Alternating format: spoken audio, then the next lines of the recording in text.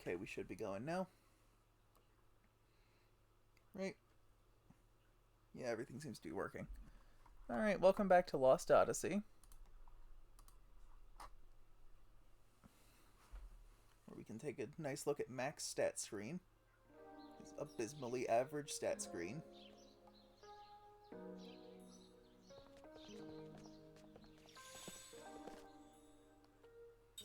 That's something I wanted to look at when we start off here. It's just me starting out, so I thought maybe what I'll take some time to do... Yeah, we've got 3 of these. I think I'm going to go ahead and just read these 3 to start us off. Do the first, like, 30 to 45 minutes, depending on how long each of these is.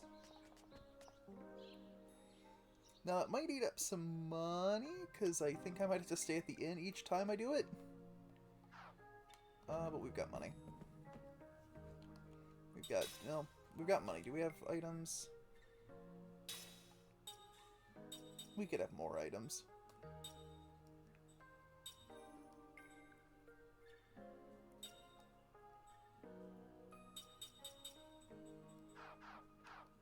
Let me go buy some items first. I think it didn't at the end of last stream because we were wrapping up and I wanted to just hit the save point and end.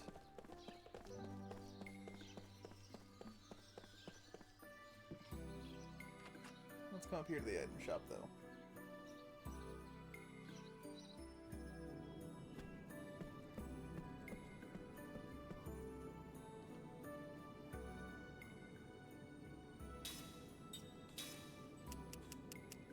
Definitely want to at least round up that number. And that number.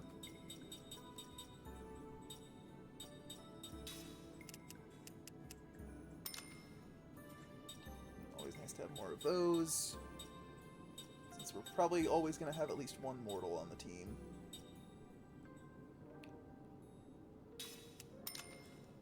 And let's get a couple of those. And then that should be enough for the time being.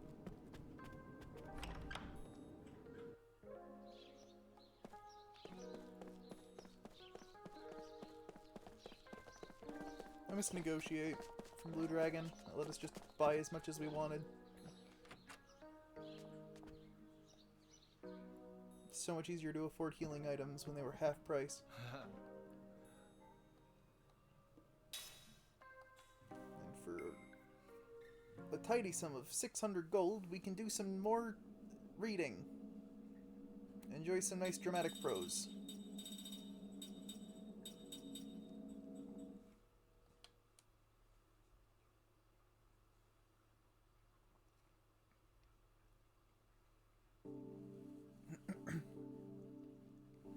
So long, friend.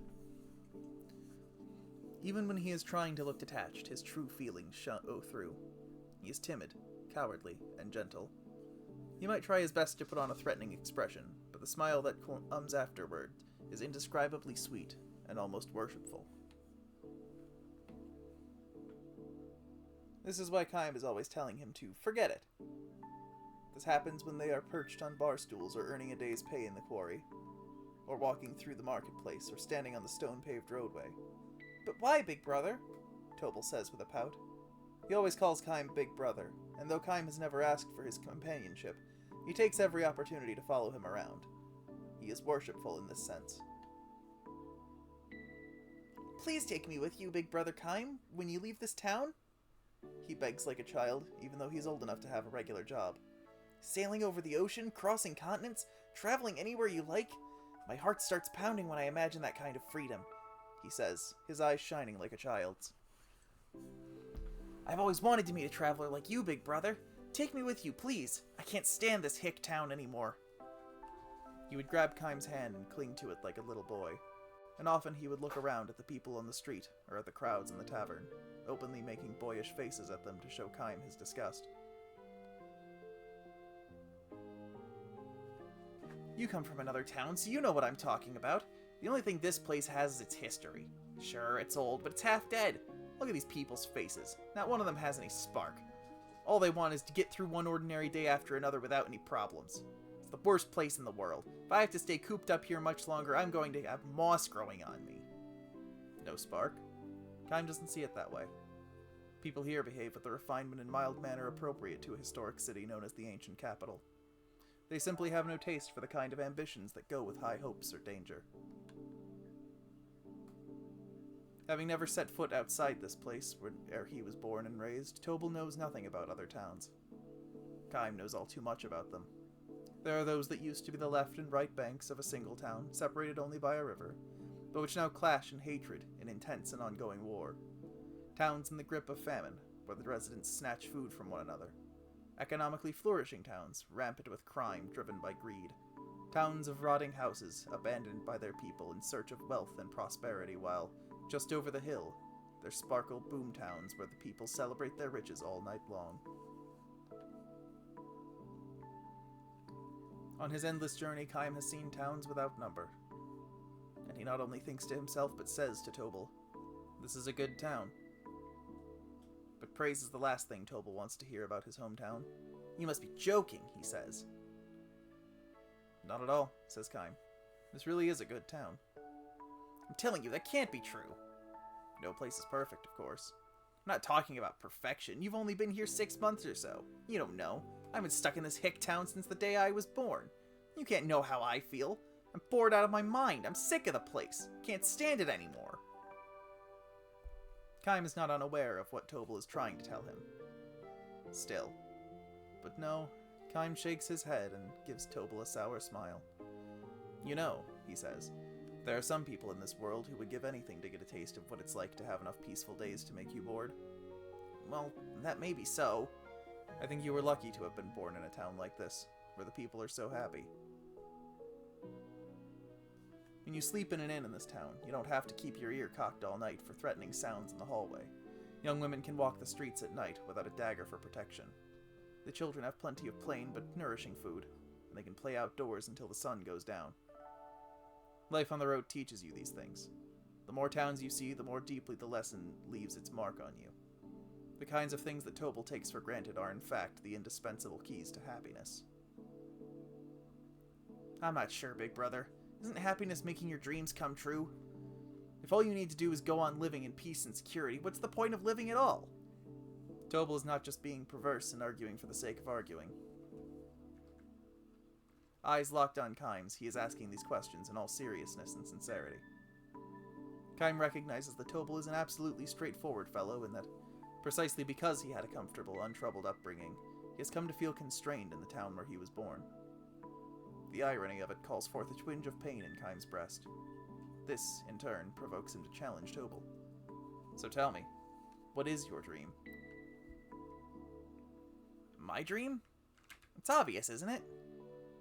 To get the hell out of this place as soon as possible." "And go where?" Anywhere but here." "And what will you do when you get there?" "I don't know." "What if you end up someplace that's not at all what you're expecting?" "I said I don't know, didn't I? Stop being so hard on me, big brother." "I'm not being hard on you. These are things you have to think about." "Well, I've had enough. An outsider like you can't possibly know how I feel." Though he stalks away in anger, Tobal will be back in the morning, as worshipful as ever of his big brother. He has the simple, carefree personality of a child.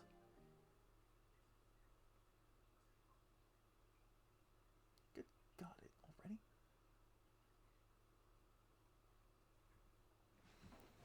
Tobal has a wife, the young, still girlish Angela, whom he has known since childhood. Angela carries within her the crystallization of their love. Tobal will soon become a father. Tobal's parents, relatives, and friends shower their blessings upon the young couple, who will soon be young parents. But Tobal says to Kaim, "I don't want this." Glowering, he all but spits the words out as the two sit at the far end of the tavern's bar. "Don't want to be a father?" Kaim asks, which only increases the bitterness of Tobal's expression. Tobal nods, but as if to negate this answer, he mutters, "No, I'm glad enough to have a kid. How could I not be happy about that? But, I don't know, I just don't want this." He can't quite put it into words, he says. He cocks his head a few times as if to explain himself, and then he swigs down his liquor. "You don't have a family, do you, big brother?" "No, I don't." "What does it feel like? To be all alone in the world?" Kaim's only answer is a strained smile.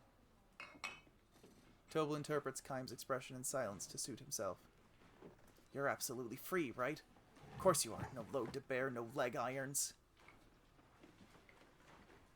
You think kids are leg irons? In a word, yes. To tell the truth, Angela is too. My parents, when they get old, they'll be another burden. Working every day for Angela and the kid, raising the kid, taking care of my old parents. My life ends.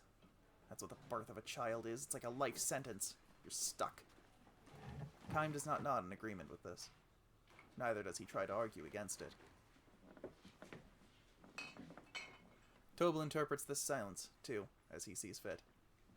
I know what you're thinking, he frowns. Shut up, kid. You don't know what you're talking about. Kaim says nothing. Tobal, uncomfortable, looks away. I'm glad, he says, more to himself than to Kaim. I'm glad to be having a kid with Angela. I'm going to do everything I can for them. It's true, I wouldn't lie to you. You have to believe me, big brother. I really am happy, and I know I'm going to have to work hard. Yes, I know, says Kaim. I'm happy, but at the same time, I don't want it. It's not that I'm embarrassed about it or anything, it's just that, I don't know, I want to give up this whole business and run away somewhere far away. So now the truth comes out, Kaim says with a laugh. What do you mean? You just said you want to run away, not travel. This is probably Tobal's true feeling, to which he gives grudging assent. I suppose so. How else can I put it? Kaim almost wishes he had been a little tougher on Tobal. How would Tobal answer if he said, for example, You know, Tobal, you started talking about traveling with me around the time Angela's belly started to swell. What would the look on Tobal's face be like if he asked, if a family is leg irons, why did you even propose to Angela? How would Tobal shift his gaze if he confronted him with, You know, Tobal, if you want to get out of this town so badly, you don't have to travel with me. Just take off by yourself. But Kaim doesn't have the meanness to ask such questions, nor is he given to meddling in people's private affairs. Instead, he drains his cup of its last few drops and says only, Let's get out of here.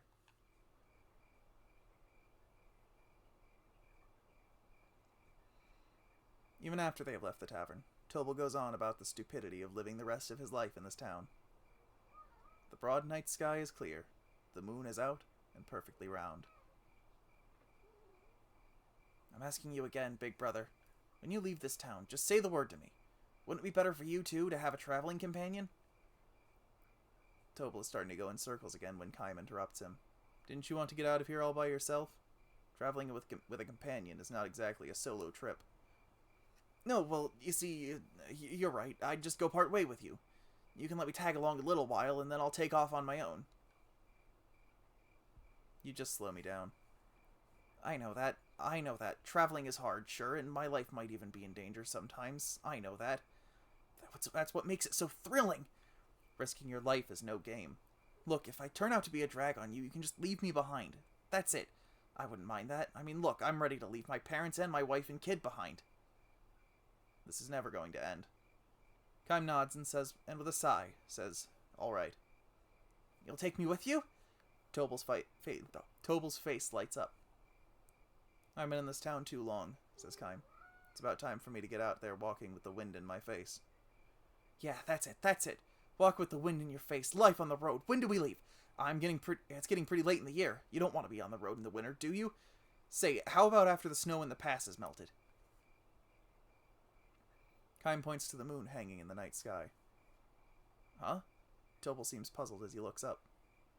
The night this moon is perfectly round again after it's waned and waxed. Meaning? Exactly 1 month from tonight. Tobal's face starts to move as if he wants to say something. He probably wants to say, That's too soon. His face betrays a look of hesitation and confusion that was absent when he was engaged in his usual endless chatter. A month from now? That's the middle of winter, big brother. I know that. Won't it be hard getting through the pass? You don't want to go? No, that's not it. If you don't like it, you don't have to come with me. I'm leaving the night of the next full moon. That's all there is to it. Okay then, big brother. I'll go. I'm definitely in. The night of the next full moon.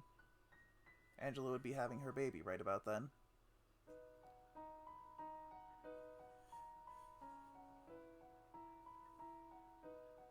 month slips by. Toward the beginning, Tobal is excited, and whenever they meet, he reminds Kaim, "Don't forget your promise, big brother." After the waning moon has disappeared from the sky, however, he begins to grow more reserved. The vanished moon reappears in the sky, and as it waxes little by little, Tobal stops trailing after Kaim. Sometimes he goes so far as to slip away through the crowd when he sees Kaim approaching in the marketplace. Kaim notices Tobal's change in attitude. It is something he expected to happen and was even counting on. Hands upon her swollen belly, Angela wears a smile of deep serenity as she shops at the market. Not just Tobal, but everyone who encounters that smile of hers must surely come to realize this. The dreams of the young, to be sure, involve doing what you want to do, but that is not the only kind of dream there is. When people grow up, they see that there is another kind of dream, and that is to wish for the smile of the one you love, and who loves you in return, to long for it always and forever. That is another kind of dream that people come to understand when they grow up.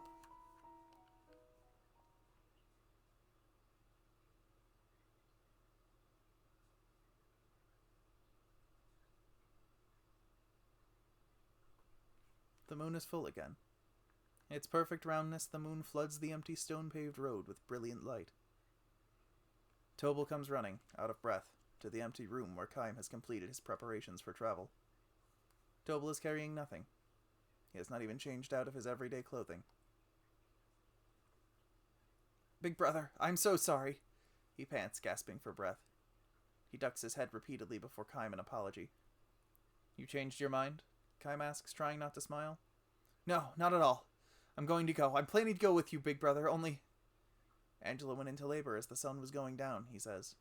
They called the town's most skilled and experienced midwife, but Tobal still hasn't heard the baby cry. The birth is taking much longer than it should. "Angela's giving it everything she's got.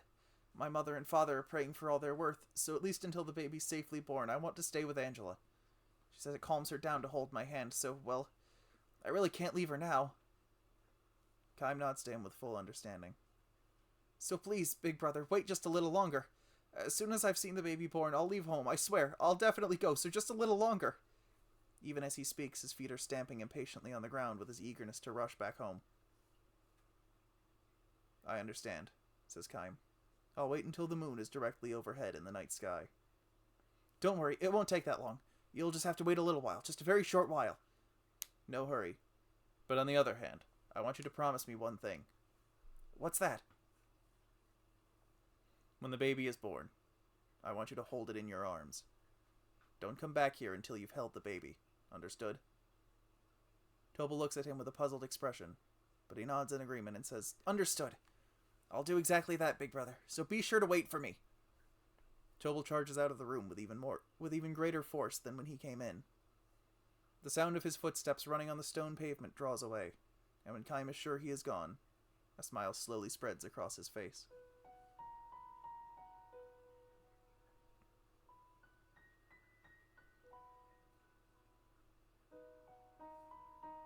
Tobal never comes back.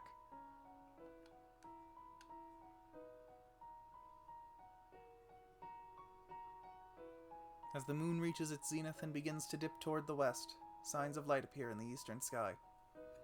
Kaim approaches the mountain pass on the edge of the town. He will be traveling alone. Heading up to the pass, he walks swiftly as if to shake off the sound of Tobal's voice remaining in his ears. "Big brother Kaim, I'm sorry. Big brother Kaim, I'm sorry." He can imagine the voice all too clearly, and Tobal bowing his head in abject apology. There's no need for him to hear the actual voice. Long after he has left the town, he will continue to see Tobal's worshipful smile in the eye of his mind. Tobal would not have provided much support as a traveling companion, but a journey together would likely have given them both much to laugh about. But never mind. This is just fine, Kaim tells himself, and ups his pace even more. He is not the least bit resentful or angry at Tobal for having broken his promise. Quite the contrary, he would like to bless Tobal for having chosen to stay in his native place and protect his home. All the more so because that is a dream that can never come true for Kaim himself. A frigid wind tears through the pre-dawn pass. The cries of a newborn baby could ride on the wind to be heard up here. Kaim chuckles at the thought. Will Tobal abandon his dream to leave his hometown? Or will he start looking for another big brother who will help conceal his fear of going on the road alone? Kaim has no way to tell. Best to leave it unresolved. Tobal could not take the road the night that his child was born. The hands with which he held his newborn baby were useless for travel preparations. If only for that reason, he took one step toward becoming a grown-up. Let's go, Kaim mutters to himself as he crosses over the pass. Look, Angela, he's smiling. The happy smile that Tobal fixes on his baby will be travel companion enough for Kaim until he reaches the next town.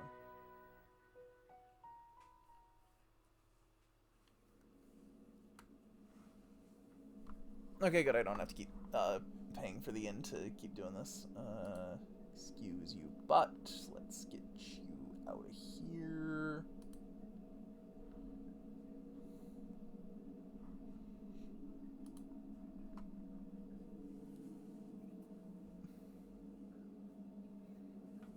Take a drink of water before I do the next one.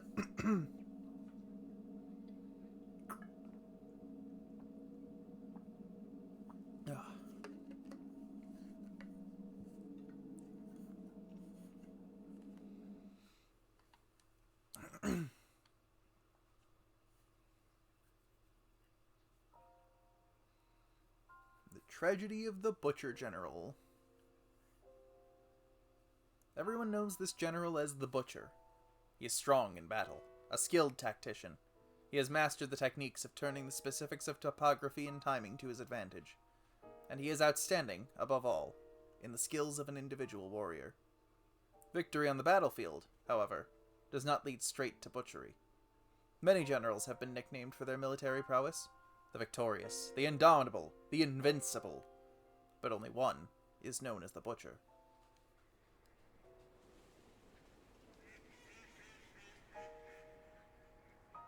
Do you know why that is, Kaim? The general himself asks as he gloats over the vast mountain of corpses. Kaim does not reply. He entered the fray as a mercenary, but his exploits far outclassed those of the regular troops. For the general to call a man into his presence and speak to him face to face is apparently an honor beyond even most officers' wildest dreams. Not just from winning battles, the general goes on. That would be too simple. Just kill the enemy general. Take the big one's head and the battle's over, right? Kaim nods in silence. That is how this battle should have ended instead of continuing for 3 days. The enemy general proposed a surrender on the first day. He offered his head in exchange for the lives of his men and the villagers. But the Butcher rejected the offer and continued his all-out attack on an enemy that had lost the will to fight, annihilating them in the process. The last day was used to burn down the forest into which the unresisting villagers had fled. The real battle doesn't end when you raise the victory song on the battlefield. If even one person survives, the seed of hatred lives on. I'm talking about the desire for revenge. Nothing good can come from leaving that behind. You must cut the cause of future troubles at the root. This is why the troops under the general's command killed the young men of the village after they were through exterminating the enemy troops. They also killed the unarmed old people. They killed mothers fleeing with children in their arms. They killed the children, then they killed the children they stripped from those mothers' corpses. Thought there was a comma there. There was not. Do you think me cruel, Kaim?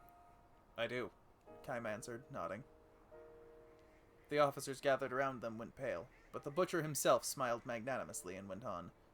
You didn't do any of those things, I gather. My job is to kill soldiers on the battlefield. My contract doesn't call for anything else. And I'm saying that that is a foolish line of thinking. The soldiers you killed have brothers and children. Do you plan to go on living in fear of their revenge? That is sheer stupidity. If you wipe out the entire family, you can live without such worries, you see. The general laughs uproariously, and the surrounding officers all smile in response. Kaim, however, his expression unchanged, starts to walk away. Where are you going, Kaim? We're through talking, aren't we? My contract has ended. Never mind that, just wait. When the general says this, several soldiers stand to block Kaim's way. Listen, Kaim. I've had reports of your performance from the front lines. What do you say to fighting under me from now on? You could exploit your martial talents to the full. I'm not interested. What's that? I will never draw my sword on an unarmed opponent.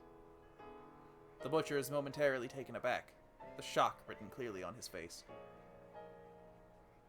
You still don't understand, do you? You should be reading a little history, or you should try reading a little history. You'll find that hatred only breeds more hatred. This is what inevitably brings down even the most prosperous nations and powers, which is why I make absolutely sure to sever it at the root. If you ask me, General, war and butchery are two different things. What are you? The same goes for valor and brutality. You, a lowly mercenary, dare to lecture me? Let me tell you something about hatred, too, General. It doesn't evaporate from cutting off a life. It remains. In the earth, in the clouds, in the wind. I have lived my life in that belief, and I intend to go on doing so. You stupid. Butchery is the work of cowards. That is what I believe. Where did you get the nerve? The general glares at Kaim, and his men draw their swords. At that very moment, from within the scorched forest come the cries of soldiers. Here are some, 5 of them still. No, 6. Over there, they went that way. Distracted by the shouts, the general commands his men.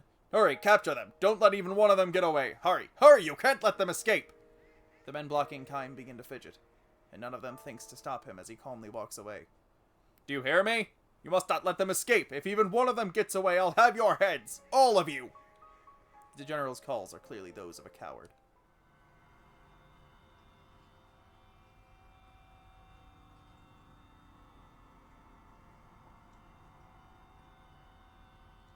The butcher presided over many battles after that, and he burned countless villages to the ground, butchering all of their inhabitants.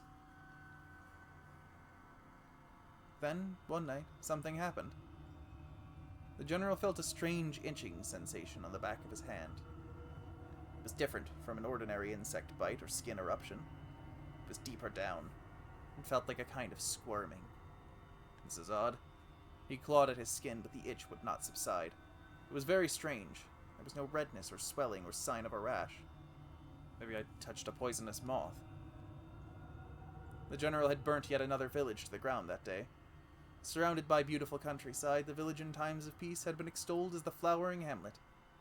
In keeping with the name, the villagers poured their energies into cultivating flowers of many hues, and the ones in full bloom in this particular season had the color of the setting sun. Indeed, the entire village looked as if it had been dyed the color of a beautiful afterglow. This was the village that the general burned down with flames far redder than any sunset. The villagers, who ran in circles begging for their lives, he killed one at a time. Far redder than the sunset, far redder than the flames, was the blood that soaked into the earth.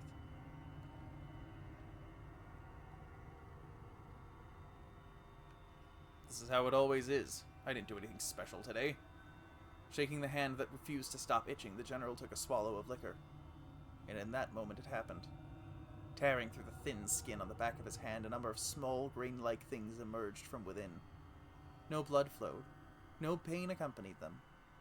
Exactly the way plants sprout from the earth. No, the things that covered over the back of his hand before his very eyes were, unmistakably, plant sprouts. Horrified, the general took a razor to the back of his hand and tried to shave the things off. When the blade came in contact with them, however, they gave off sounds like human moans. Sounds exactly like the moans of a human being dying in agony as his entire body is slashed by swords. Or like the moans of a person who is being burned alive. Shut up, damn you, shut up, you hellish! Holding the razor in one hand to shave the other, he could not cover his ears. His body was soaked in a greasy sweat by the time he succeeded in shaving the horrible things from the back of his hand. To salve his own anger, he shouted for the men who were supposed to be guarding him. Where the hell have you been? Sir, you should have come running when you heard unusual voices coming from my tent. This is your job as my guards! The guards gave each other puzzled looks, and the first replied hesitantly to the general. Forgive me, sir. We were standing just outside the entrance, but we never heard any such... The general glared at his guards, enraged, but after struggling to keep his welling anger in check, he shouted, Never mind then, get out! He was too upset to waste time on subordinates. Almost immediately, the itching attacked the back of his hand again, But this time it was not limited to his hand. His flanks, his shoulders, his buttocks, behind his knees, his whole body started to itch. Alone again, the general tore off his nightclothes and inspected his entire body in the moonlight seeping through the roof of the tent. The things were sprouting from everywhere now, and some even had leaves beginning to grow on them. The general raised a soundless scream and began wildly attacking the growths wherever he could reach them. Each one he cut from his body released a horrible moan. Horrible, horrible, horrible. His bed sheets turned green before his eyes, and soon the numberless sprouts were transformed into numberless human corpses. They covered not only his bed, but the whole earth, before they melted into the darkness of night and vanished. One sleepless night followed another in endless succession. The horrible things kept sprouting from his skin however much he cut them off. Ointments had no effect. He tried taking every poison-quelling tablet he could get his hands on, but nothing worked. He could not speak of this to his subordinates. If a rumor spread that strange plants were sprouting from the butcher's body, it would embolden his enemies and discourage his allies. One of his subordinates might even try to take his head at night. His cowardice had earned him the name of the Butcher, and that same cowardice was what turned the general into a lonely, isolated man. He had no one he could tell about this. Each night the general would wage his lonely battle, though perhaps it could not be called a battle precisely. The things merely sprouted from his body and put up no resistance. When he took the razor to them, they would simply moan and fall away. But the general was engaged in on his own was less a battle than lonely butchery. Several more nights went by. The sprouting continued with undiminished force. The single fortunate aspect, perhaps, was that the things only sprouted in places on his body where the general could reach with his razor. This could as well have been a curse, however. The general had no choice but to go on shaving the things precisely because he could reach them. Precisely because he was able to perform the butchery by himself, he could not call for help. His lonely butchery continued, his sleepless nights continued.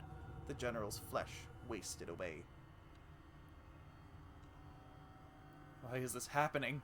The general asked himself. Why did this have to happen to me? This is a time of war. I am here on the battlefield. I have to kill the enemy in order to survive. In order to give myself future peace of mind, I have to kill them all, both armed and unarmed.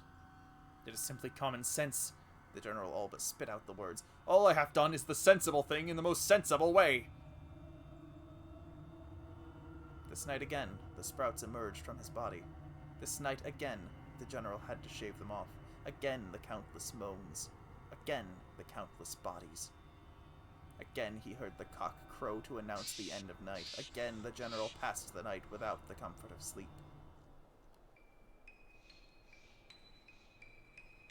The general's body, once superbly conditioned on the battlefield, withered away before his own eyes. But more than his body, his mind became unstable. He spent his days sprawled on his bed. Eyes open or closed, he would see images of his past scenes of butchery. Now he began to recall the words of a skilled but insolent mercenary. Hatred doesn't evaporate from cutting off a life. It remains. In the earth, in the clouds, in the wind. The general wanted to see that man again. To see him and ask him again, have I been wrong all these years? The man himself, a man of few words, would probably not answer his question. Still, the general wanted to see him again, that mercenary, that Kime fellow. The sun went down, the night gradually deepened. As always, the itching started and the plants began to sprout. But the general, grasping the razor in fingers that now looked like withered branches, no longer had the strength to shave them off. His back began to itch. This was the first time the things had sprouted someplace beyond his reach, as if they had been waiting for his opportune moment. Sprawled on his bed, the general let the razor drop from his hand. Enough. I don't care anymore. The sprouts kept growing, creeping over him. And before long, they had covered him completely. At that point, his back split open, and an unusually large sprout emerged. By dawn, that sprout had fully matured, and before the cock crowed, it produced a single blossom the color of an evening afterglow.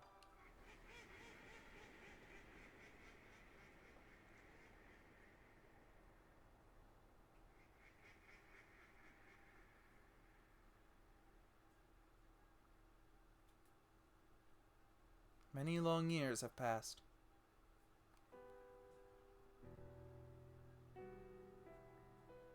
Visiting the old battlefield, Kym finds a flower garden there. Blooming in profusion are flowers of clearly different shape and color from the ones along the border. Beside the garden stands a stone monument inscribed with the garden's history. In this place, a great general met his end. He was known as the Butcher. He died suddenly one night, and from his body grew many flowering plants. These were evening flowers, a blossom unique to a village the general had burnt to the ground. An ancient legend tells us that the seeds of the evening flower lodge in the bodies of those who nourish hatred in their breasts, and the roots of the plant feed the flowers with the person's flesh. The garden's flowers, the color of the setting sun, sway in a gentle breeze. Kym stands there for a time, gazing at the countless flowers given birth by hatred, before walking on in silence. It is said that in the very center of the garden lies a disintegrating suit of armor, but no one has ever found it. I would have inflected that differently if I realized it was the last sentence of the story.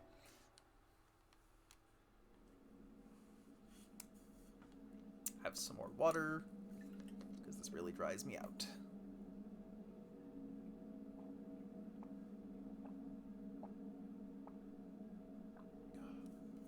But only one more and we'll be caught up. You know, until we inevitably get more of these. Those are still 1, 2, 9, 6, 7, 8, 9, 10, 11. There's at least 10 we could probably get. I think the ones up here are ones we missed. Not that I know where we would have missed them, but I think we missed them. Which is a shame, but also kind of whatever. I've done 2 stories and it's been half an hour. It's actually been a bit more. I think it's been about almost 40 minutes. So just one more. Story of Old Man Griot.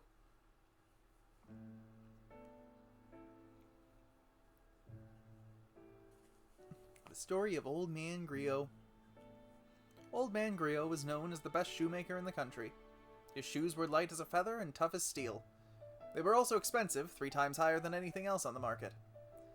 People who did not know his reputation were so shocked to hear what he charged that they could say, "The old man must be making shoes for his own amusement."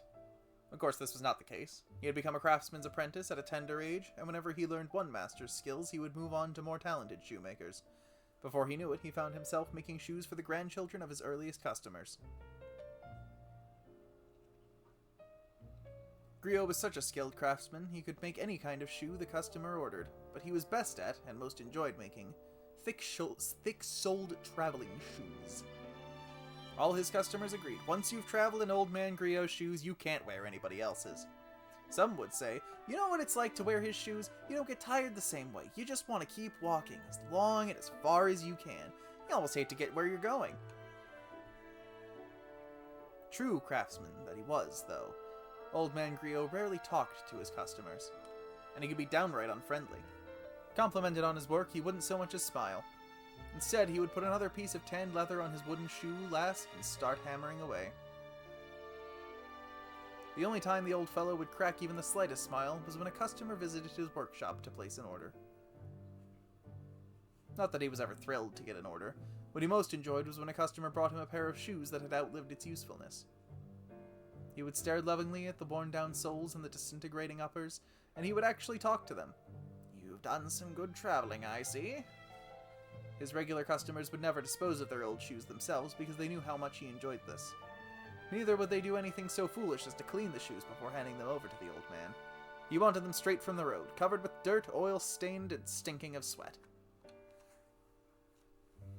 "These fellows are my stand-ins," he would say, choosing an honored place for them in his storehouse. "They take my place on the road, you know.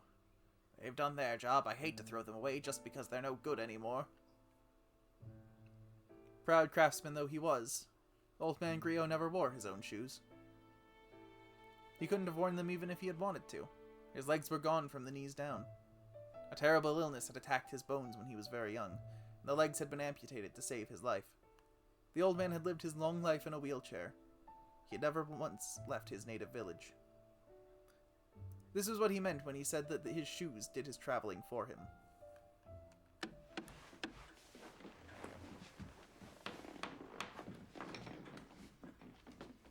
Haven't seen you for a while. Haven't seen you for a while, Old Man Griot says without looking up from his work as Kaim steps across the threshold. His back is toward the door, but he can tell from the sound of the footsteps when a regular customer has entered his shop. You crossed the desert? The sound tells him how worn down the shoes are, and where they've been. Old Man Griot is a craftsman of the first order. It was a terrible trip, Kaim says with a grim smile, settling on a chair in the corner of the shop. When old Griot is in the final stages of shoemaking, almost nothing can make him stop work, as all his regular customers know. Were my shoes any good on this one? They were great. I couldn't have done it with anyone else's. That's good. The old man doesn't sound the least bit pleased, which is to be expected. Griot is especially curt when he is working. If Kaim wants to see the old man smile, he will have to wait a little until he hands Griot his old shoes during a work break. Care to order new ones? Uh-huh. Where to this time? Up north, most likely. Ocean? Mountains? Probably walking along the shore. To fight? Probably. Old Man Griot signals his understanding with a quick nod. He says nothing for a while. The only sound in the workshop comes from Griot's wooden mallet. Kaim is moved to hear it. Like old times. He has ordered any number of shoes here, even before the old man took over the shop. Kaim is one of Old Man Griot's oldest customers. In other words, he is one of the few who have survived repeated journeys. Swinging his mallet and speaking in short snatches, the old man tells Kaim about the deaths of some of his regular customers. Some fell ill and died on the road. Others lost their lives in accidents. And not a few were killed in battle. It's hard when only the shoes come back.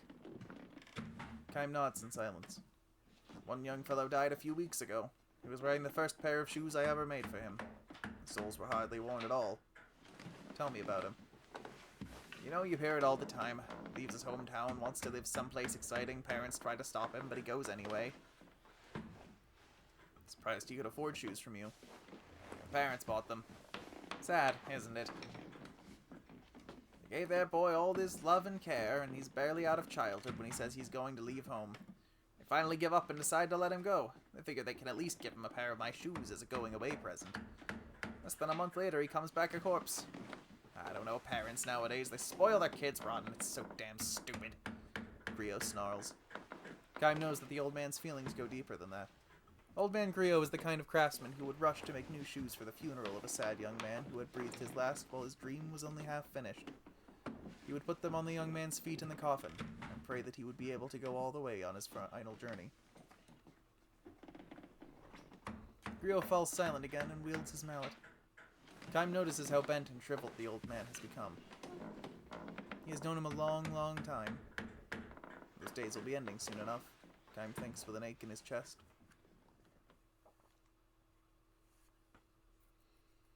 Old Griot finally reaches a point in his work where he can turn and face his customer.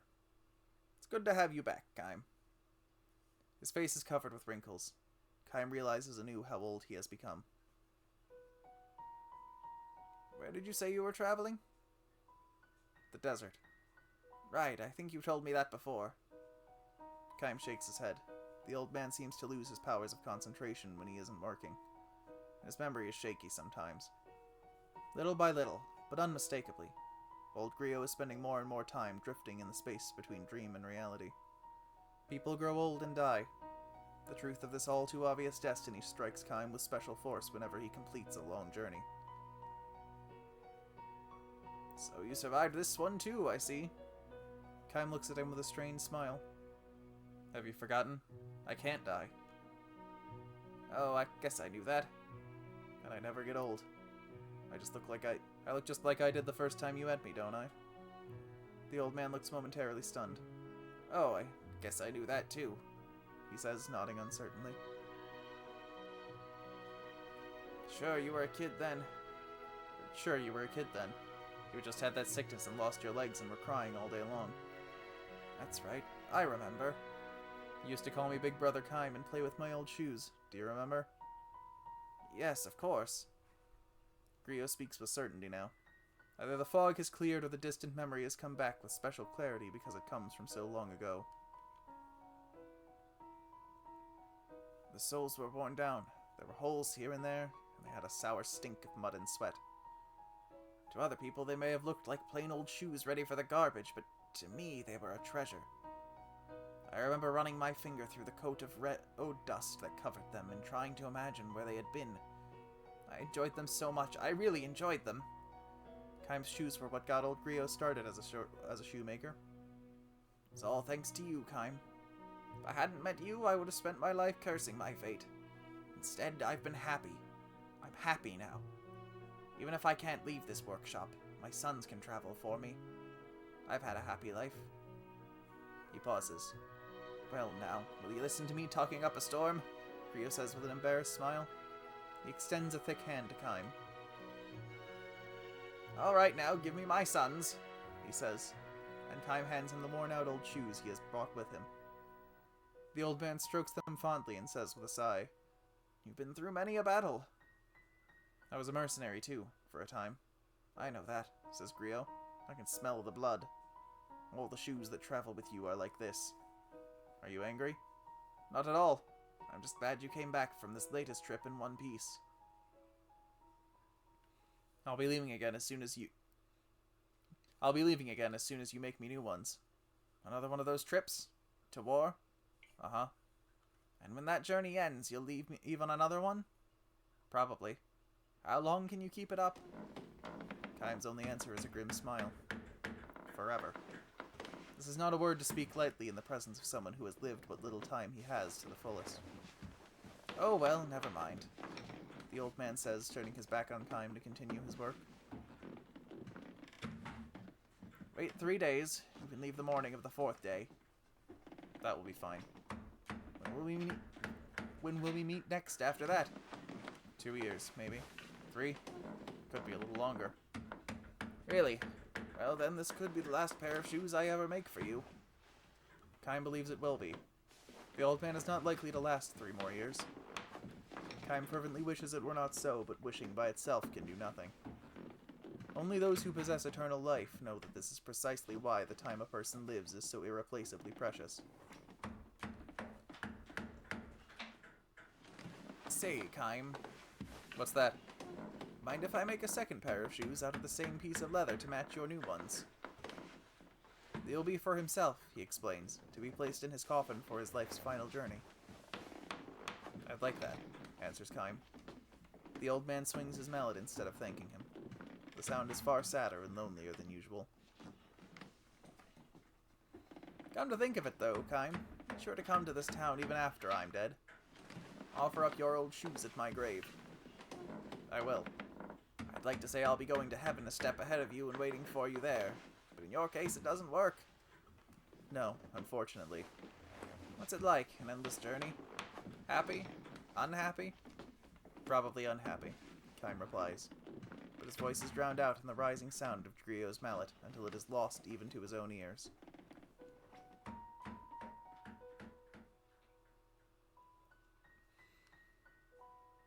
Old man Griot reached the end of his full span of years soon after Kaim's visit to his shop.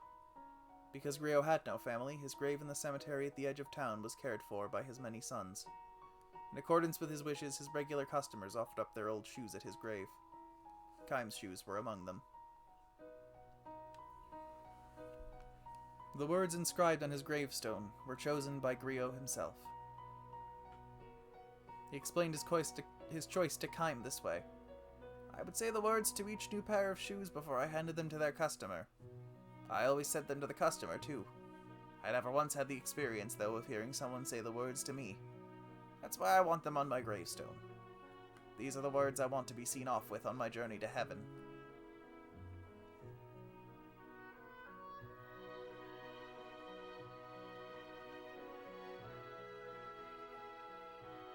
Several decades flowed by. Not only old man Griot, but all the customers who knew him have long since departed the world. The only one who still comes to pay his respects is Kaim. He no longer wears shoes that were crafted by the old man. Like the life of man, the life of a pair of shoes cannot be eternal. Still, Kaim comes to the town at the beginning of every journey, touching his forehead to the ground at the old man's grave. The gravestone is covered with moss, but the words engraved on it, strangely enough, are still legible. May your journey be a good one. These were the words the old man always spoke. Coming from his mouth, they could be brusque, but they were always charged with feeling.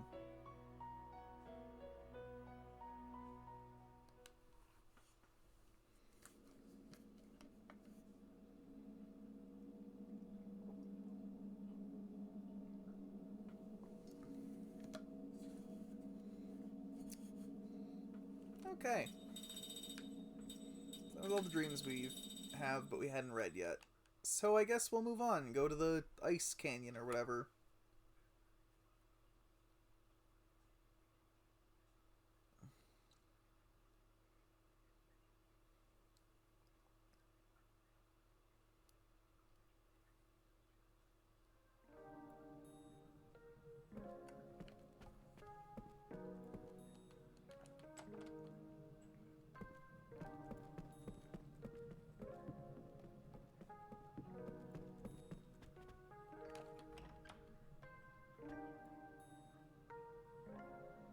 Of course, the more revelations we get about Kaim and the others in their past, I wonder how many more dreams we really have to get.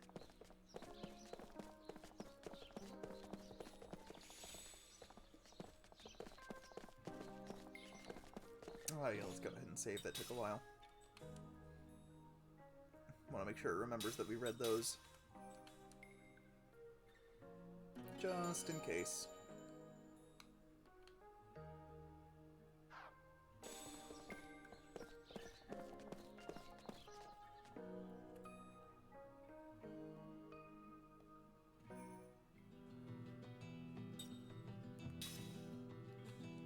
And Ice Canyon time.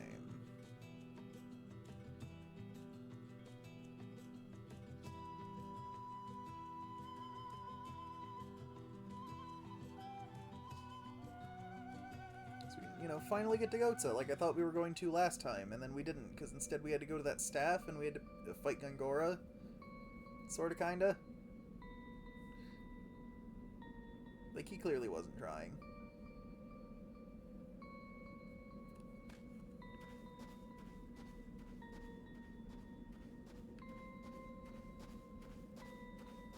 There's music here, so that's nice.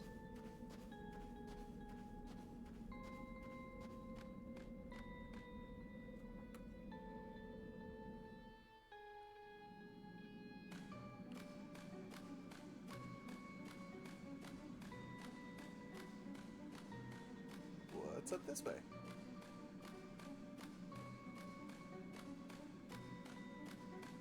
I can figure out exactly what part of this is walkable.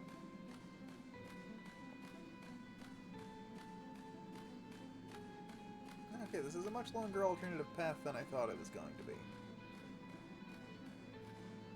But here's a treasure chest. Got a seed.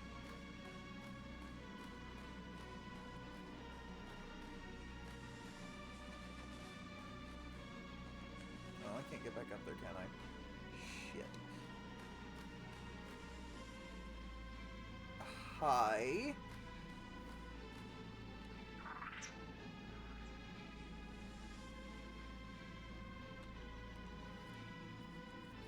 Yeah, the bugger does indeed talk.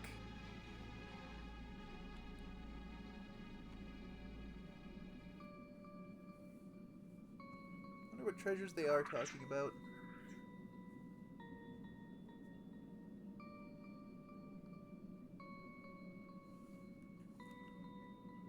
Okay.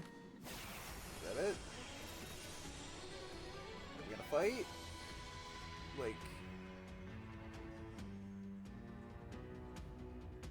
Don't let him get away!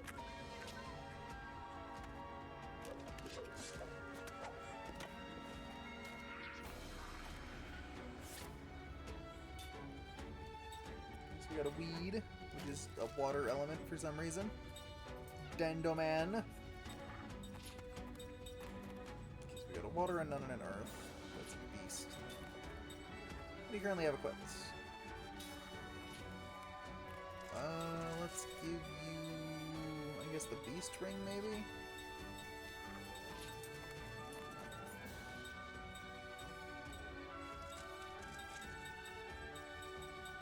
Let's give you the Beast Ring. You can attack Dandoman.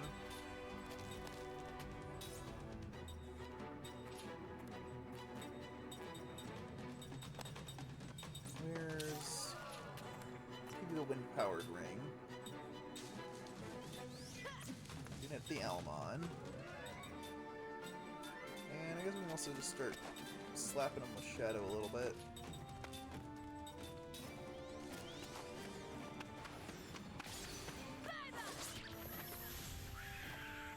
Well, that's pretty easy.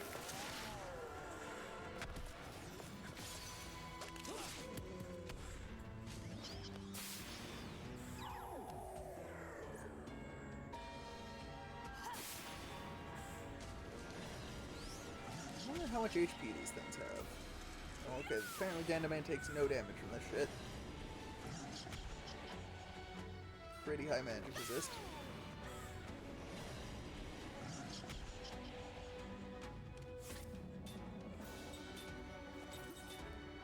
Dandaman, you need to switch to the fire-powered ring. So you can attack the weed. Oh, wait, no, you need the earth-powered ring. My bad. My bad.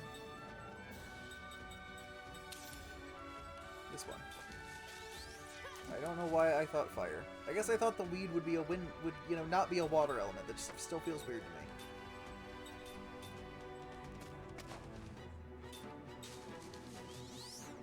Dandaman has no element is part of the problem. Let me just burn him.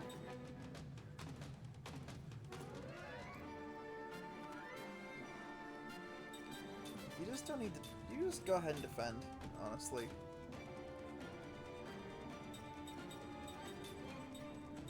You just cast ground on this weed. And it's dead. Okay.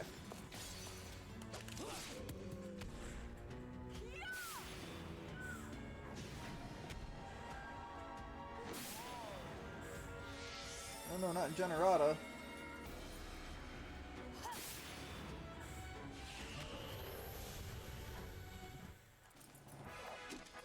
It's a good thing he apparently only had like 30 HP left.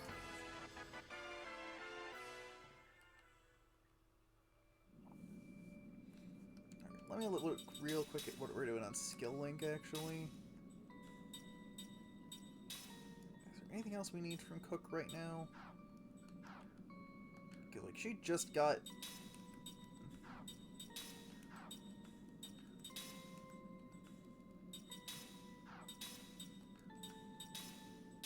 You didn't actually learn level 5. I think once she's got that, Cook can probably be safely moved out of the party.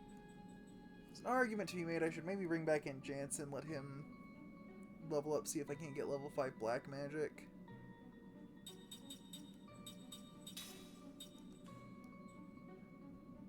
You know, so I can get mines.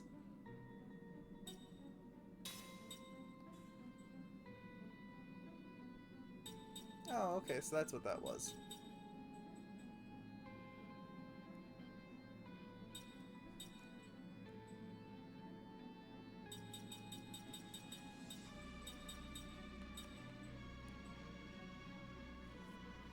Refreshing Cure-All is 90 MP, my god.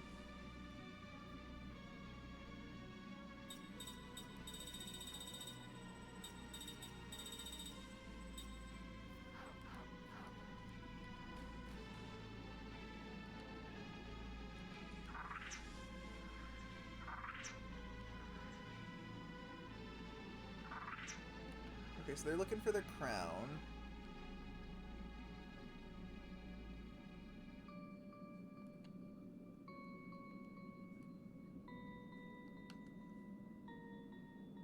Do they keep saying different things if I keep talking to them? Okay, not really. That's the last one. Okay, so now I just gotta figure out how to get down from here. Alright, there we go. that being said, I do also want to climb back up.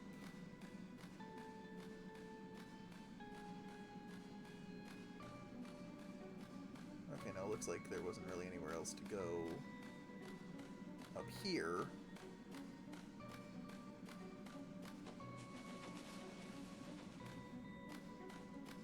Okay, and I see that wasn't an alternate path. I have to go up that way in order to continue. Okay. Alright, it's all making sense now.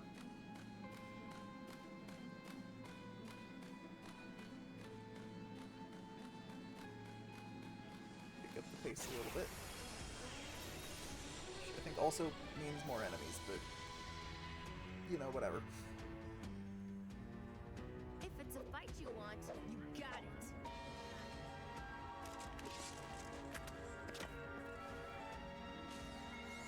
2 Dendomans.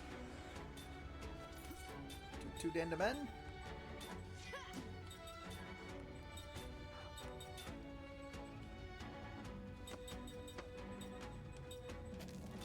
Let's see, if we hit him with an all-grounder.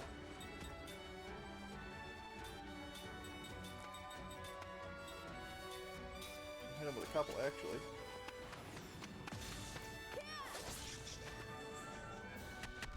Oh yeah, they're in the back, okay. That makes sense.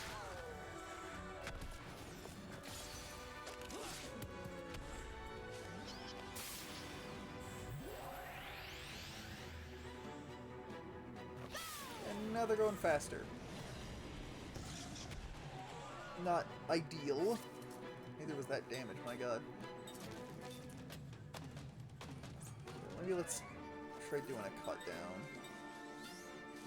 Damn, Seth, when did you get so much more fucking MPE? I should give her a cut down, shouldn't I? Fortunately, I only have the one beast killer, I think, so...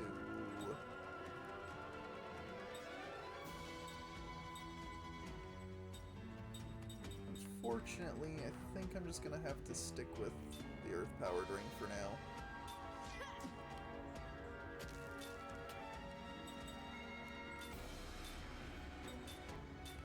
No, just pop a quick Zephyr. Just to make sure we're doing good.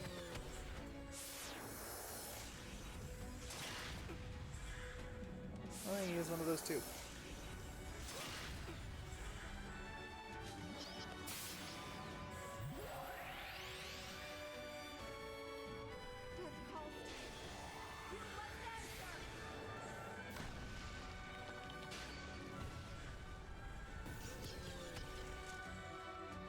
I kind of wish that had done more damage, but...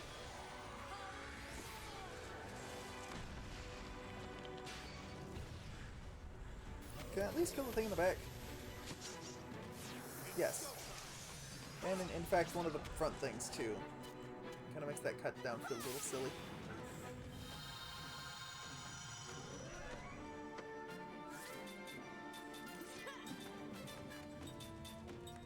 Just everybody cast Zephyr.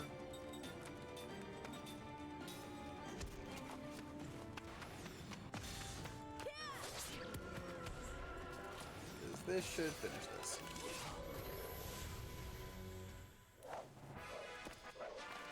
Alright, we did it. What a waste of time.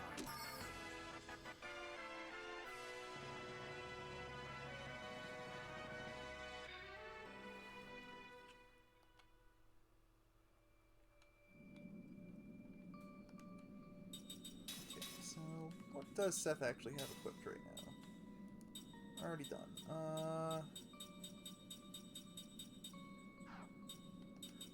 It's still on you. Okay.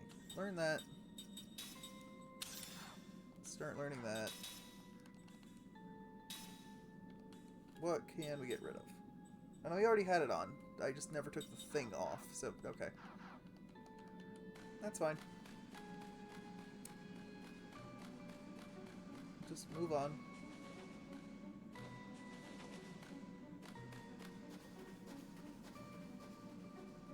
This dungeon feels way more straightforward so far. Like, I guess we've only done one room, but... even then, it feels a lot more straightforward than the last couple have been.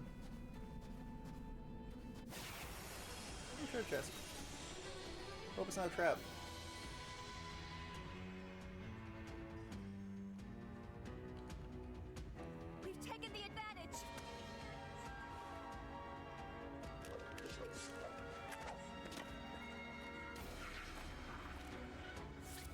this fit again?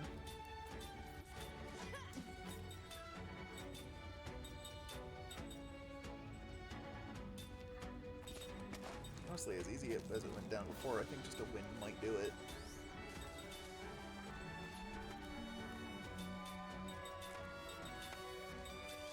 I hate to keep relying on Shadow, but since Shadow was randomly 2 turns... Shit, I was not paying attention. My bad.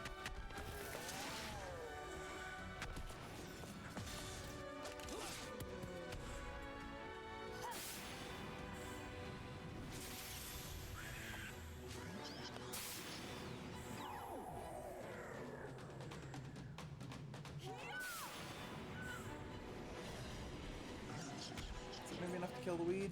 Not quite. Is this maybe enough to kill the weed?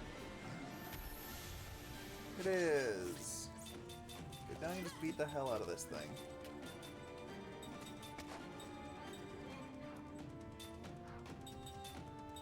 Just defend.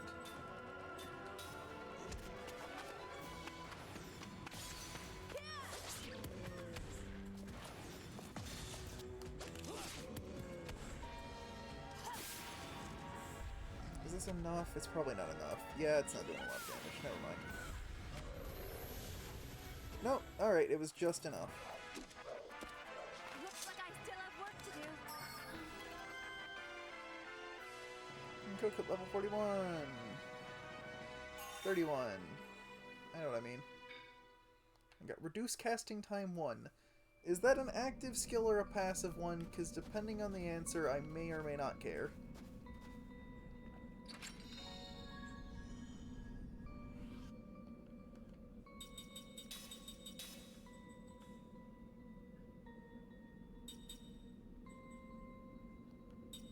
Okay, it looks like that is actually a passive.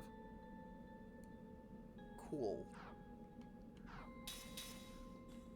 That's,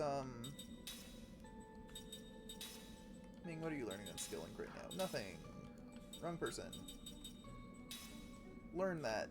I don't know if it's gonna really matter. It seems like the kind of thing that you see that and you're like, oh, fuck. Yeah, you're... anyway, no, what I mean to say is that it feels like the kind of thing like you see it and you're like, oh man, that's so great, I definitely want this. And then in actual practice, it, like, maybe moves them up 1 blip. I'm sure we'll eventually get, like, reduced casting time 3 or something, and that'll be... It'd be great if we could get one that just cut a turn off of it.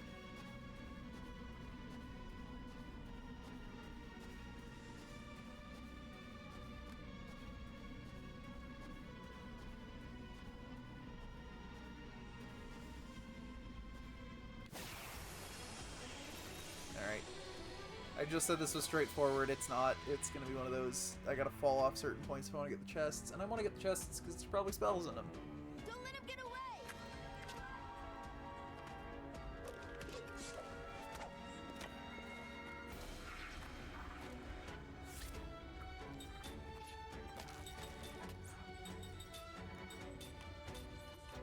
Dandaman, hit weed. Elman. I guess heal everybody. Also hit Dandaman.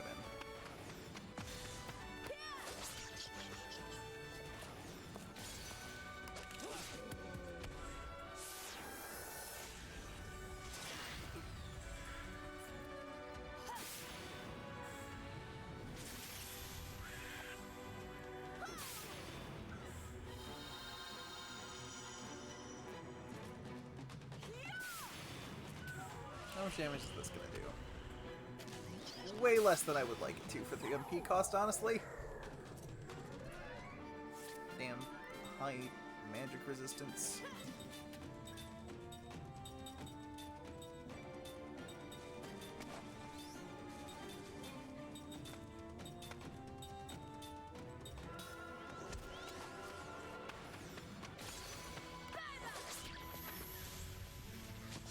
Good job, Seth. Also, good job, Kime. Damn. Like taking candy from a baby.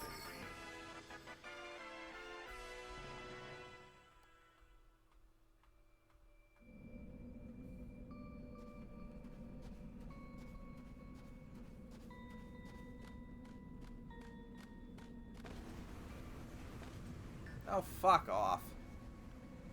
That damaged me too. Extra fuck off.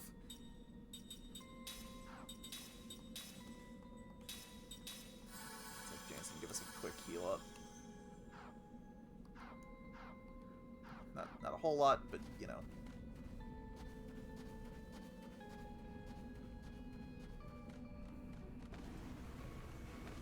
Okay, so it's gonna be about timing. Ugh! And I'm gonna have to do this over and over again, aren't I? Because I'm gonna keep...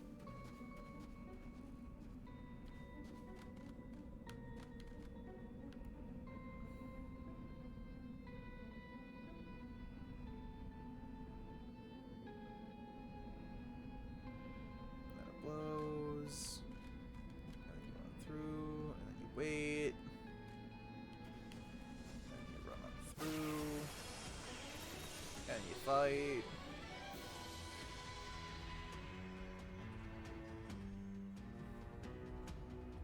We've taken the advantage.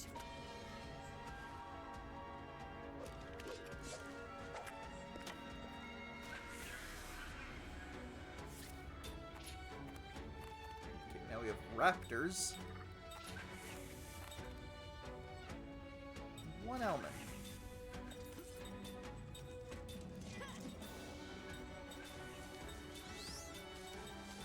Let's see how well Shadow does against all of these. Probably not fantastically, but good enough.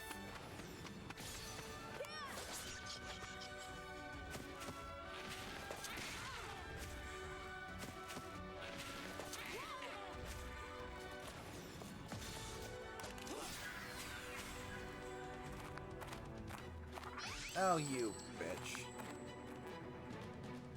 I mean, I don't know how much I care, really, but... that means you have the potential to steal something better, and I don't like that.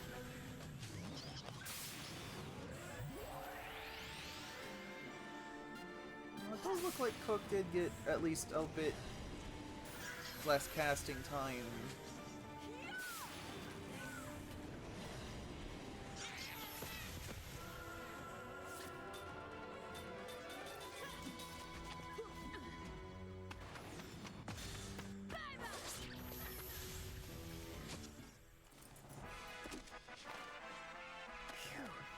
That was a close one. You know, it's like beating them did not give it back, so... I think they've been trying to tell me a tooltip sometimes. When I have enough time to read those.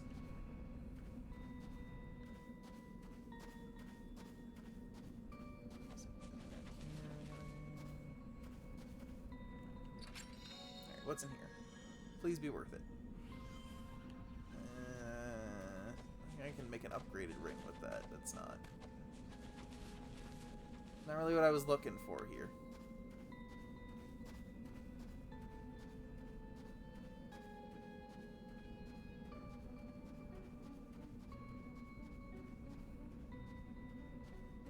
Okay, what's the point of this?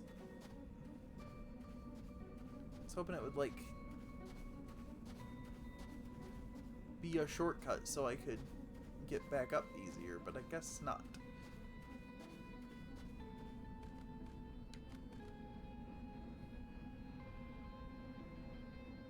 Still gotta sit through this shit.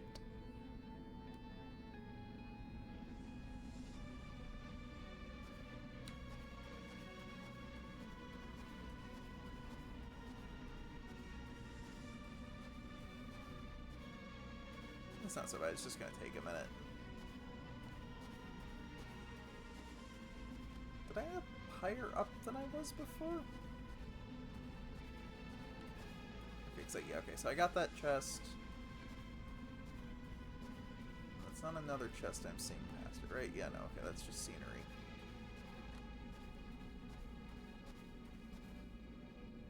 I need to get to that penguin, I guess. It's got a treasure chest.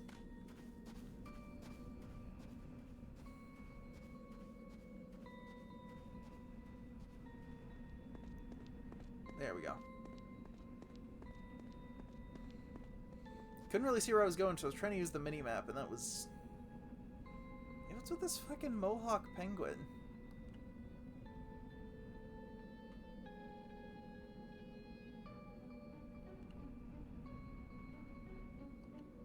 bird can. It's penguin.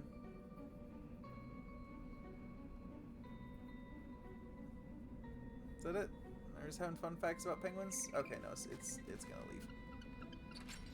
What's in the box? A warm vest. What does that do?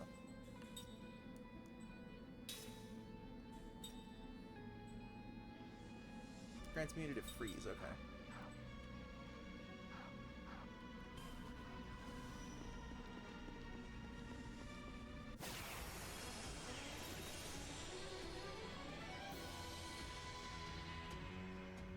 Let's take it now.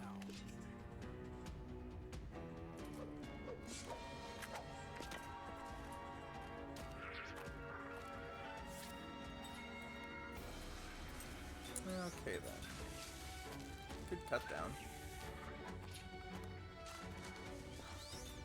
But anyways, it's honestly probably better to just hit them. Since this worked so well last time, let's just do it again.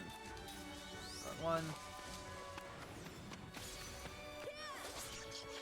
I guess Cook is at least going faster than the other two spellcasters.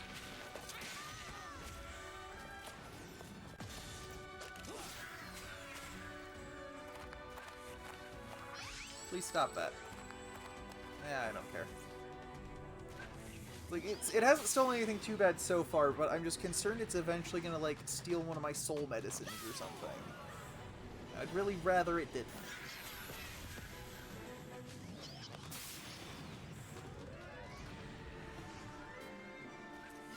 Wish these monsters would stop violating the Geneva Convention.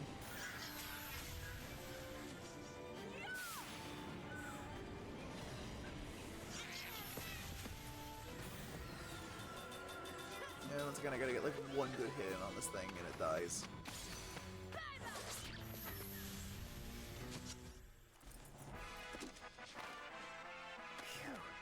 That was a close one.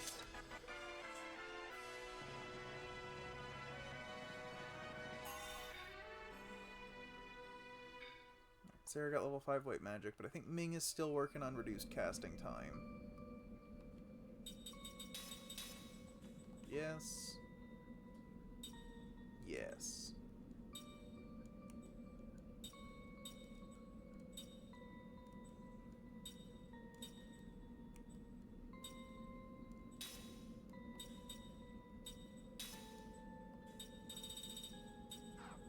No reason to have Kaim learn that, because his magic is awful.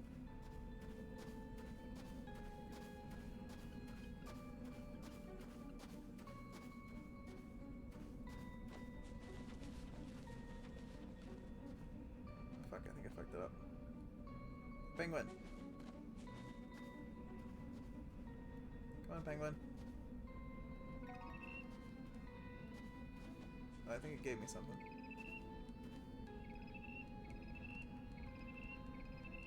It's making a noise. Give me an amulet.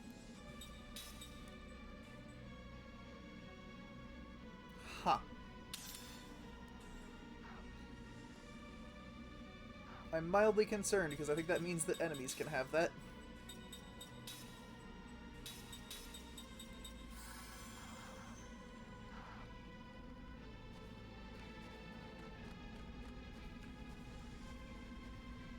Oh wow, I managed to actually slip right by all that. Helps when you're sprinting, I guess.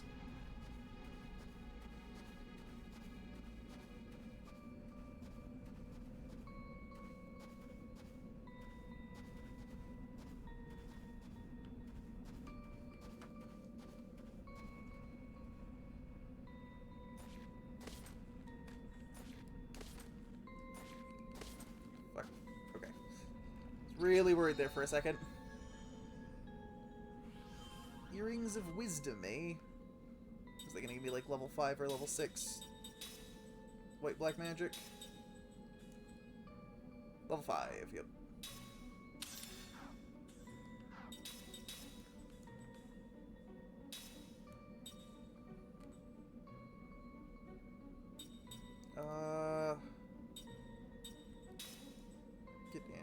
petrify, I guess.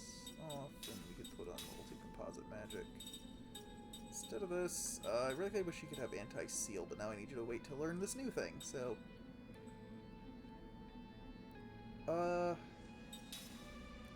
Anti-paralysis, I guess. That makes the most sense.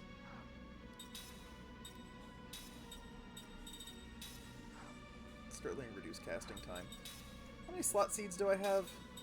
Do I have any? No, it's 3. I do. Okay, so I have 3. So I can't give everybody a new slot, but I could give a couple people new slots. Notably my spellcasters who probably need them. It can wait for now, though, I think.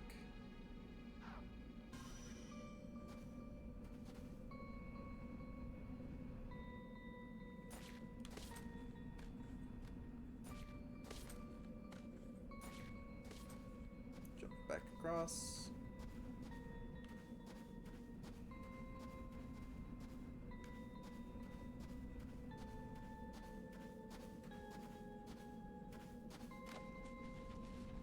Ah, god damn it.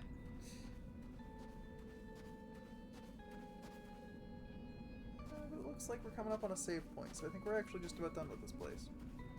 Which makes me want to come up here. Look at what else I might have missed.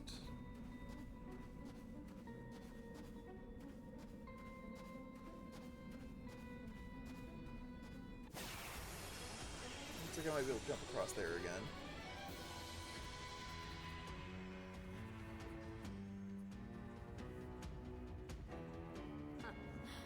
Let your guard down, eh?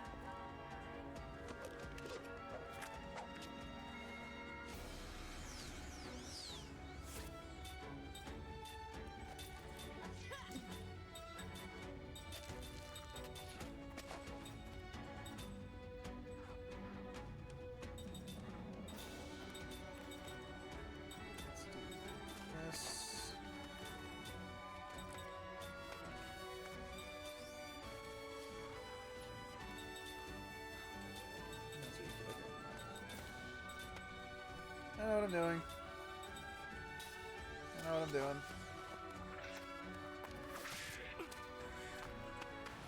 Yeah, already putting in work.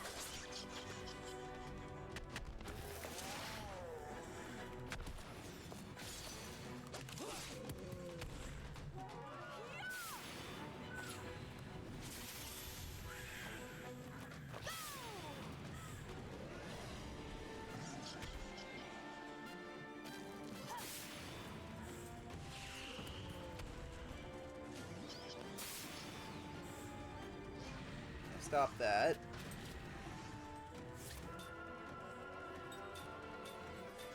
Some damage over time nonsense.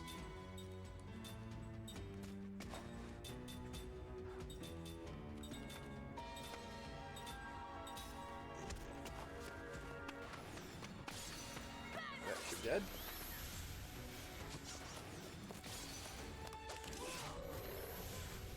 And that's dead. What a waste of time.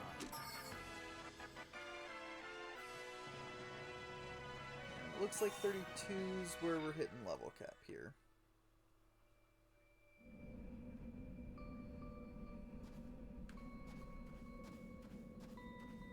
Not cap per se, I suppose, but...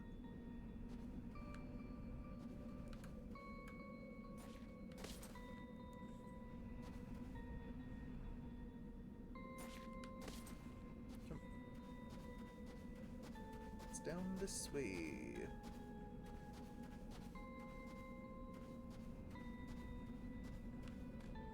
Ah, I see. So that doesn't actually stop blowing at any point, so now I had to do that, and now I can get past it. Okay. Alright, that's... I can get behind that. Honestly, I don't really care if it knocks me over at this point. I'm just getting back to the same place anyway.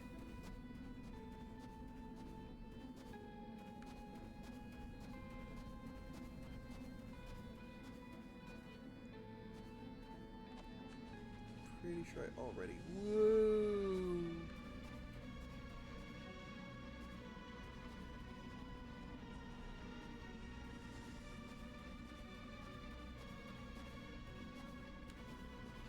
save point. So let's go ahead and heal up.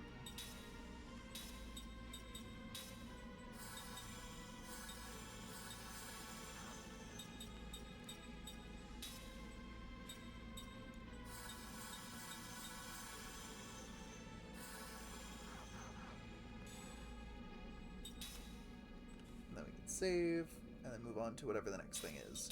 Probably a boss fight, if I had to guess. I feel like the amount of money we've been getting is really slowing down.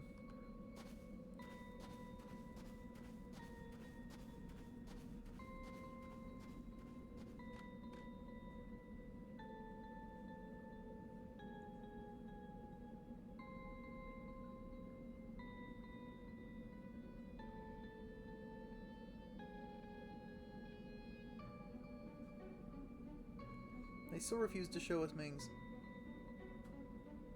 I kind of hope they never do at this point.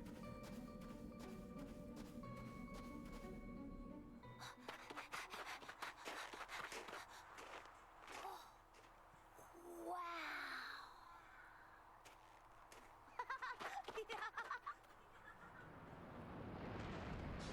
Well, that's a boss fight. Look, it moved. Knock it off. Of course it's not moving.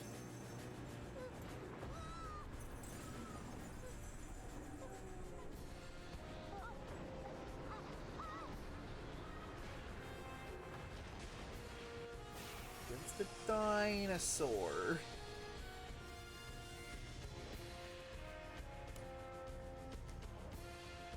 Looks like we have to fight.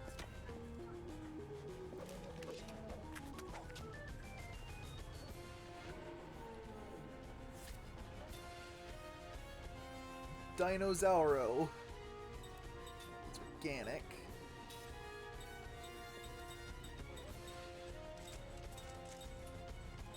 I do have Bio Ring. Have anything else that deals extra damage to organics?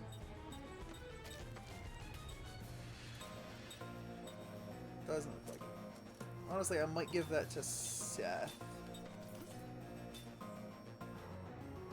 She doesn't have combo.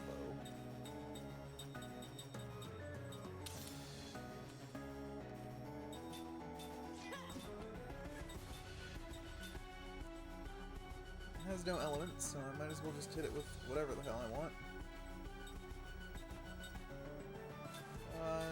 Winda, why not? Go ahead and just, you know what, just start charging Zephyra, we'll see what happens.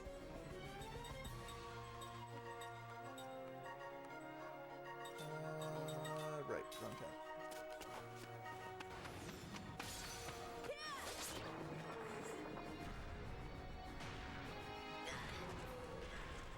Ow!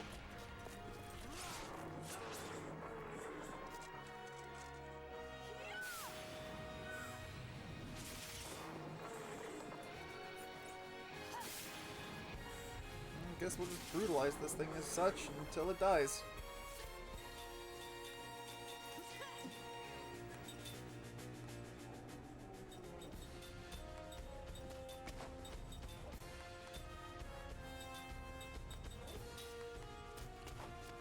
I just kind of hope he doesn't kill Seth.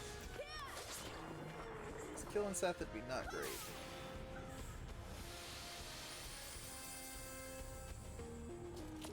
Really expecting it to hit more people. Guess not, though. Because whatever it's doing now is taking till the end of the round, so I'm a little worried about that. That's gonna hit everybody in the front at least, if not just the whole party. Wow, that sucked. Just actually sucked.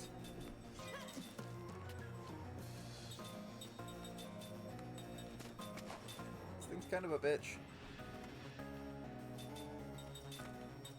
I'm gonna say that, and then it's just gonna bust out and have something absolutely crazy, deal 800 damage to the whole party. That was my bad. I had my hand off the controller. Hey, it counters. Oh, it counters real hard.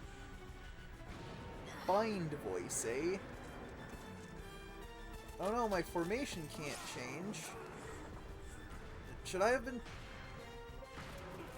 Should I have been changing my formation?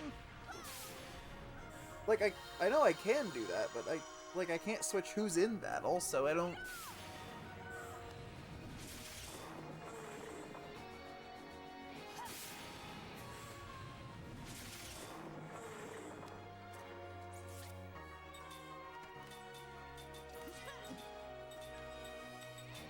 Just gonna keep doing this, I think. Alright, so I want to Zephyro this turn, so I think... Seth's not going to be able to survive a single hit. Okay. So since I don't know what it's going to do, I'm going to go ahead and give her a heal.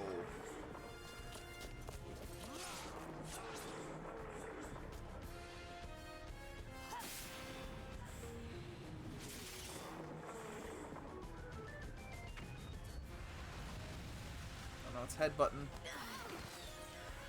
That hits everybody. And put everybody in front? No, and I can't even, like, I don't even want to change it necessarily. I just want to look at what it did. Because I'm not 100% sure.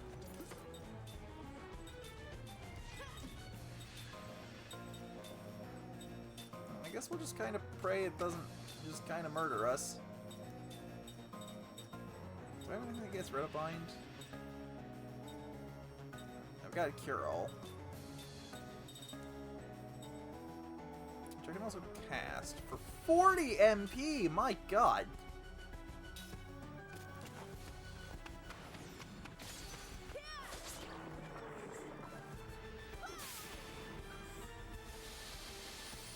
Part of me honestly just kind of wonders if this thing is dead yet.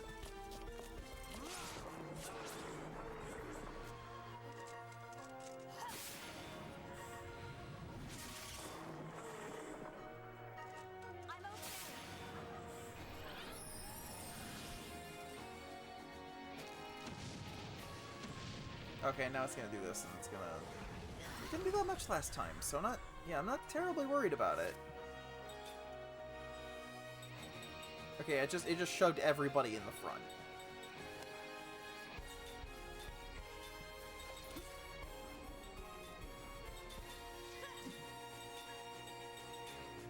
But I don't know that that's really gonna affect... Like, it'll make it... If it headbutts again, that'll be a problem, but...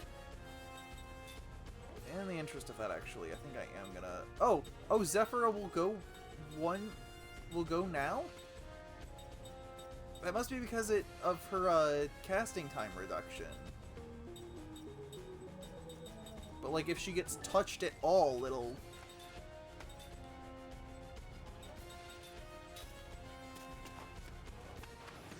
No, okay, she still goes on the next turn.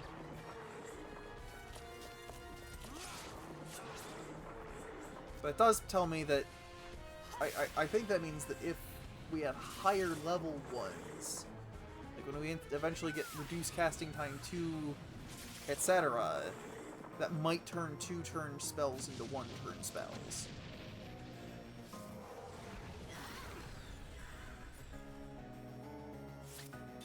And he's just gonna keep doing that. Hold on. You have one more combo and you go ahead and use it.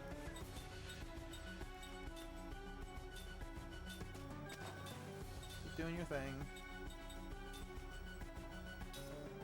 Yeah, I think I'll just do this.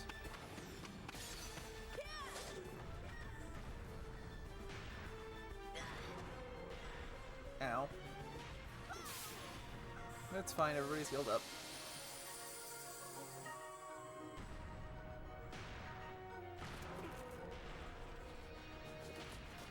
Kind of immediately got unhealed up.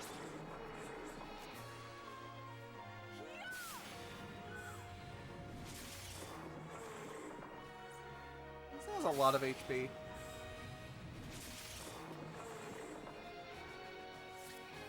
I've easily done over 10,000 damage to this thing. Honestly, I think I might have done as much as 20.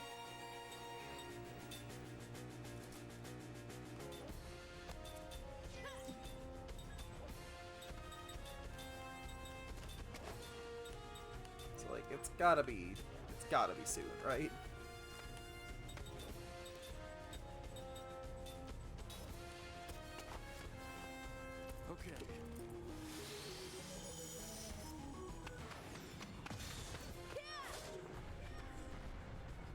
Motherfucker. And it's gonna attack again. Okay, so that's dead. That's fine, I can bring her back next round.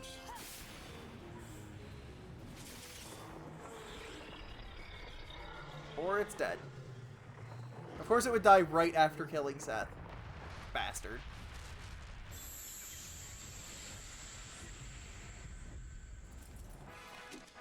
That seemed like a needless battle.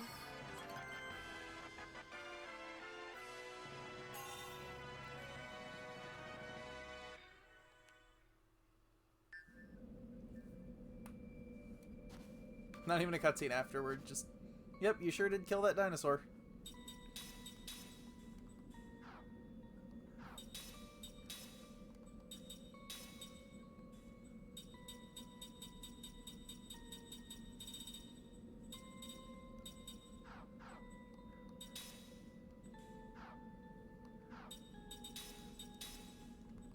Actually, what level of... He's got level 4 black magic, but not level... But he stopped at level 2 white magic. Maybe he just doesn't get higher level white magic.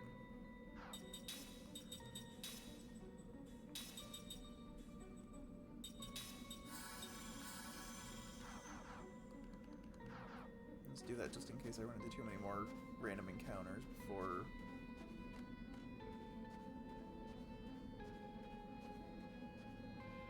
Even though I'm pretty sure I'm going to leave the Ice Canyon now. Pretty sure that was a world map transition. Yep.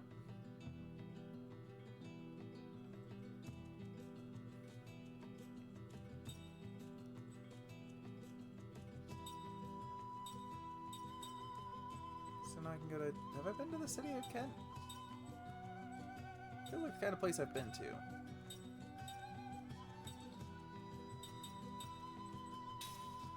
I'm gonna go there.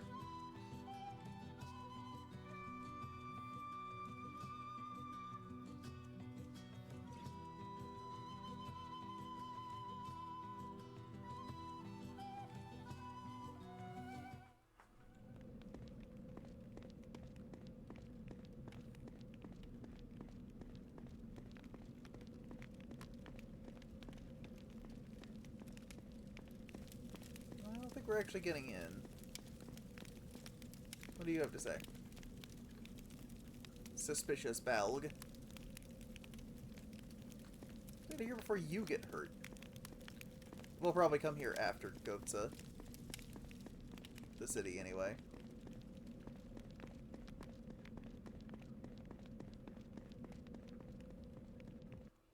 It's probably within their national borders.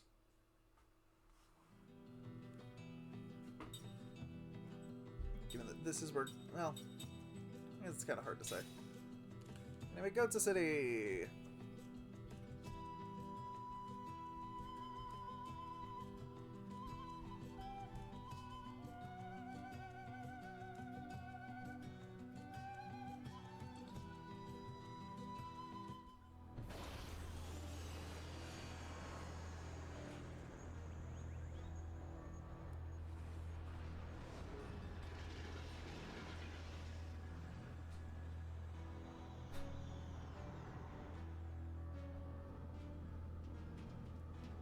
Sure was a cinematic introductory shot. What do you have to say, old man? Solemn Ogan. Ah, this is the Classism City.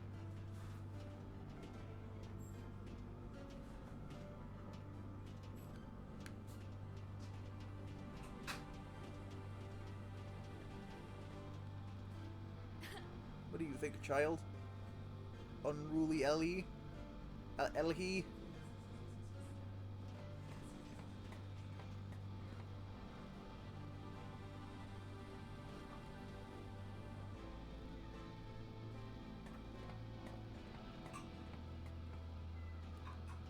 But you don't believe in people who exist beyond the glaciers?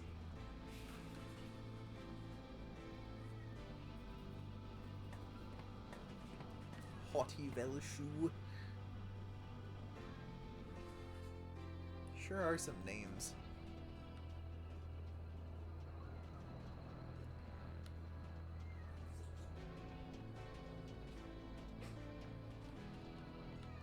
What's going on with you, hard-thinking Loden?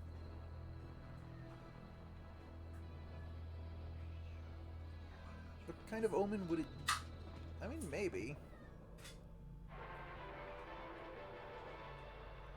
Oh, news. News broadcast.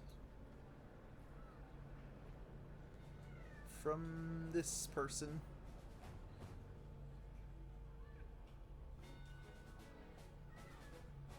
Citizens of Gohtza, do not be afraid. Our overwhelming military strength means we have nothing to fear.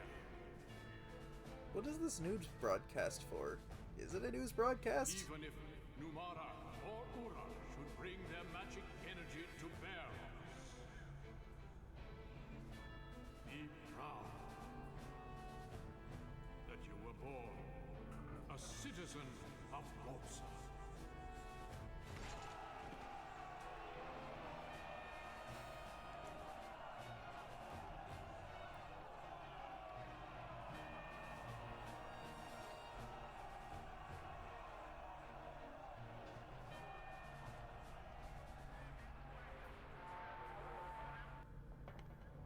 Are they just like playing that on loop, or...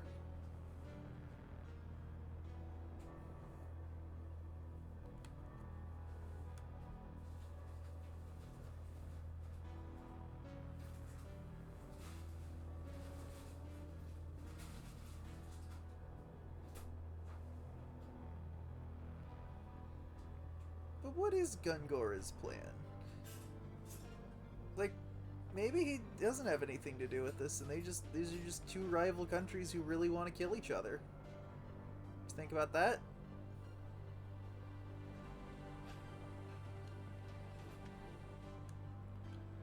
What's in this building?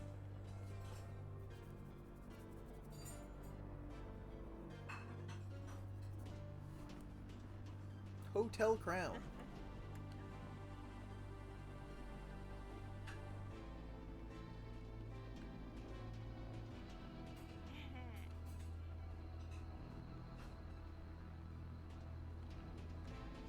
I don't really have any reason to stay in this inn, so... Damn, we got a lot of gold from that dinosaur.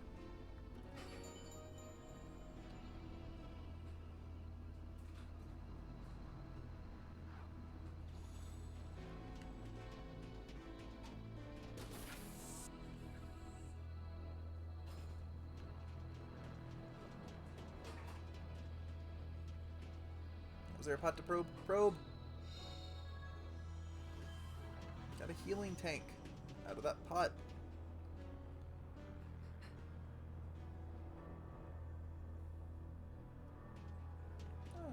Can you direct me down to Lowtown? Because I'd like to do some shopping.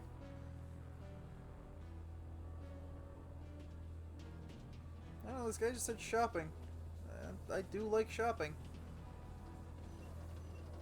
In the game, at least.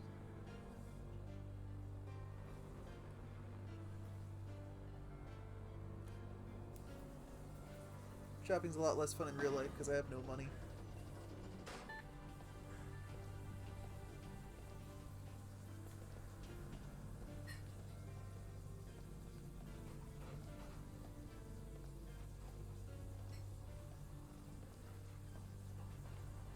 Commentary.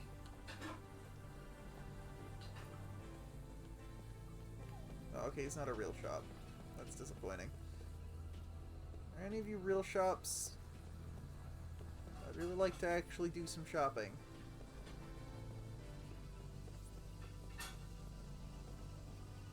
Probe. 500G.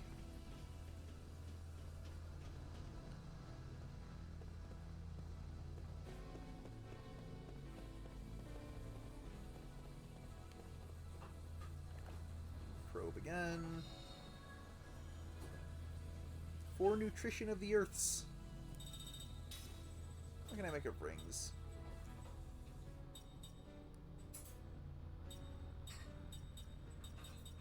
Why is...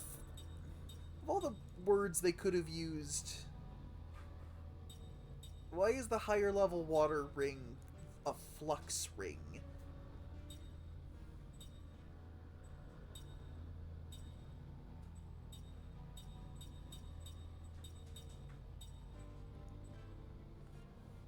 I could have more Raging Beast size and I could have made a dinosaur ring.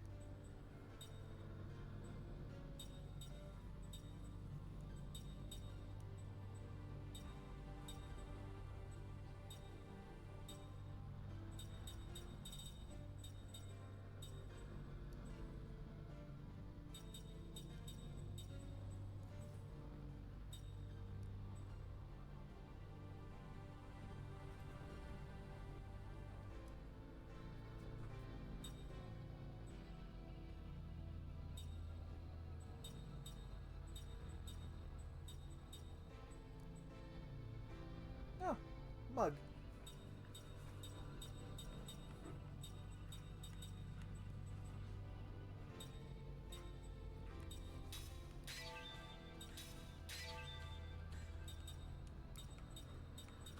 Let's go ahead and make that. That seems like a good idea.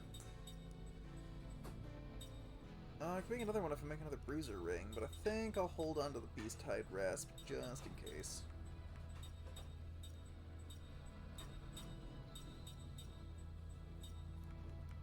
But I also kind of want to make this pickpocket ring.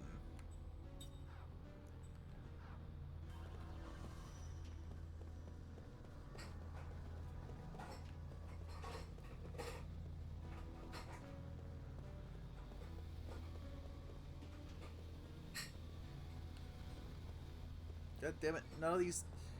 That NPC lied to me! He lied! He said there was plenty of shopping! And there's no shops!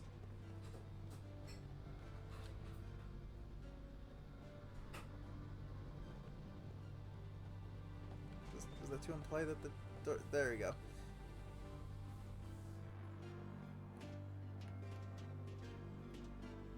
You're in Rosa's restaurant.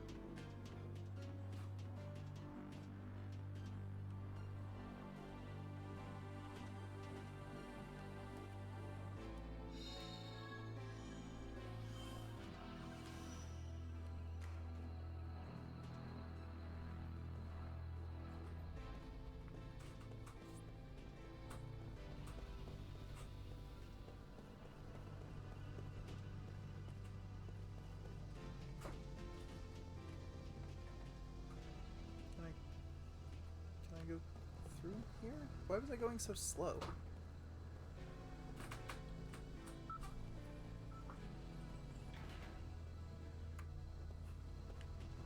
Hold on, I don't want to go through there yet. What's down here? Alright, so I'm here now. How much important plot have I missed? None. Oh, really? Well, I spent the first hour reading, doing the fucking dreams. Okay. So I got through those because we had 3 of them to get through.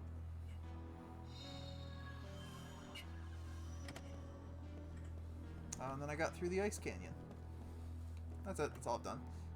No plot happened at the Ice Canyon. It was literally just a go-between. Yeah. No, it's an area to go through to do the fucking... Okay, I'm gonna get to that shop.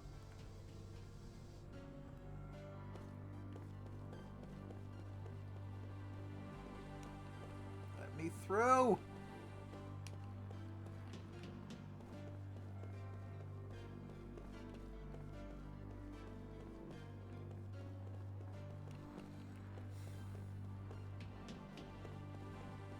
So what happens when you hit the open button on the little triangle signs? I already did. It was a seed. Oh, okay. I think it's the only one I can... Well, I guess I can do this one. 3 gutsy cloths.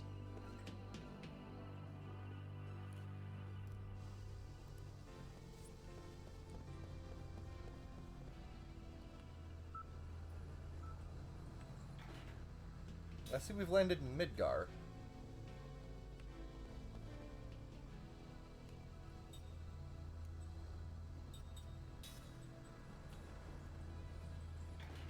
Yeah, this is the classism town. Everybody hates the people in towns lower than them.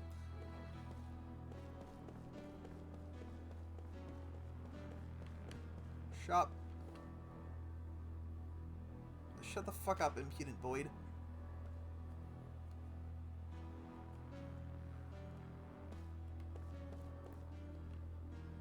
Try Hell's General Store.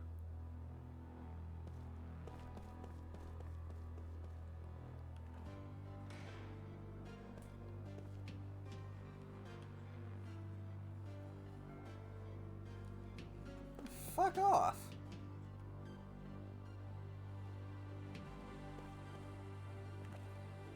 What a bunch of bastards.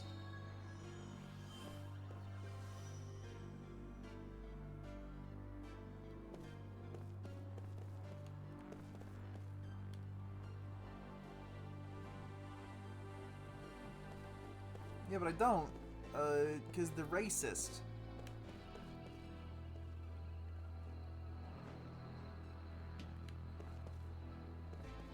Now I'm in your room. What do you think about that?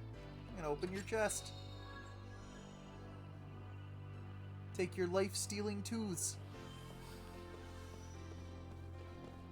So many life-stealing tooths. What do you think, traveling ringmaker Trace?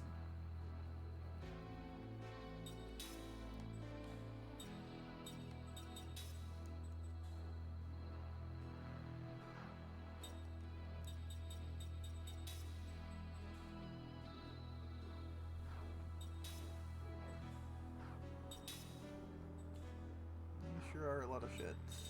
I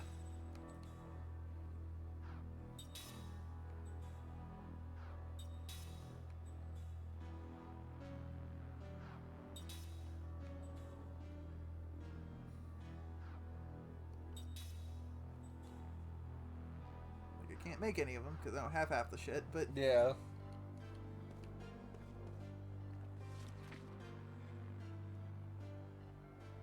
and then Kaim psychically read this book. The kingdom of Gohtza was once just a handful of loosely knit settlements bound together to fight the monsters, magic, and brutal living conditions they faced on the open plains. I thought we just learned magic like 20 years ago. Maybe the monsters always had magic, but I also thought monsters only existed because of magic energy.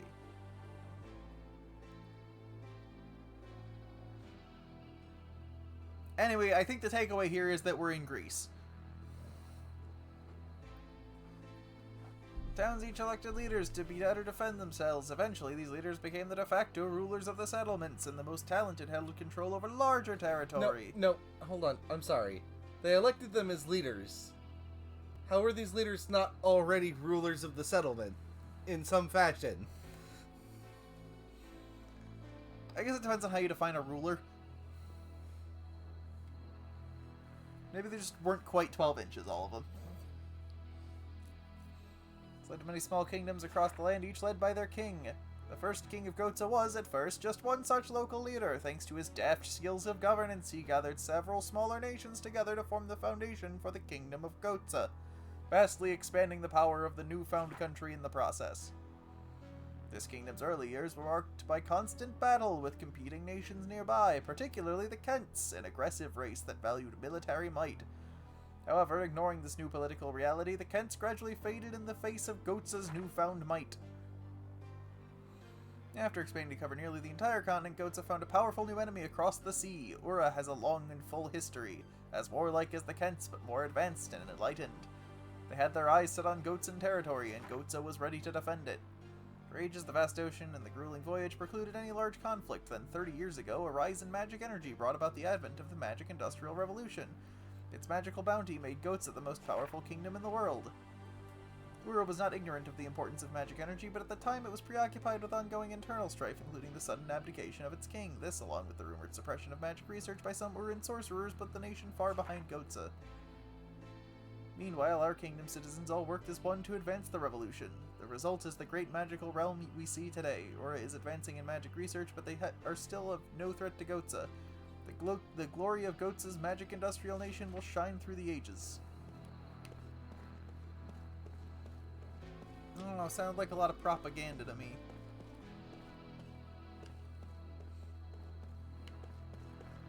I don't remember Ura being really any less advanced of a city than this. Ah, 5 incense of distrusts.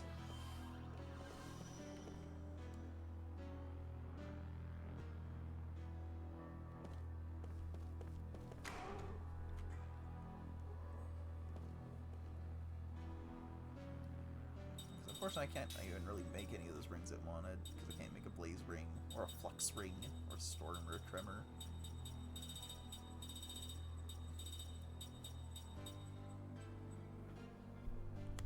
Can't make a rage ring, because I only have 3 gutsy cloths.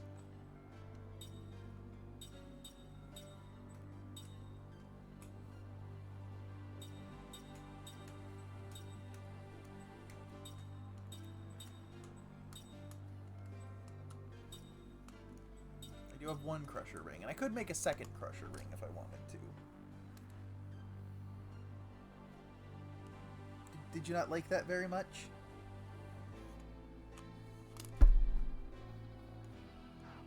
He's Don't not worry. happy about that today. No, but he's gonna forget in a second and come right back over here. How did you... I was trying to look at the...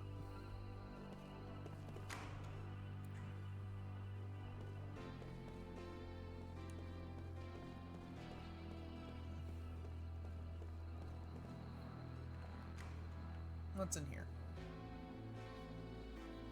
You gonna give me like a fake ID so I can use the shop? Oh, it's the casino, gambler's hideout.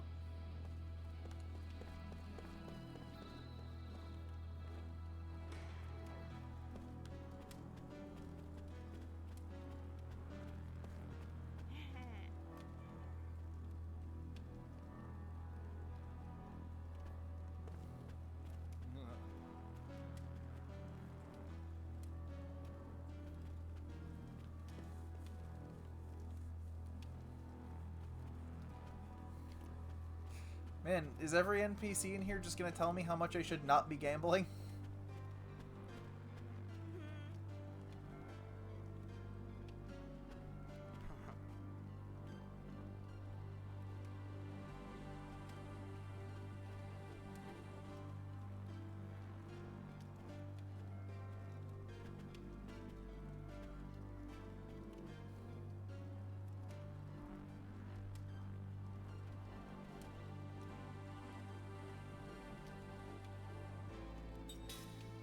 No, I'm not an idiot.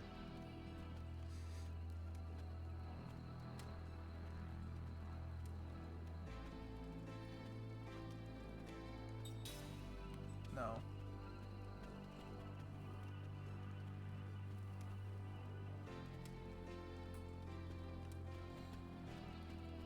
I don't know, now that you've said that, it feels like I should lend him the money. Right? Like, I feel like that's gonna be important later. Well, no, it might do something side questy, but I doubt it's going to have any real implications for the main game.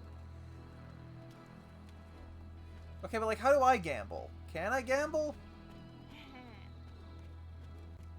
No, there doesn't seem to be anybody to talk to do gambling. Seems to just be a place.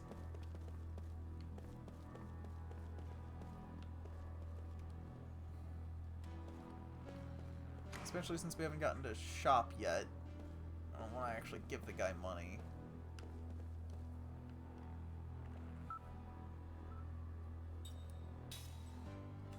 Let's go down to the 7th floor. Okay, Kaim.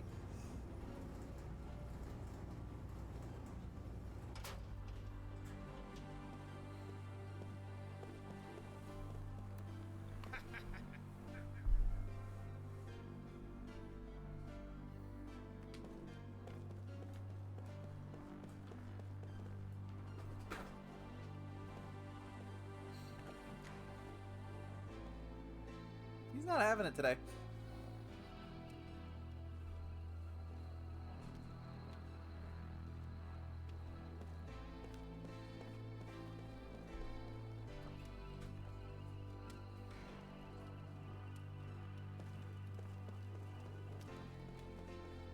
Well, this is a nice room, I guess.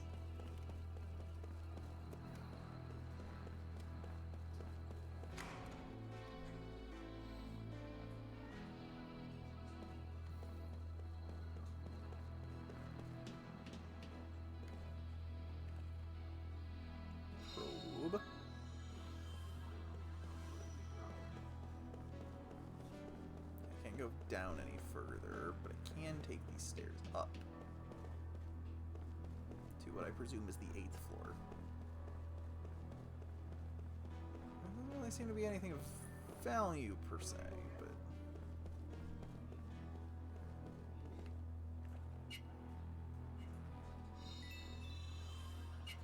1,000 G, that's pretty good. How many G do we have? A lot.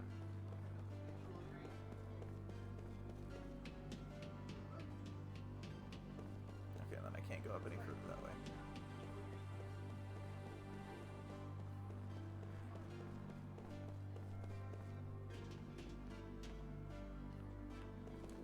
I guess we'll see what's on the 9th floor then. I think looking at the map it was an inn.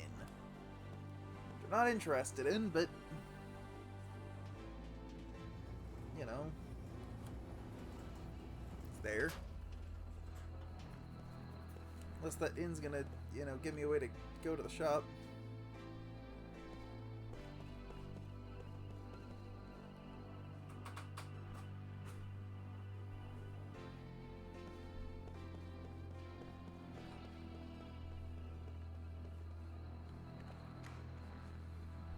So what's in here then?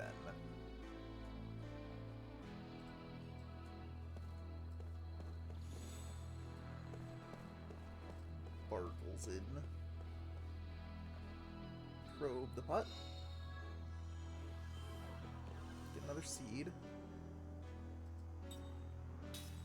Yeah, no, I'm not actually staying here. Why is this place more expensive than the Saman Inn?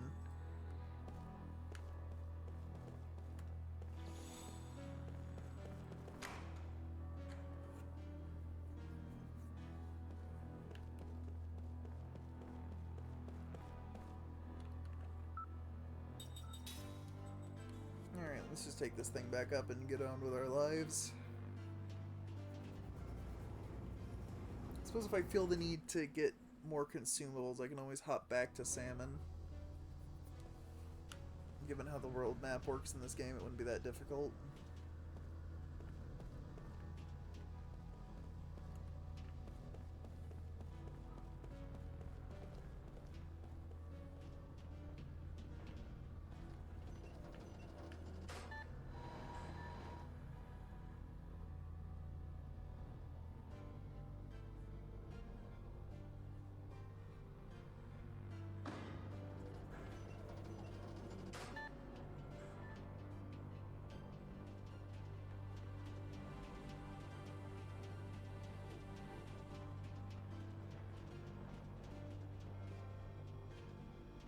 Oh, here's the shop.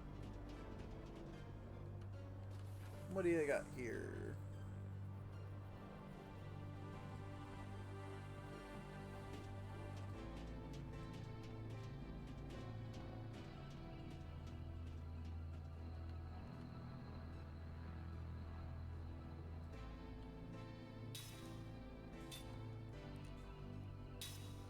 Okay, good. We can get Shieldus, Barricadus.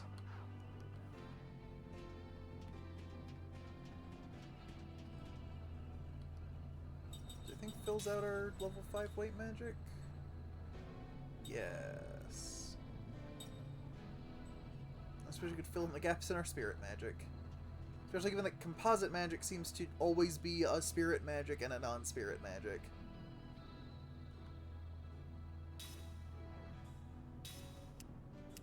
Let's get 2. As usual, not all that concerned about everybody else's weapons because they don't do a lot of attacking.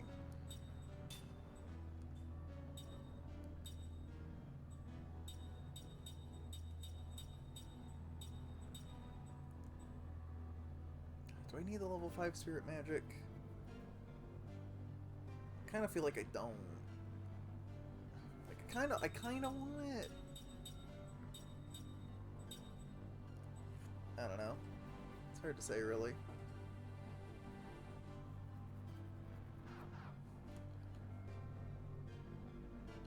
Actually, hold on.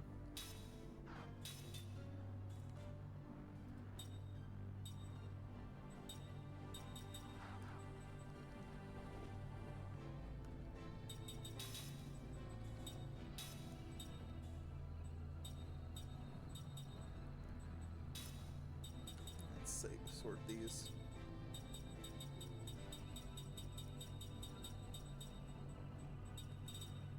Do we have counter? Who has counter then? Does Mac have counter?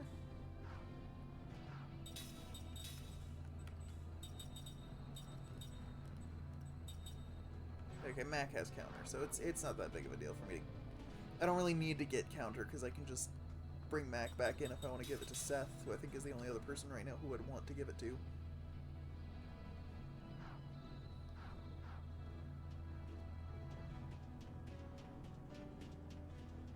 said, I didn't look very close. What can I get for consumables here? I can get mana bottles.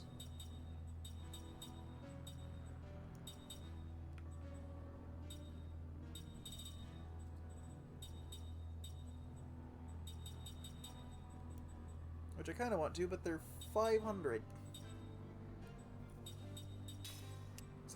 First.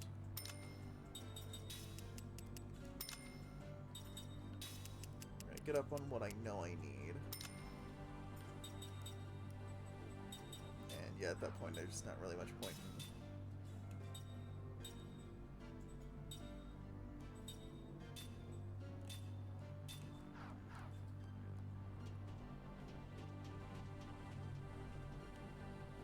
I could look at buying materials for rings.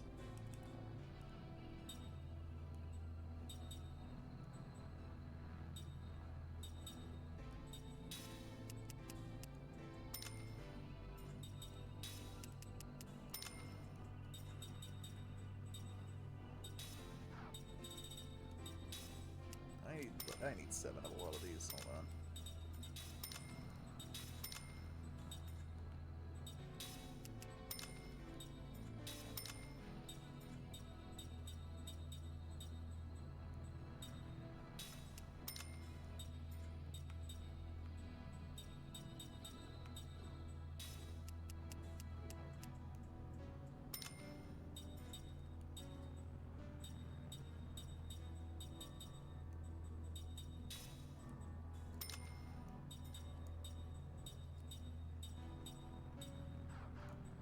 That's unfortunately all I got. Okay.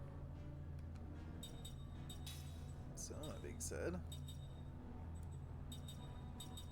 so now I can make some of these other things.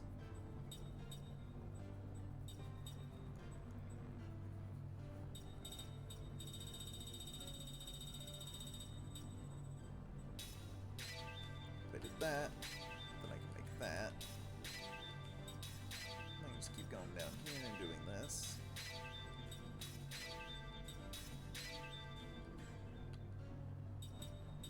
So now I have level 2 of each of these, and that should help a lot.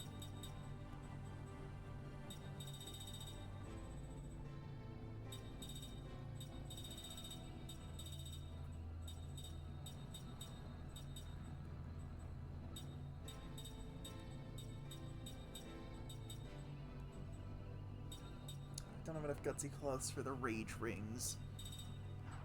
So that means I'm starting to get to the point. I just need more money. If I get some more money, I don't know what I really have that I can sell. I was gonna sell these bombs. I don't fucking need these. Never gonna use them. Unfortunately, I don't think they sell for very much.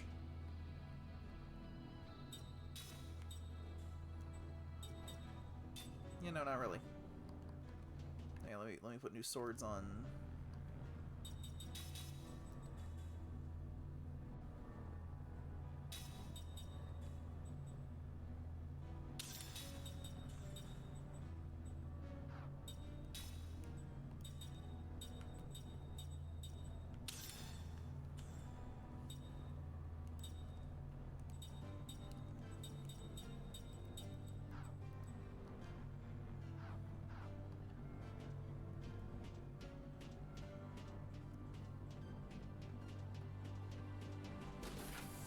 Okay. Do I want to go try to just, like, earn some money?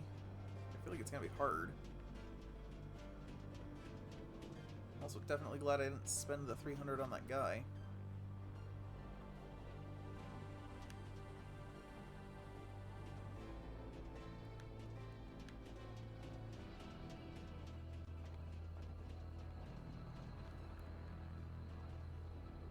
What's in here?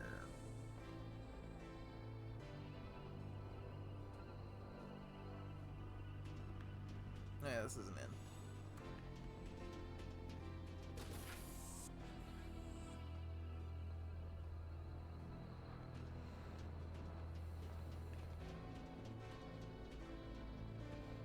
What's this way?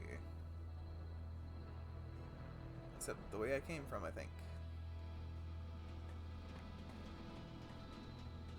This is the entrance to the town again. I kind of want to just, like, go earn, like, another 3,000 or 4,000 gold. So I can try building some of the better rings.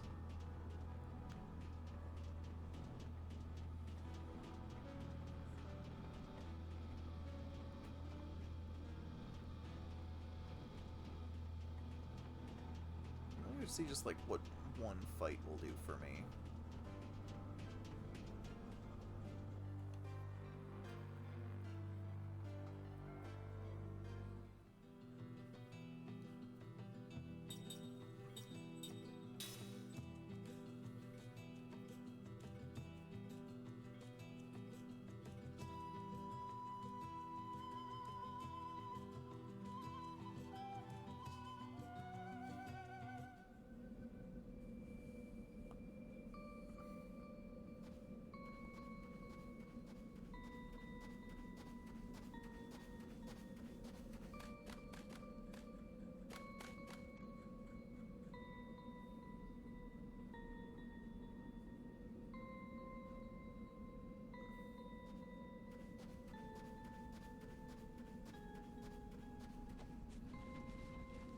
Whee.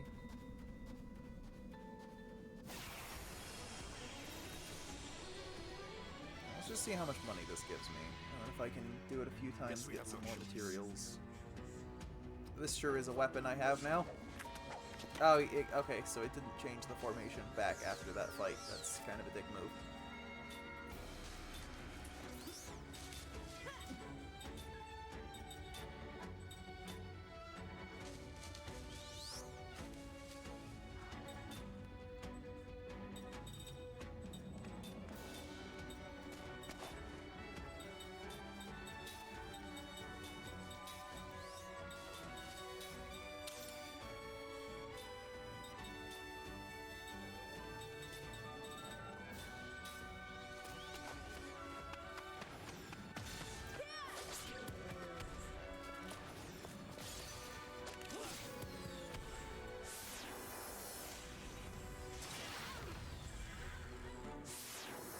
Everybody's gonna die before I can even switch, isn't it? Aren't they?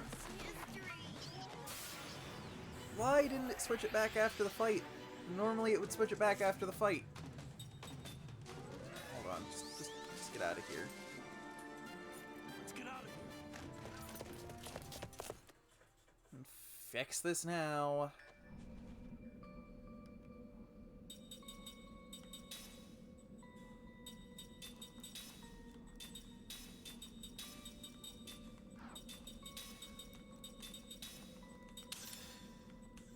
I'm used to games where it would have changed it back after the fight regardless of what you want. Like, even if I hadn't wanted it to. Like, if I had done it on purpose.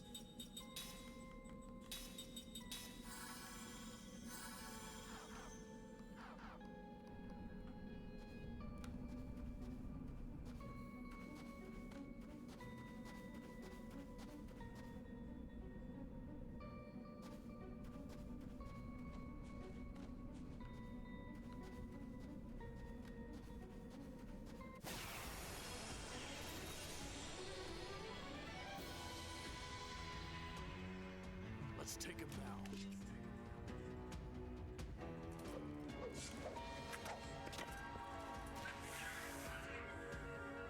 No, it's just a bunch of these things.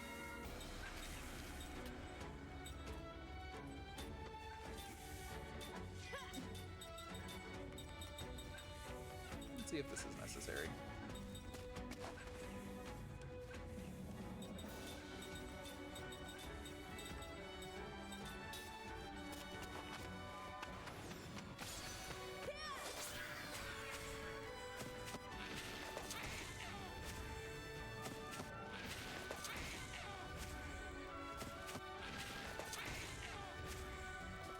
Good job on all of you for attacking the one person who was defending. You morons. Oh hey, they call in more of them.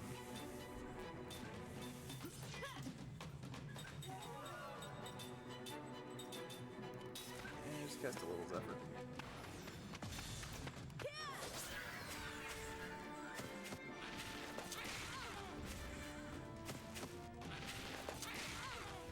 What do you guys all have against Cook? My god.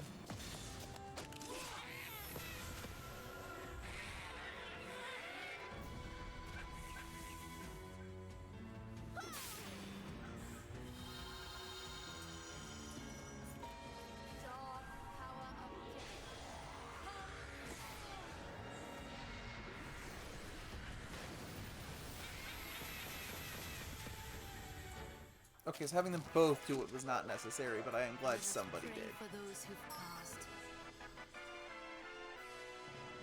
Okay, I got 840 gold for that. And Sarah got reduced casting time, good.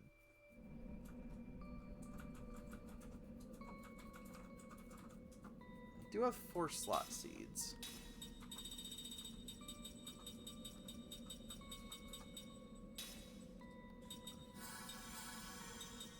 At least want to do that for now.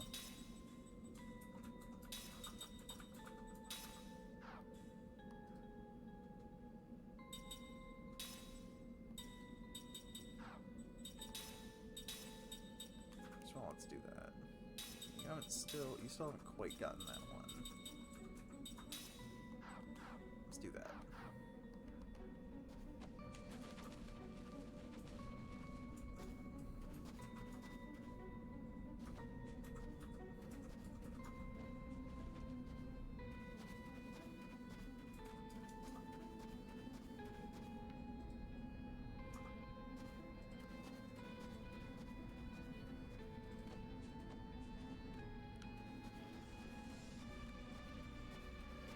Come on, enemies.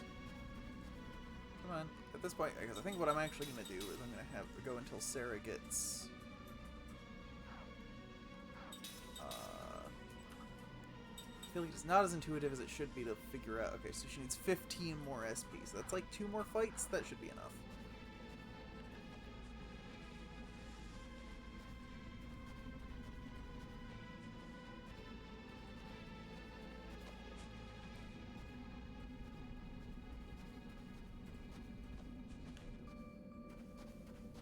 All these narrow paths, there's nowhere to run around in a circle.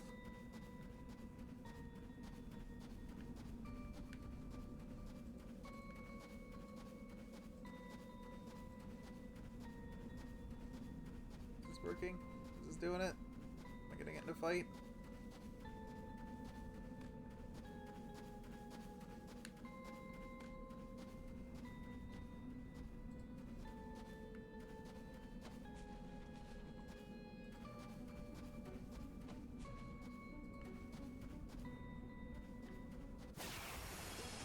There we go.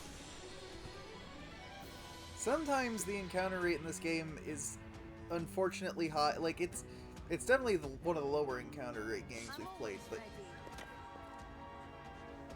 the problem is you never get a fight when you want to fight.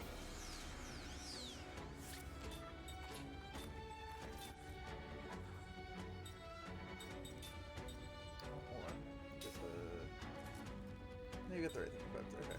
That's right, because I had you doing combo against the... That's right. You, however...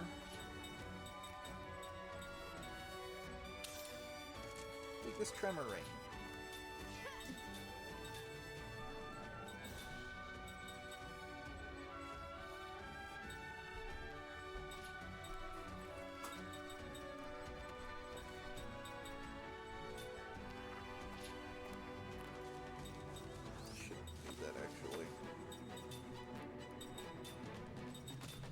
That.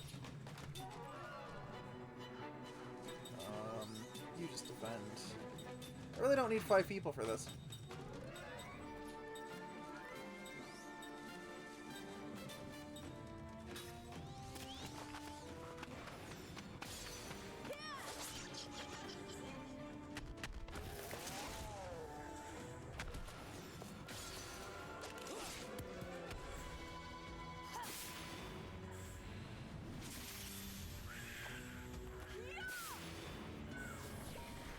Aquara. Did a little bit of damage. Enough damage, I suppose.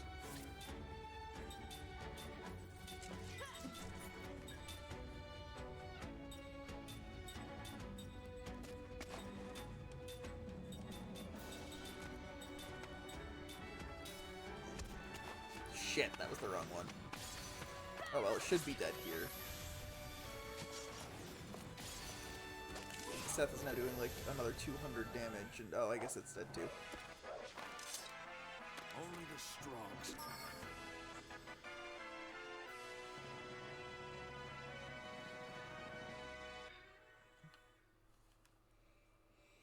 Well, that fight was only 4 SP, so it might take me actually a little longer than I was thinking to get Sarah that ability.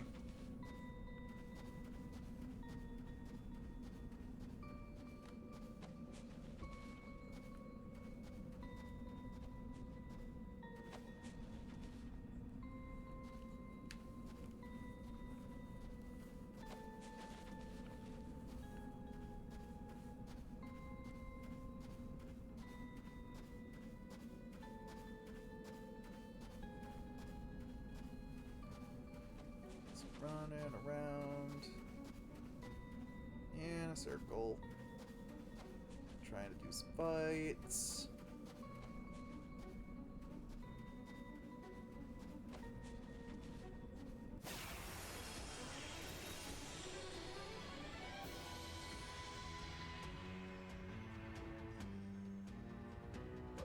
Better say your prayers.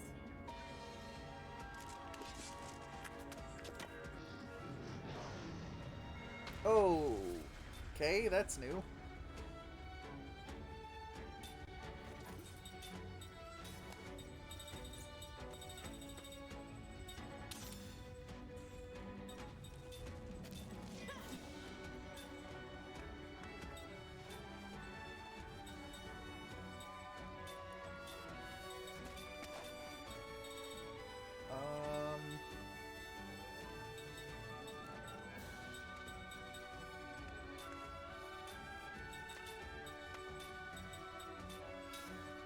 Let's try this.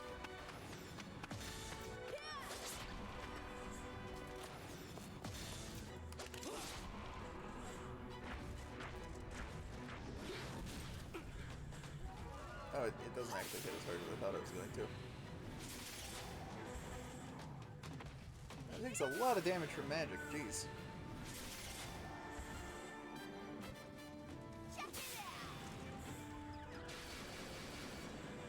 That should make it deal even less.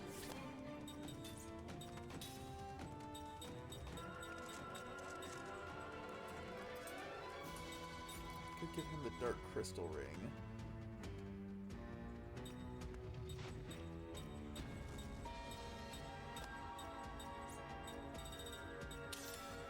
Here, take the Dark Crystal Ring.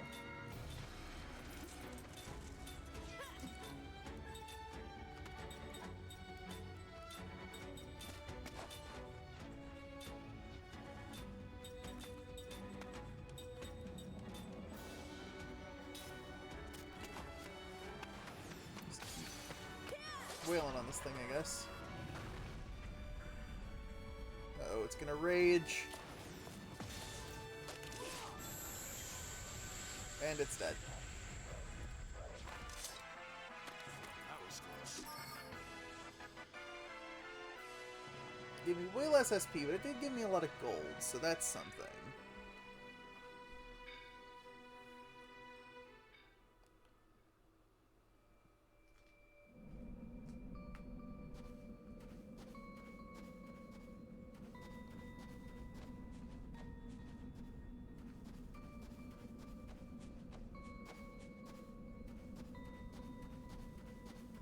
This is not a great place to try to do this.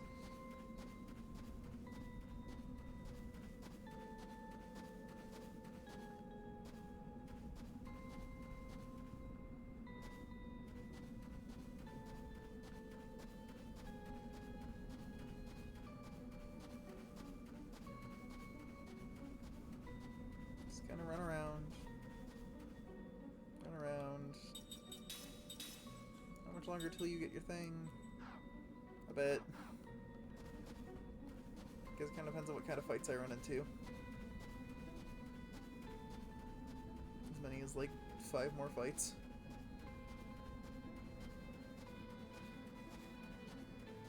I don't even have a real reason to be doing this. I just wanted to, you know, check out those cool new rings. For all I know, that dude's not even going to be there. Missed my chance.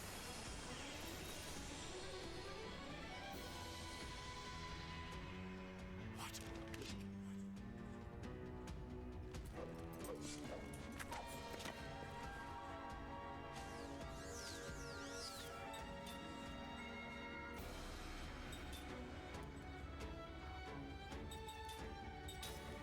You go back to the beast ring.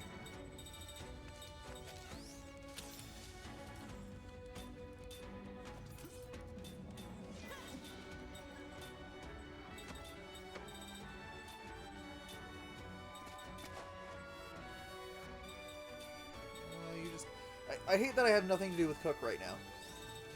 I actually probably could take her out and have somebody else jump in, but...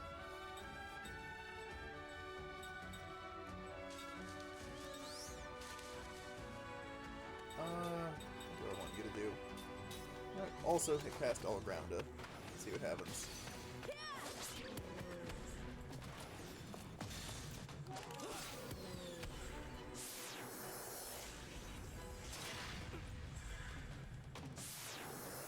I am astounded at the rate at which that fucking absorb thing procs.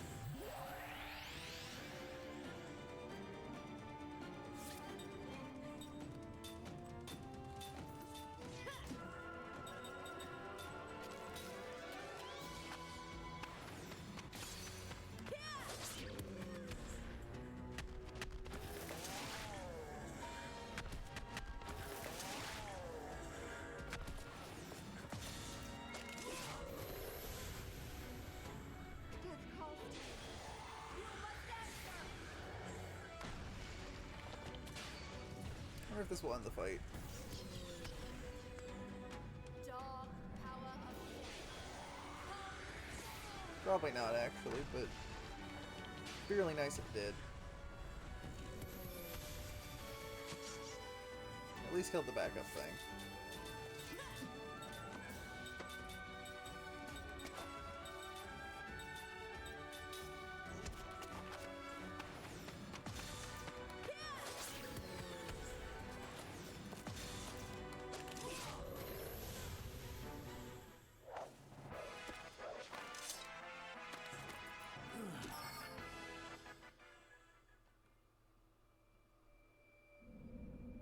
That's why I should give Kaim and Seth that extra slot, actually, is for the fucking absorb attack.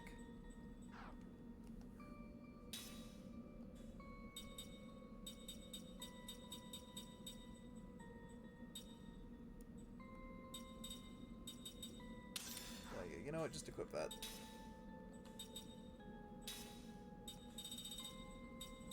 Seth, you can equip this amulet. Let's go ahead and use up our last couple slot seeds. I don't know that I'm going to get any more immortals, so I don't really see the reason to hold on to them right now. Like, we're at 4, I don't know that we know of any others. Story, like, I feel like there might have been one more, but they might have been talking about Gungora. I don't remember now, so I'll have to just accept the consequences as they come. And honestly, the game does not seem built for you to put 5 immortals in your party, because then you're not getting the skill link. Speaking of which, let's go and set absorb attack here. No, that one.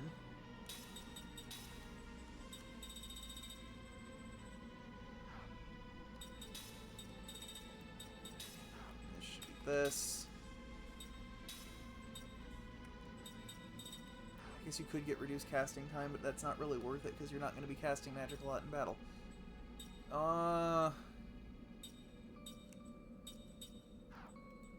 Yeah, honestly, I could maybe not have Cook in the party right now.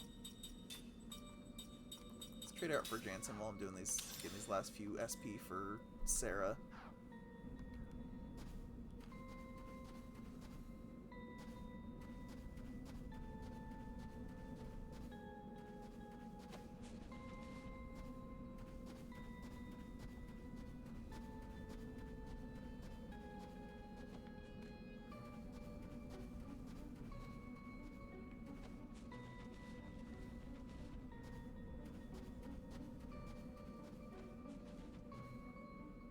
I think I'm inadvertently going to end up with way more money than I was actually shooting for, just because I now have the new goal of, let's go ahead and try to master this skill. Speaking of which, though, is there actually anything I want to get from Jansen right now? Not really.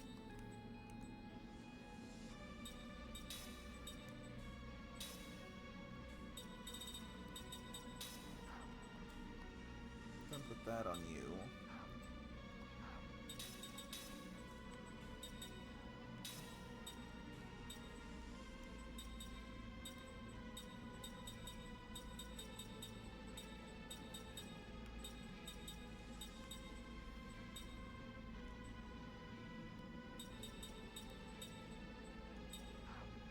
Don't really have anything else to put on you, but I'll figure something out.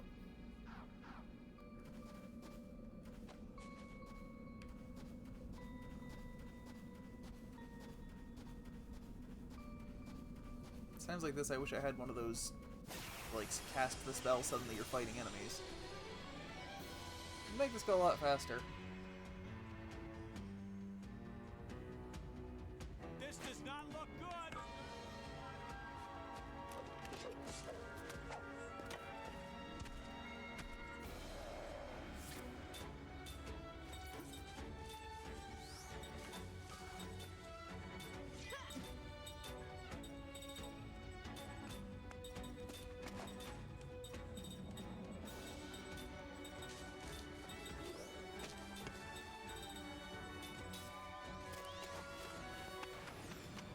Probably a little overkill, but whatever.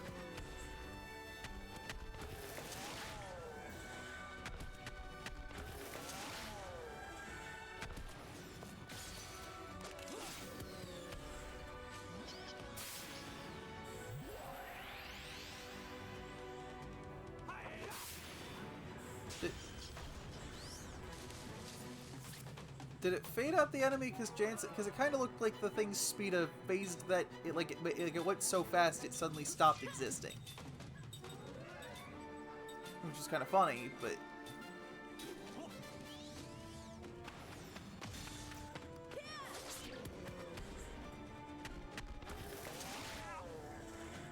No, Jansen. Hopefully Jansen will just start leveling up real fast too, though.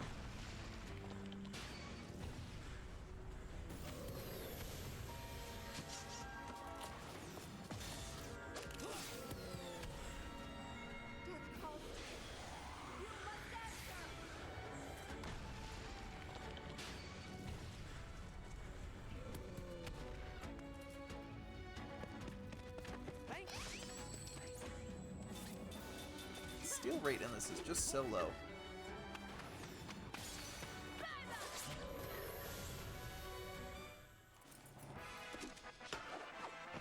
It's not in my nature to lose.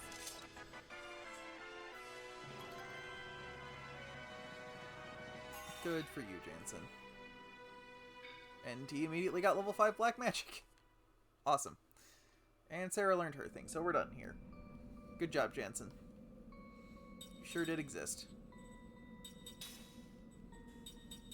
Which means that I think until I know what the next thing I'm doing is, Cook's going back in just so I have my proper white mage in the front.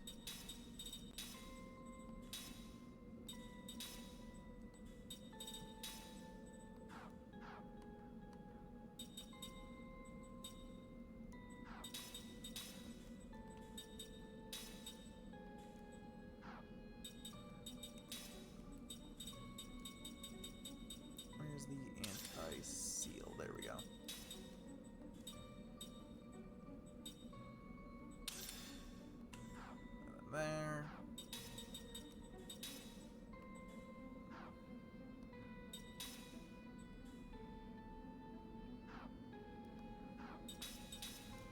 close are you on yours, Seth? It depends on how much SP I get from a fight. I'm just gonna start walking back towards the exit and we'll see what happens. God damn it. Walk back towards the exit and we'll see what happens.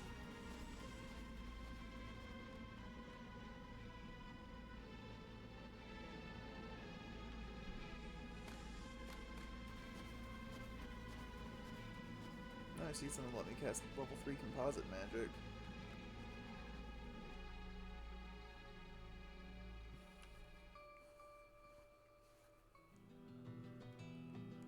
Some of that stuff looked pretty fun. And we go back to Gohtza.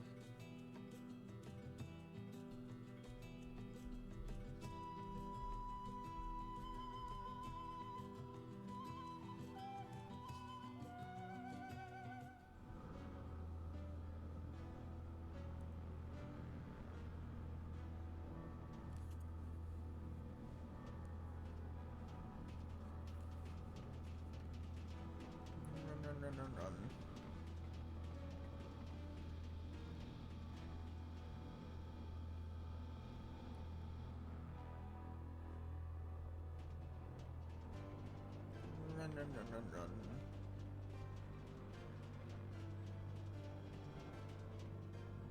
Back to the shop.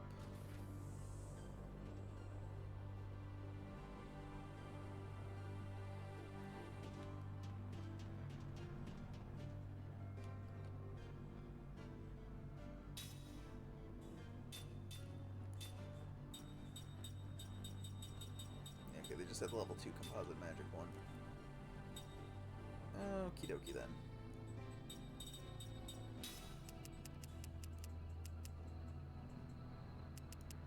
That's about much, isn't it?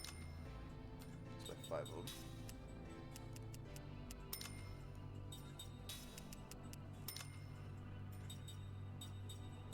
Let's buy a bunch of different things.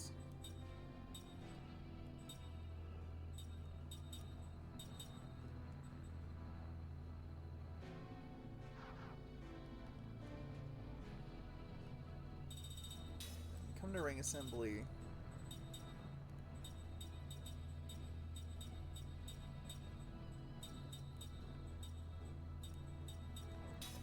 I make an anger ring.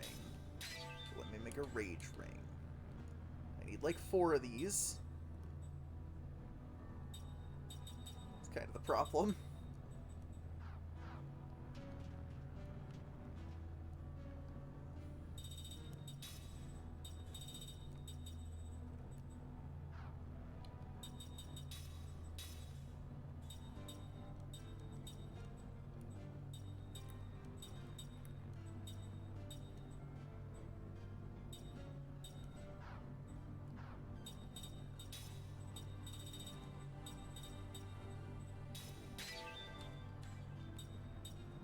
So we got 2 crusher rings.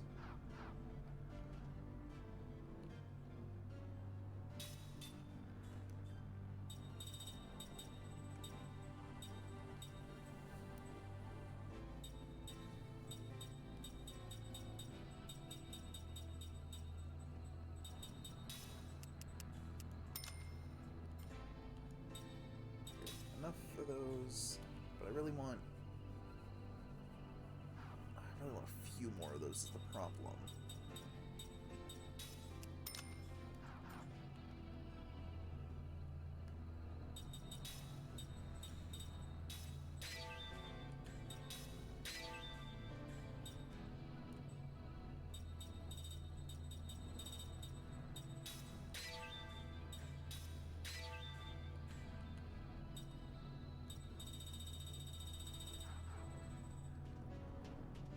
Let's actually go back and take note of what I actually need to make stuff. Back with the guy who makes the rings.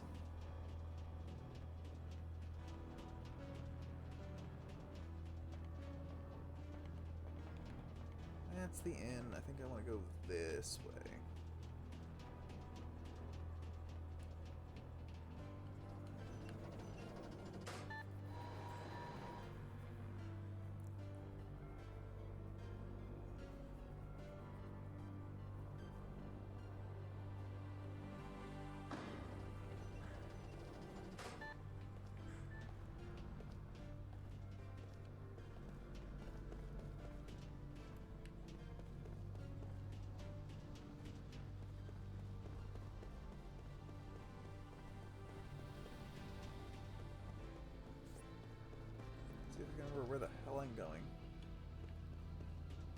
My guess is no.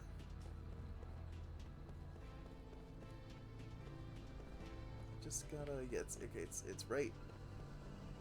It's right here. There are a lot of save points in this town. Let me go and save. Haven't saved in a bit. In like an hour.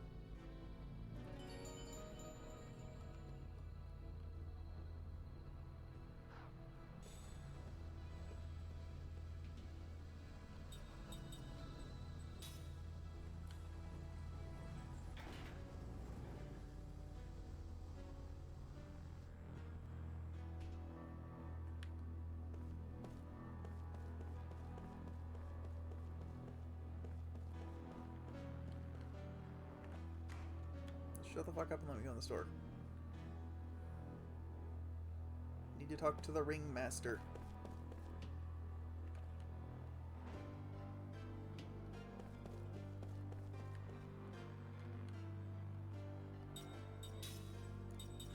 Level 1 is just a bunch of garbage, but level 2... That's right, I have the storm ring equipped. But I could make this flare ring. Which I'm going to do. Wait for this one. Blaze ring, hunter ring, and container ring.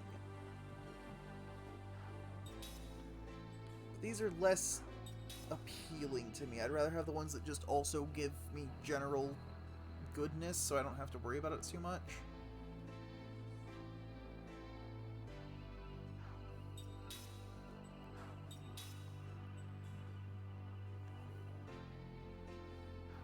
Like that seems kind of fun.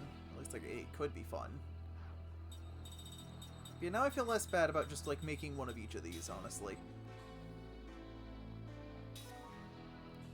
Fire one, a water one, and then I still need another rage ring, like 2 more rage rings and 1 more crusher ring.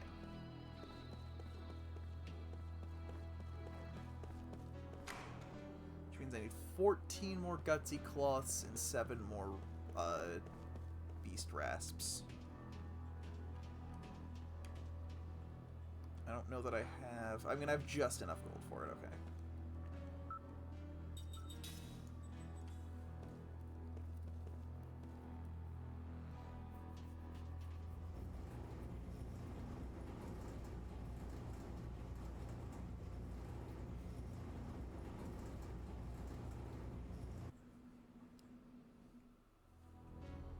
I'm surprised the level 2 doesn't have just a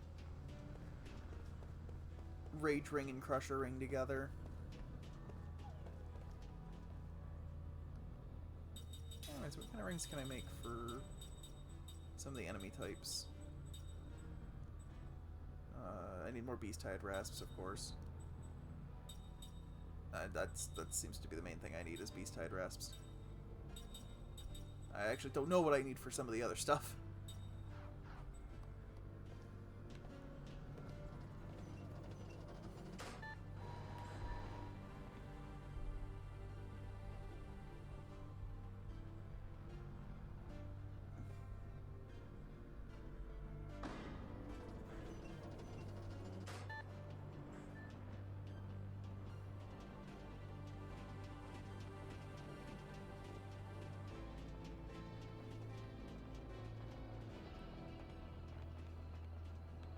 I want to go to the shop, that's right. Shop is up here.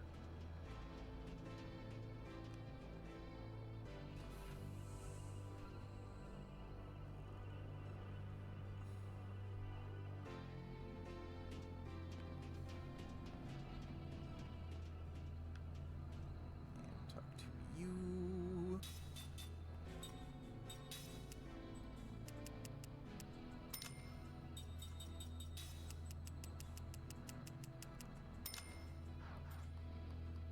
There's a minor hiccup in this maybe, and it's that I might need just a little bit more to get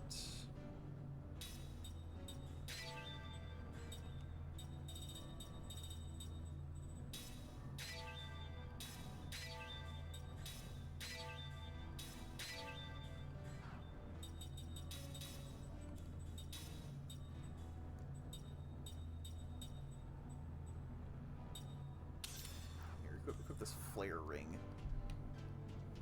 Really do lots of damage. I wonder if there's going to be a level 3 of any of the bonuses.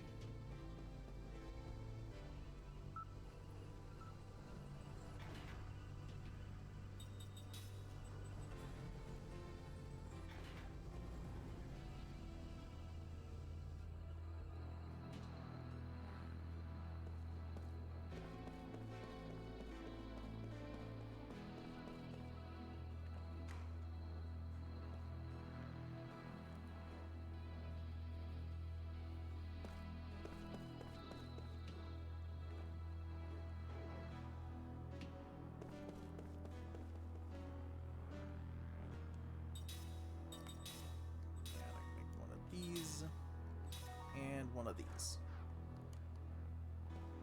Hurry! I did it. Now I've got a bunch of super cool rings.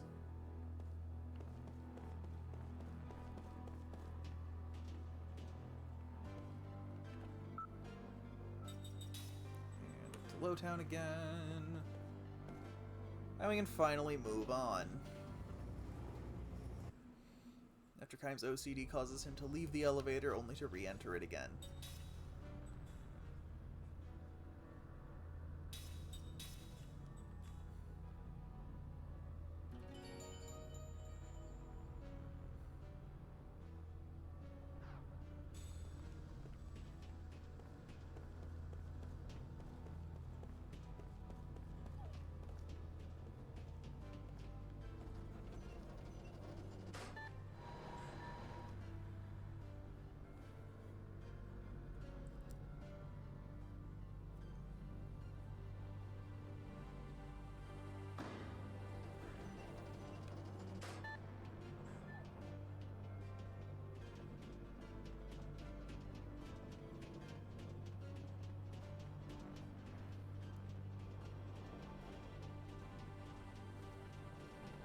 Alright, so what's this way? Haven't really explored this way yet. What do you have to say? Chatty Sakia?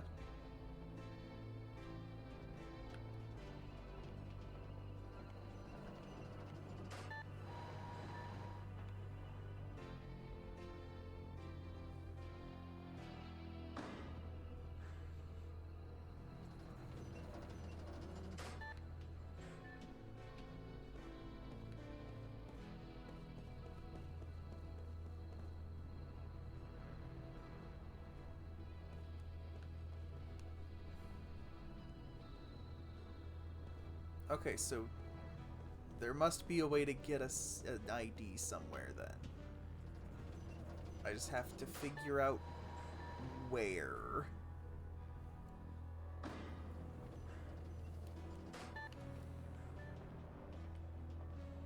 It's time to just start talking to NPCs, I guess.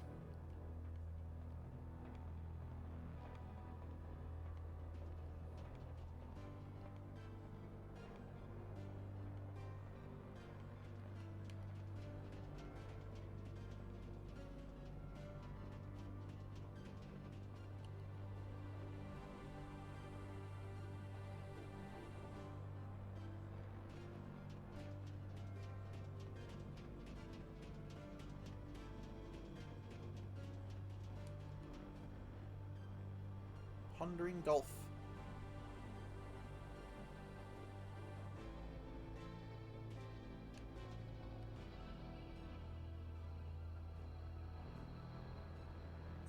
What? How did this story become that?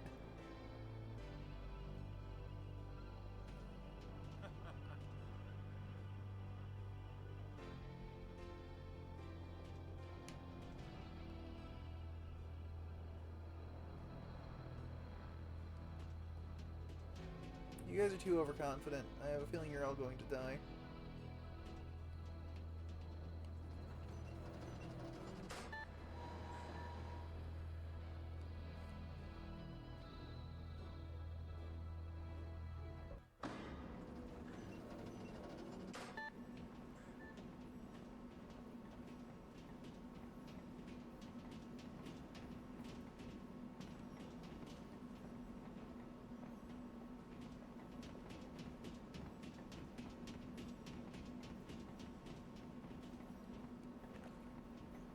Well, let me just stick my hand in these pots.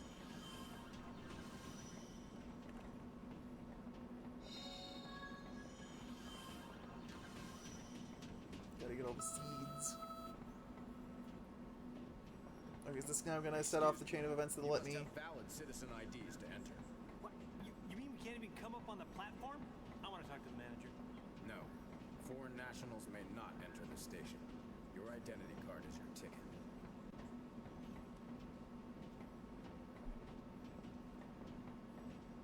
Well, you heard the man. Well, that's that. We're not getting in.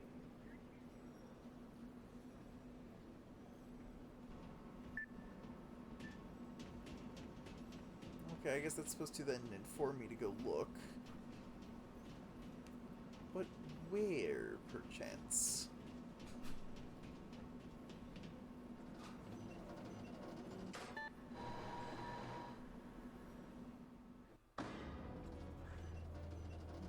They do not end.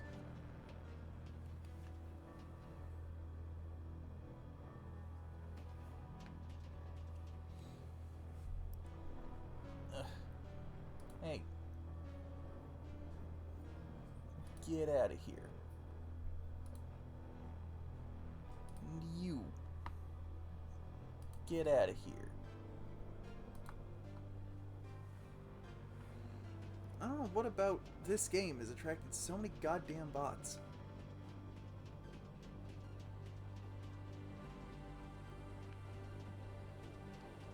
I'm gonna just like leave town and see if it triggers a cutscene.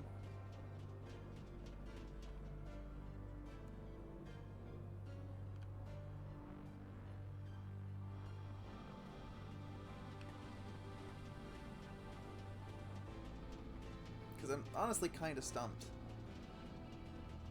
Like, I know I don't talk to that many NPCs, but listen.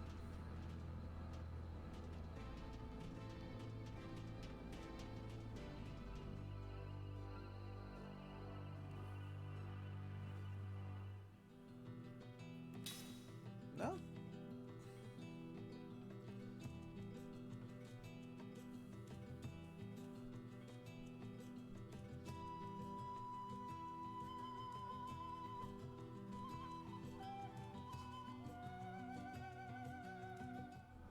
No idea. Guess I'm just going to go talk to everybody.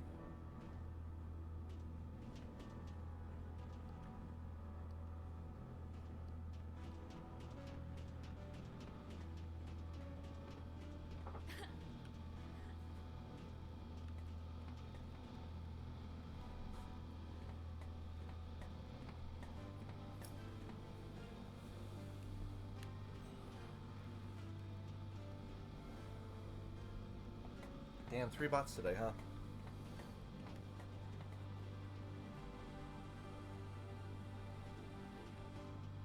Where do I get a citizen's ID? Better not be from giving that guy 300 gold, because I don't got 300 gold to give him.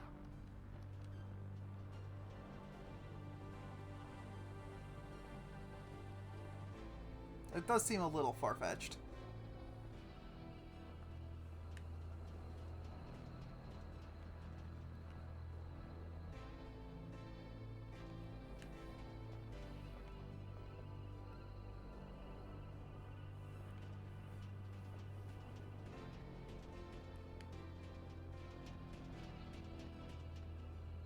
Maybe I'll try going to Lowtown.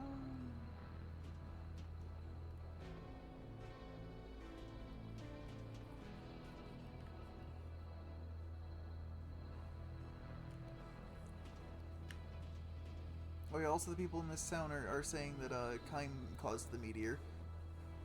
Because he's an immortal.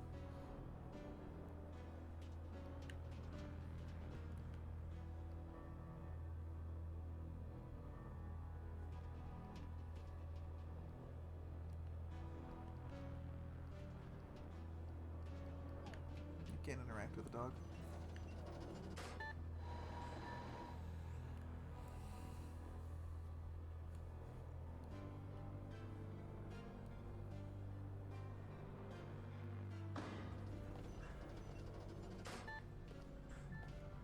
And I'm just kind of talking to every NPC to see if they tell me where I'm supposed to fucking go.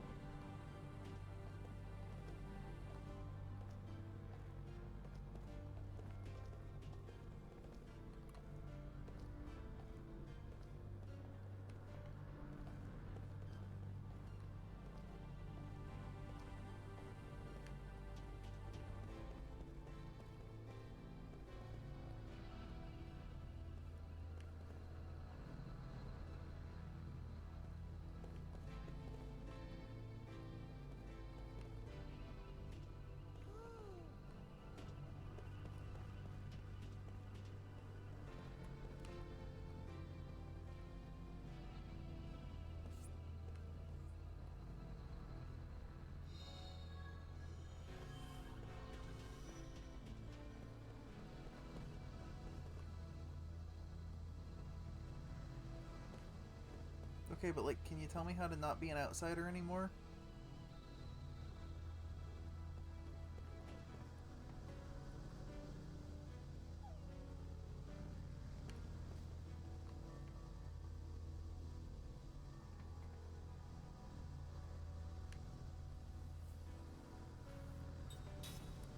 No. It doesn't seem like the kind of thing that's gonna solve my problem.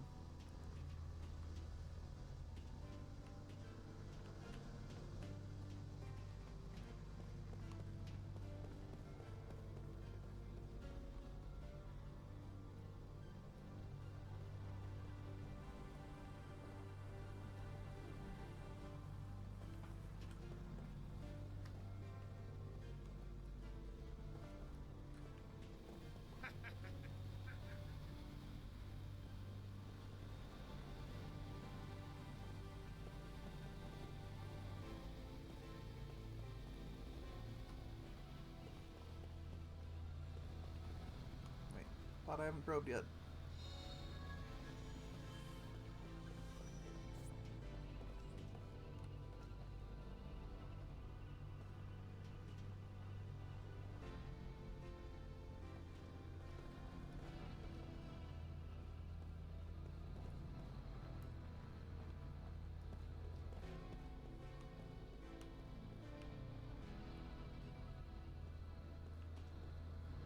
Yeah, Kaim, it was all your fault.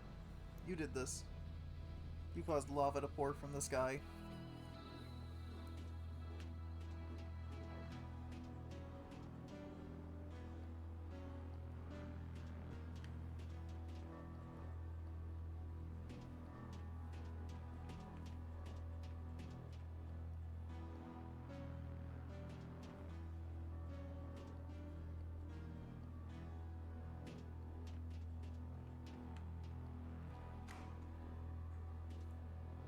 I have no idea where I'm supposed to be going.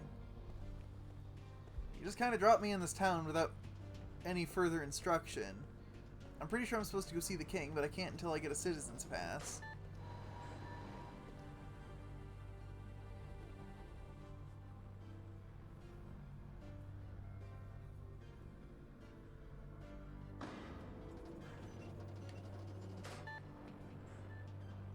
Can't even take the train.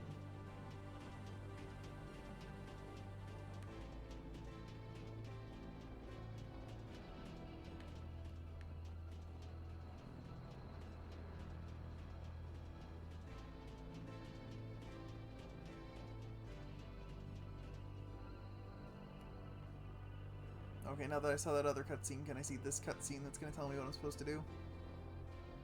They're just not doing things in the right order. Hey, Ming! It finally showed us her stats! They kind of suck. Everybody's stats in this game suck. Fair. All of them.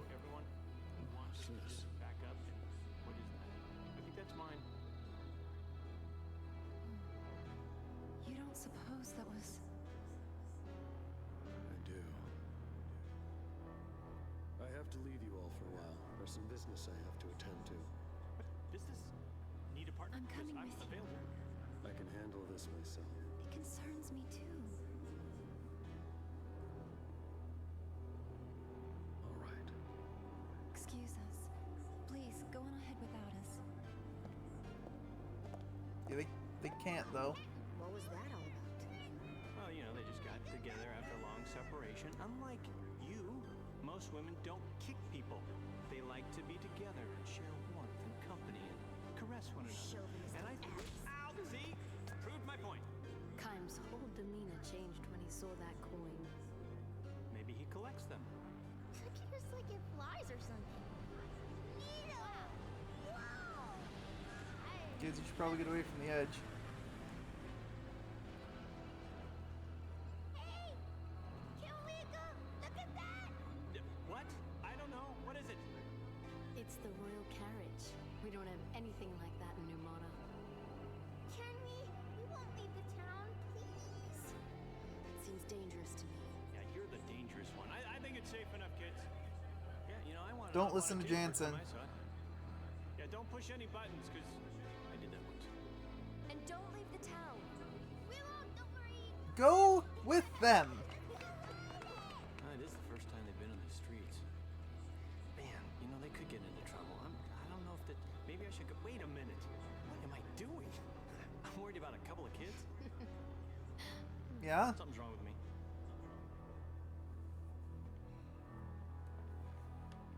And now I'm these three, I guess. Am I fucking... Okay. I guess let's go see if we can now go to see the king. It wouldn't let me before.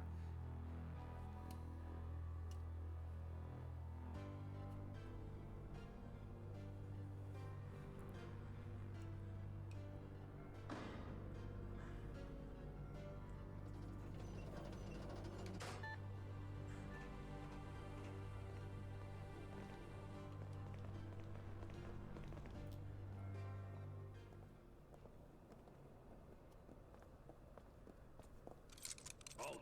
Identify yourselves. Show your citizen IDs. You know, this wasn't on the brochure. Now, I'm not taking a cruise anymore. You know, they always never tell you the fine print stuff. This is Queen Ming of Numara. What? Namara? She's a Never queen, heard you of know? it. Get Off outta of your here. heads. Ring a bell, huh? And, I wasn't notified about this. If you're the Queen of Numara, why are you coming to our country so informally? These people don't look like much of an escort. It's okay. It's fine. Yeah, we're traveling incognito. That sure was a noise. It's undercover. Hush, hush. Odd things have been happening in Numara. You know, people losing their clothes. Did and this stuff. Her really need a Majesty split felt screen? It was her duty to come outside and do some Everything in research. this game You know, needs a so cut, pal, try and help us split out, screen. you know, with this. Are you a spy, by the way? Regulations are regulations, but there's no proof she's the Queen of Numara. Ooh. Stab her, she'll get right back up. Yeah. Proof I can furnish. Even a foot soldier such as yourself should recognize the crest of the Royal House of Numata. The glowing pendant on the Queen's chest. I think you're overestimating Hey, the hey, education hey. level. Whoa, whoa, hey, you can't do that. Stare at my boobs, it will show you that I am the I agree queen. with you finally. Yeah, there's got to be a better way. Whoa, that's a very It good can't way be. of... Oh, I thought it was actually the pendant. No, I was right. You think you know someone? Nice surprise. My sincerest apologies, Your Highness. You are without a doubt the Queen of Numara.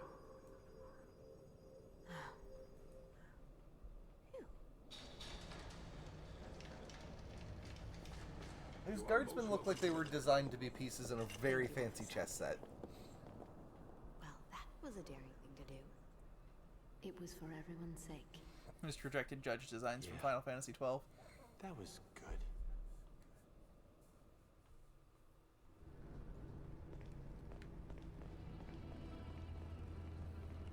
What do you have to say? Patriotic Fildo?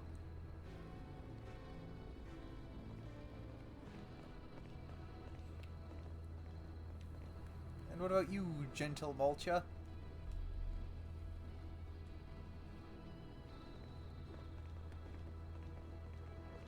wonder if he's gonna be a party member. Who, the king? Yeah. We have room for one more. Actually, I think we have room for two more.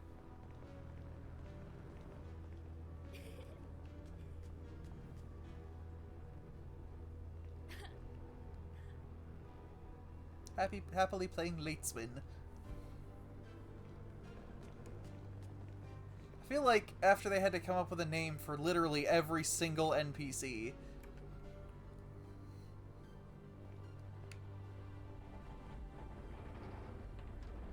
Oh, Jack.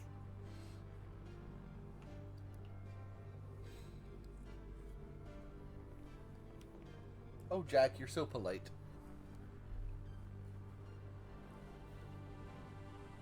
Not like Stranger of Paradise, Jack. He would say the citizen ID thing is some bullshit and walk off with his iPod. Or you just start trying to beat the hell out of the guards.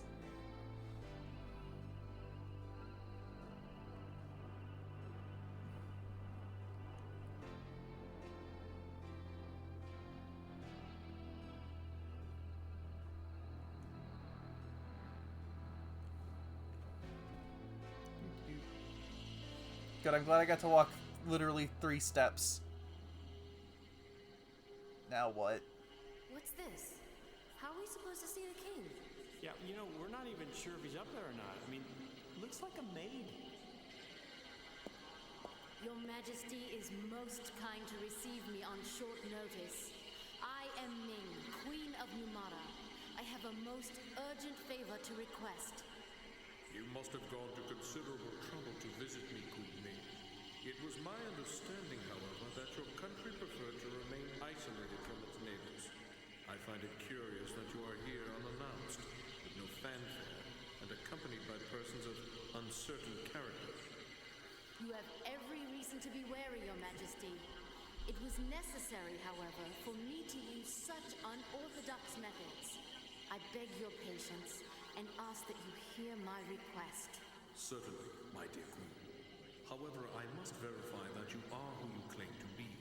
I am aware that you demonstrated at the castle gates that you bear the glowing birthmarks of the royal house of Numara.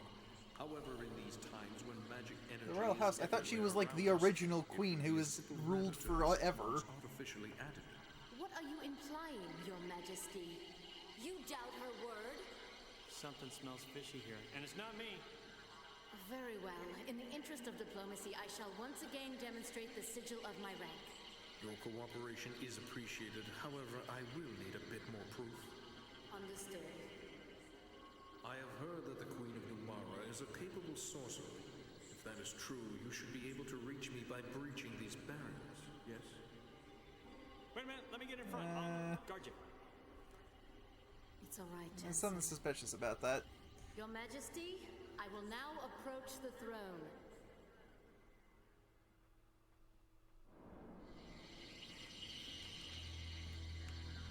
I don't trust it. Yeah. Yeah. Yeah. Does this have to...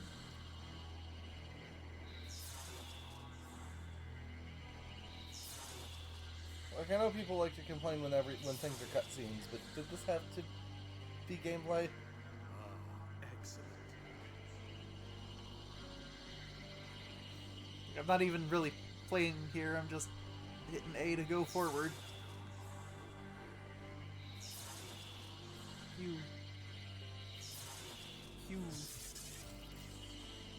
Why did it knock me backward?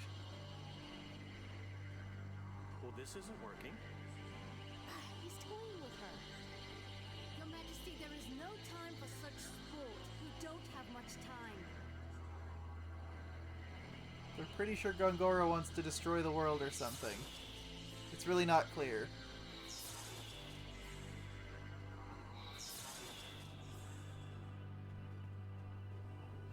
I'm like, have you two never met? Like, I know they're isolationists, but... Hey, what's happening?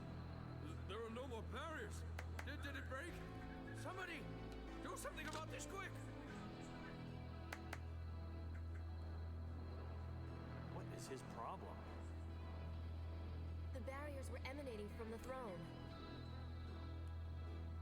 Even if you are the king of Gohtza, how dare you behave in such a manner? 4 bucks.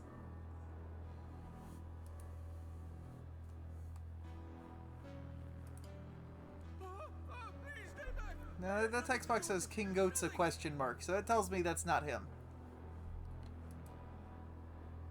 You're not the king. No, not the king at all. We're looking at a Mandarin situation, or is this a Gungora shit puppet? I think he's just a stand-in. So like the Mandarin in Iron Man 3. No, but like I think the king's probably real. This is just a guy they got so that the actual king didn't have to come meet us. Like for the specific instance. I don't think it's that there is no king.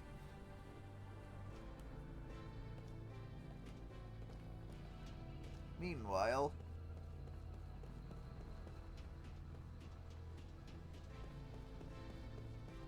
Well, now where the fuck is Kime supposed to go? I don't know.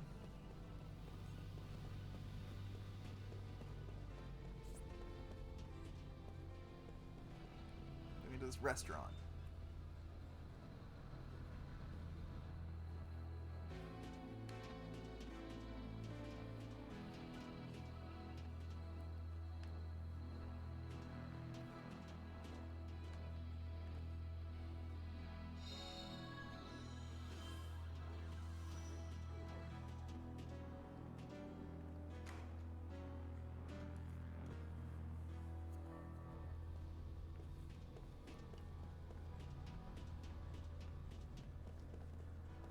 Can't wait for the portion where I play as just Cook and Mac.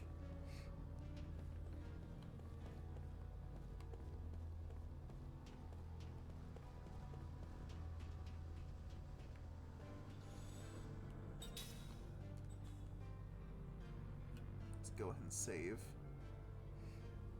Do I need to save actually? I probably don't. 6 boss fights in a row. Well, I didn't, like, I saved right before everybody split up.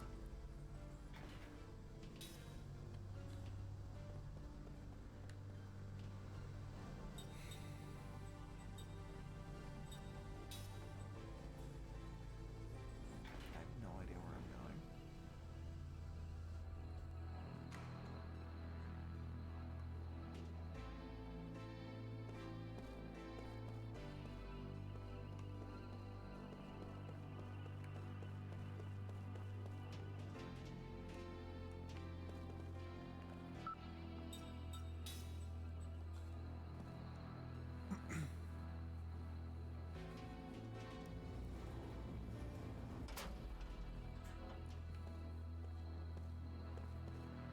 Maybe he's in the casino.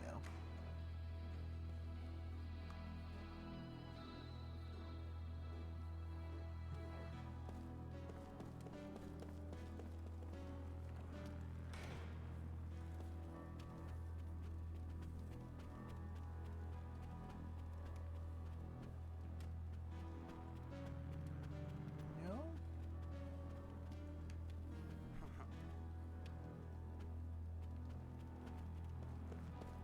Guess not.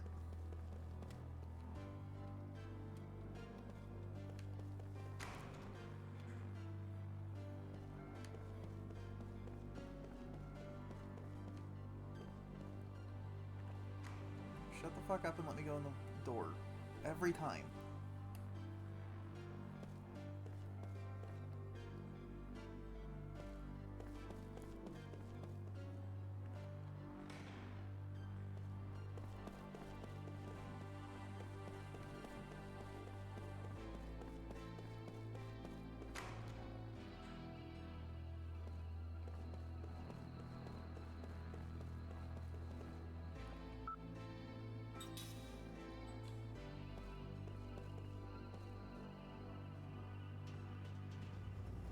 It must be a pathfinding thing. There were problems if they tried to just have him walk to the place from wherever he could operate the machine.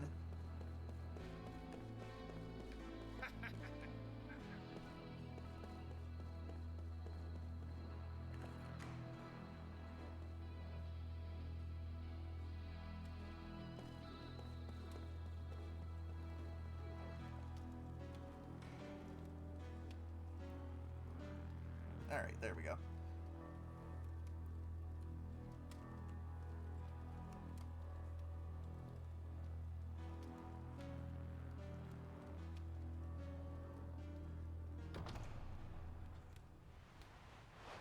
I knew it was you. Mars! I mean, Your Majesty. Kaim, Sarah. It's been so many years. You're still as lovely as ever, Sarah. Thank you. And you're still as charming as ever, Your Majesty. Why did you bring us here? Why the disguise? This was the only way I could find to spend a few quiet moments with you. It's not widespread knowledge yet, but word is out that you've abducted the Queen of Numara. Would you mind explaining what's going on? The Queen is with us. We're all true. aliens, You and abducted one of the other aliens who She's came one with of us us. is trying to blow But it would things take up, too and we're long to trying to stop explain. him. One of you. Yes, a fellow immortal. So the Queen who's been said to rule for 1,000 years is in fact immortal? I consider you to be You know, one in of us too. retrospect, I really should have put Even two and two though together. I'm not immortal? Not as an immortal, but as one who cares for this world. To think that beings from another world should be the ones to teach me about love for my own world.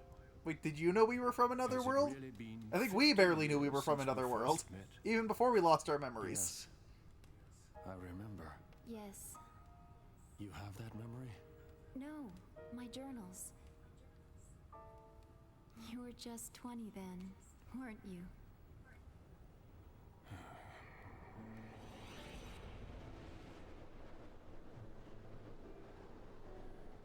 His memories have bad frame I rate. was certainly naive He's old. then to go off as I did.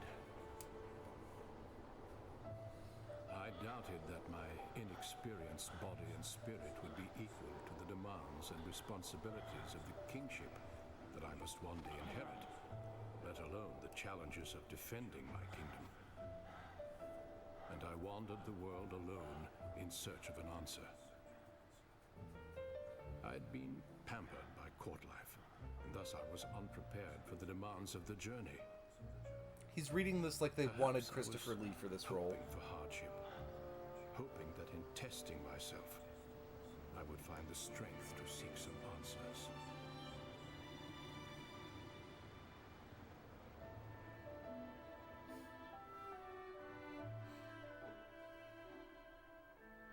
Hang on. It was Kaim who found you and rescued you. Kaim has come too. I think he'll survive. You and Kaim were already wed by then. I was jealous. This was Not 50 only were years you ago, though, right? How long did it take but him to you have a also kid? had a bride who would herself be beautiful forever. So he's gonna turn out to be evil, right? Look at that. He's 20 here and he still has gray hair. That's never a good sign in an RPG. Yes. No, he just ages really bad. You'll put your life on the line to protect what you love. A truth that is as significant as it is simple. That was when you discovered it for yourself.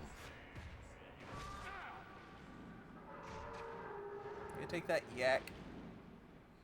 Oh, I remember what you told me, Kaim. Love your kingdom as you love Sarah. Yes, you fear for the things you try to protect, and it is a fear you become accustomed to. Thank you. That's not the important thing. What matters is knowing that nothing lasts forever. Knowing that something isn't eternal makes it more precious to you. It makes it worth fighting for. Words are unnecessary. What matters is Seriously, love he looks like he's like and the will to 45 fight for here. what you love.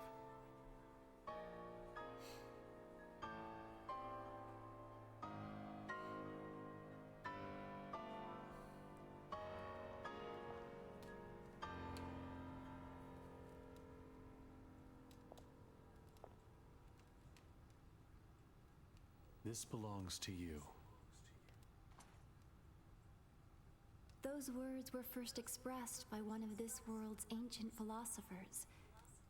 His thoughts live on, even though people and history may change. The words engraved on that coin are the truth.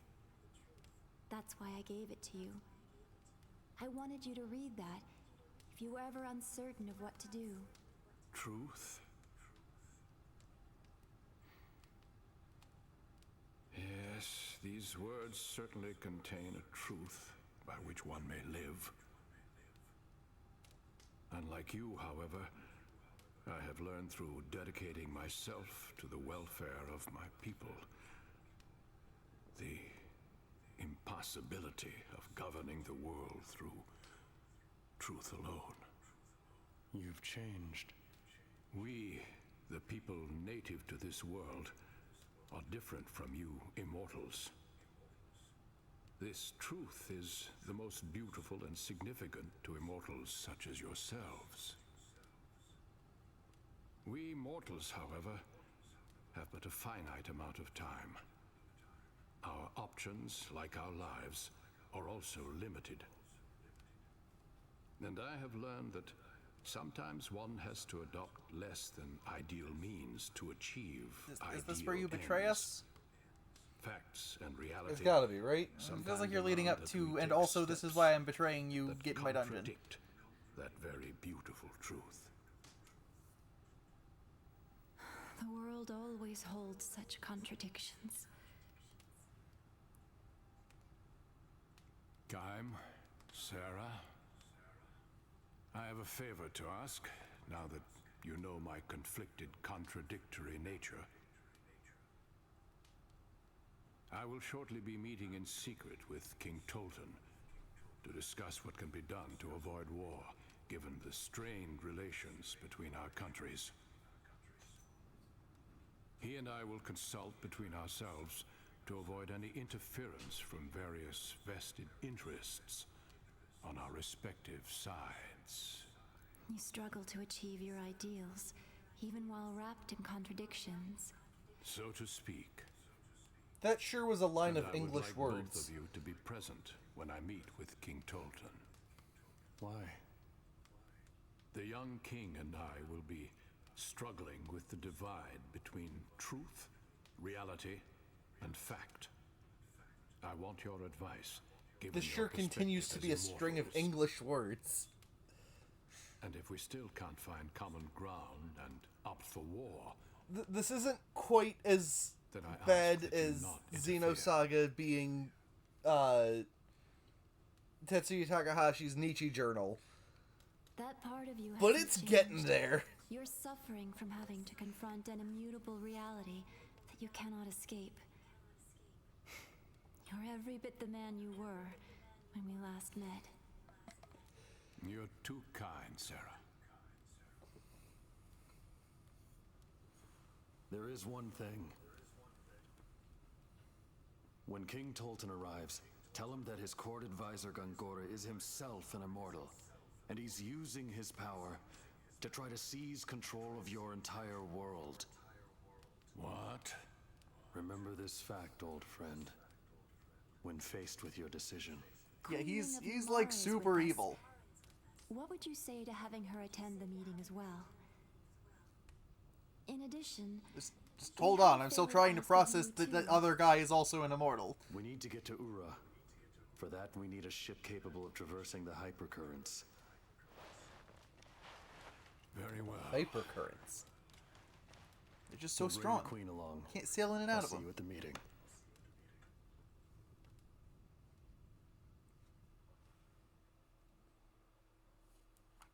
See how that cutscene happened? They sure did say a lot of philosophy. And flashback to when the guy was 20 in the body of a 45-year-old. If it was that fucking easy.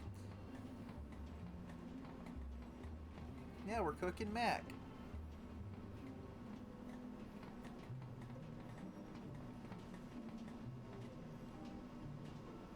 Sheesh. I've got an important business engagement to make. Sucks for you, Luglef.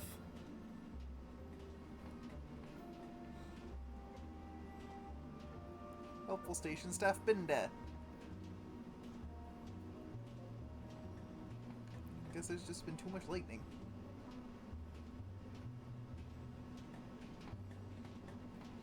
Can't tell if this person's name is Rich Glannis or if they're Glannis who is rich. Everybody has an adjective, so he's got to be Glannis who is rich. No, popular entertainer Rich Glannis.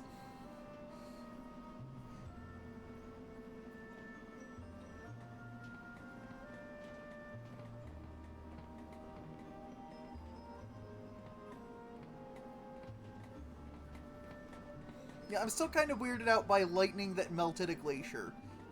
I don't think that's how lightning works. Or glaciers, for that matter.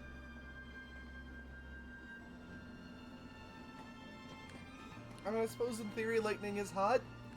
But it's not hot for long enough.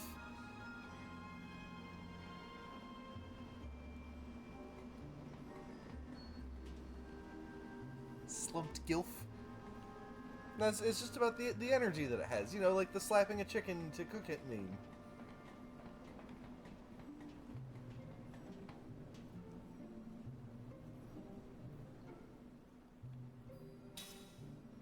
Yeah, I can buy stuff. I have no money. I can buy stuff.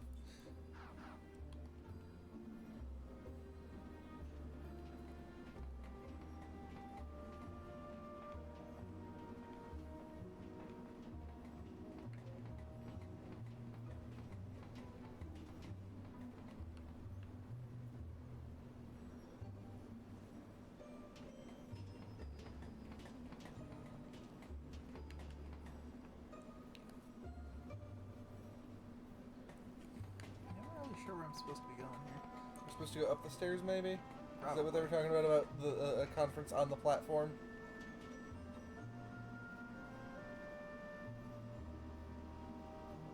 Why not? Ooh, Geff. Geff. Geff.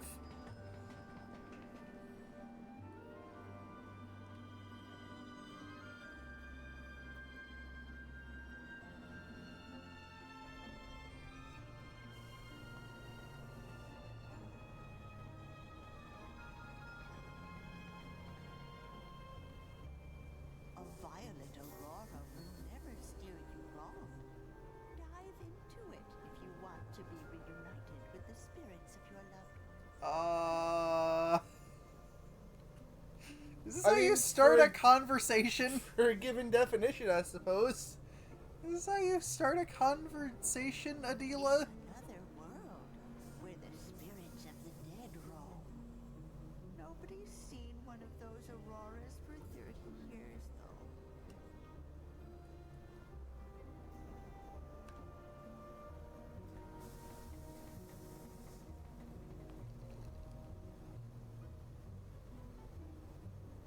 Nihilistic Gerdorf.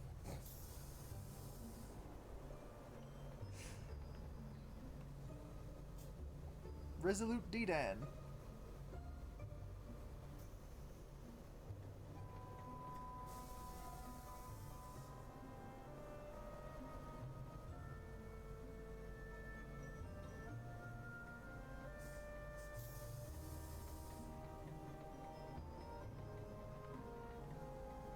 Chest.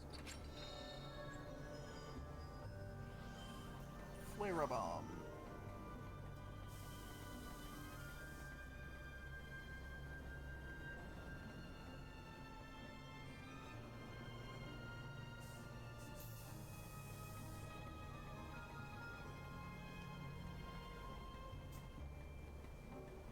I was like, I remember they wanted to go see the big thing, whatever it was. I think it was one of the trains. Yeah. What am I supposed to do? Probably go jump into a Violet Aurora and kill yourself, I guess. Based on that last cutscene. No, it just gets us in touch with the spirit world. You can't tell me what to do.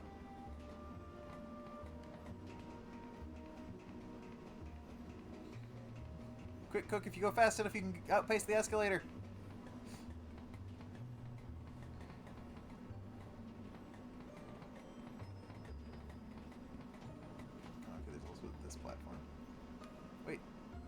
there's a chest.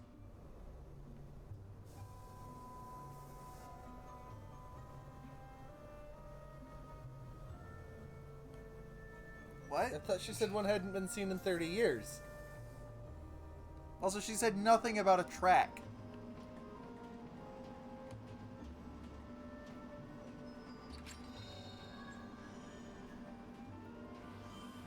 Four loud bells.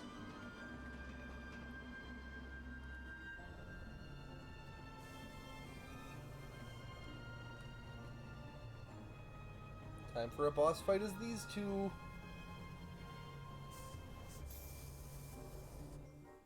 No, you dipshits, don't get on the train.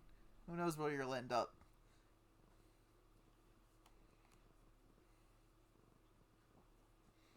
Just get on the train. Next stop, Gungora's house. Don't get on the train. Once you get on, you cannot ever leave. What? Let's go see the Violet Aurora. If we can get to it, Wait, did they just fucking leave the control room open? actually believe that story? Yeah. Come on, she'll be there. It's just a story. Why did we let these kids go off on their own again? Why is his hair clipping through his collar? I'm not dreaming. Remember how Mom's flower saved us after Gongora wiped us out? She's here with us. Don't you want to see her too? If we can find her in the Aurora, I want to try it. Again, that woman said nothing about train tracks. All right. I'll take your word for it. Let's do it. I'll drive this train. Do you know I how? want to make this clear. Do not blame I think me you're about to for kill a lot of people. This was your idea, not mine. I know. Yeah, I don't think you understand the power of a train. If you mess this up, I don't think there's gonna be anyone left to put blame on. All right, stop crying. If we're gonna go, let's go already. You maybe want to wait for the adults? No? Just me?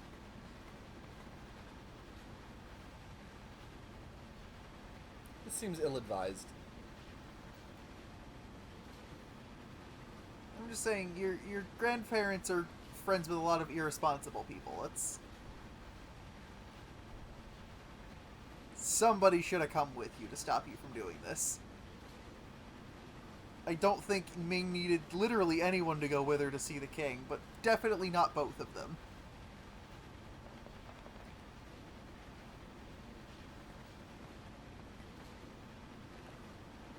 I was not paying enough attention to that cutscene to see what they fucking... It's fine. We're just gonna take this train, and you can't stop us because you're morons. Was nobody watching the conductor compartment of the train?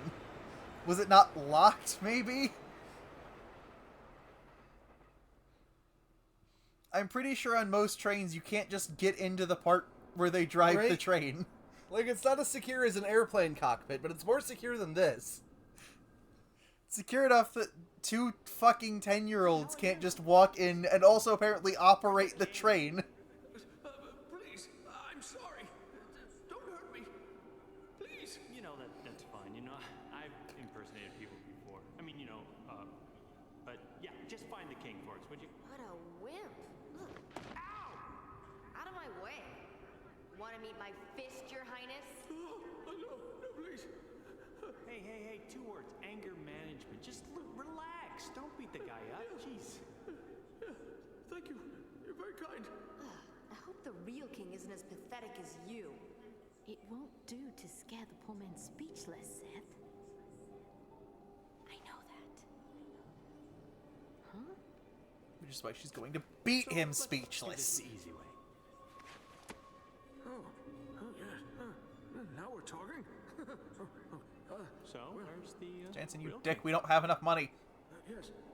Head for the train station. Our king is meeting with the King of Ura on board a train there. But no one is supposed to know.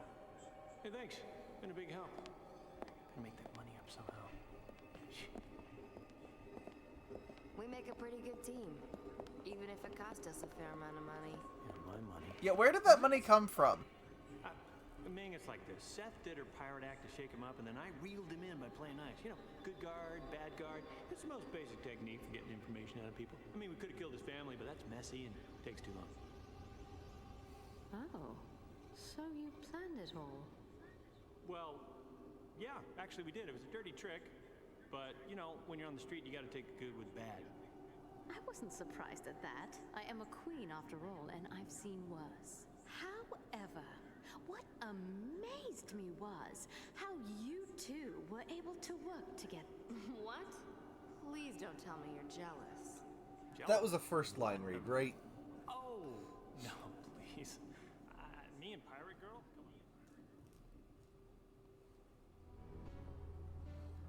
So the train that they were going to meet on is probably the one Mac and Cook just fucking stole.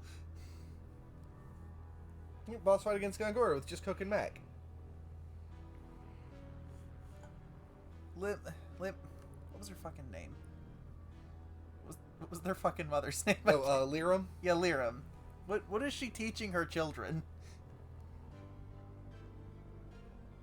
Maybe she was too sick to teach her children. Like, did they just skip Don't Steal Train class?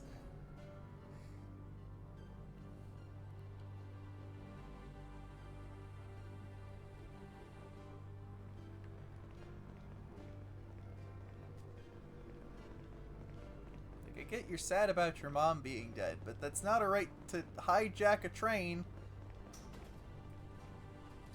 There was probably people on that train, you just put them all in danger.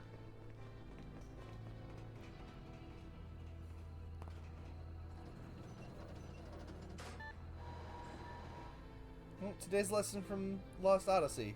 If your mom's dead, you have full permission to hijack a train. Because you gotta go jump into a Violet Aurora.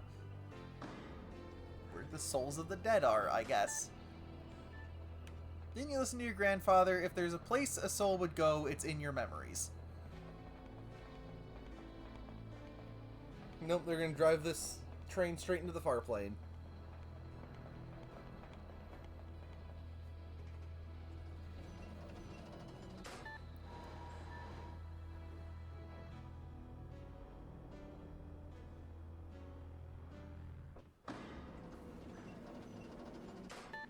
I really didn't want to, because I don't know what I'm in for coming up here, but I think I might actually save before doing anything else.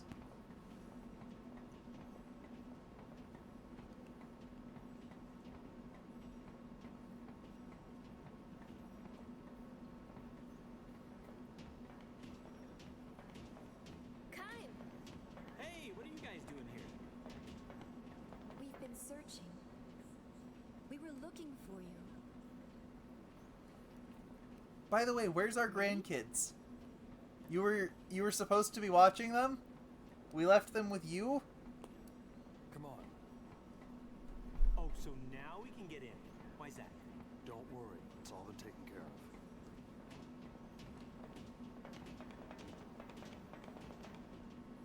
of. I've just destroyed the chains of their memories that prevented us from entering.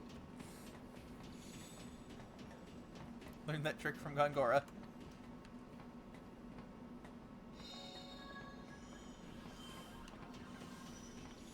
I'm just gonna go ahead and save. I didn't want to, because, like, I don't know what we're in for, and I didn't know if I was gonna need to go back and try to get more items or something, but we've got enough items, it's fine.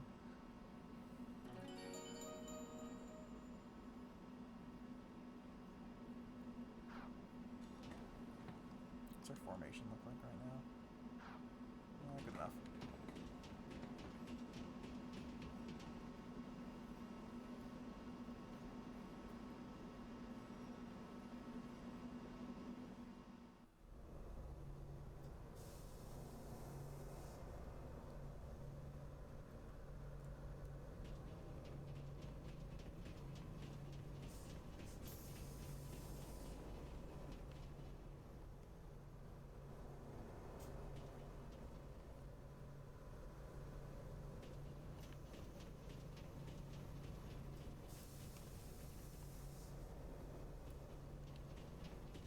I sure do love having to guess which order I need to do things in.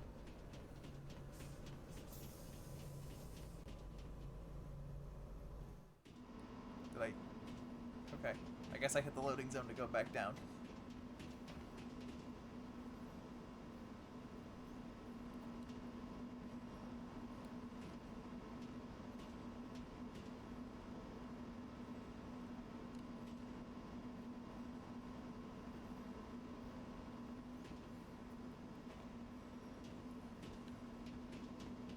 Okay, so this was just the platform to get to the king meeting. Where the kings are going to talk to each other.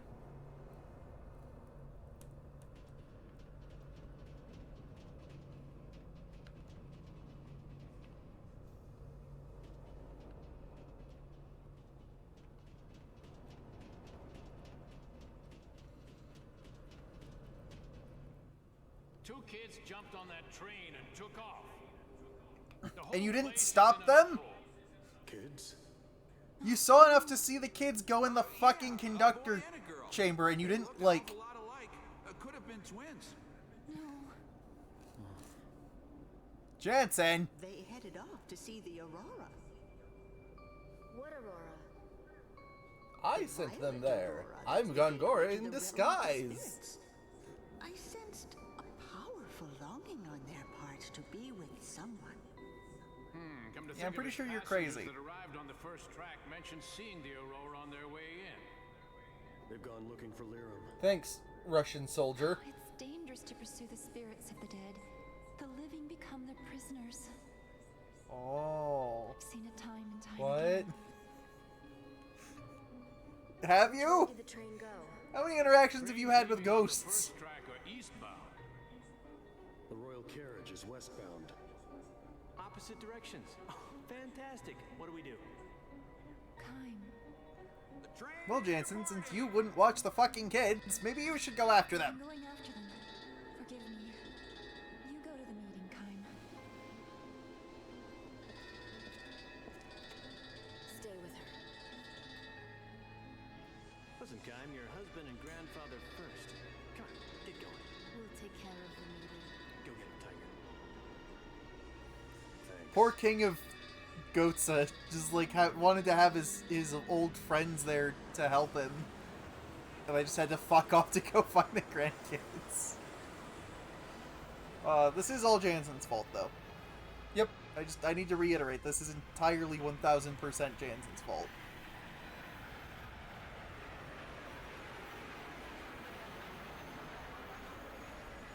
That sounds like an action set piece. Look at that bridge.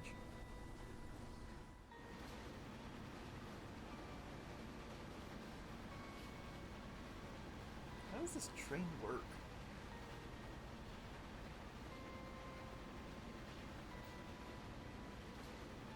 So do we have to fight Lirum now?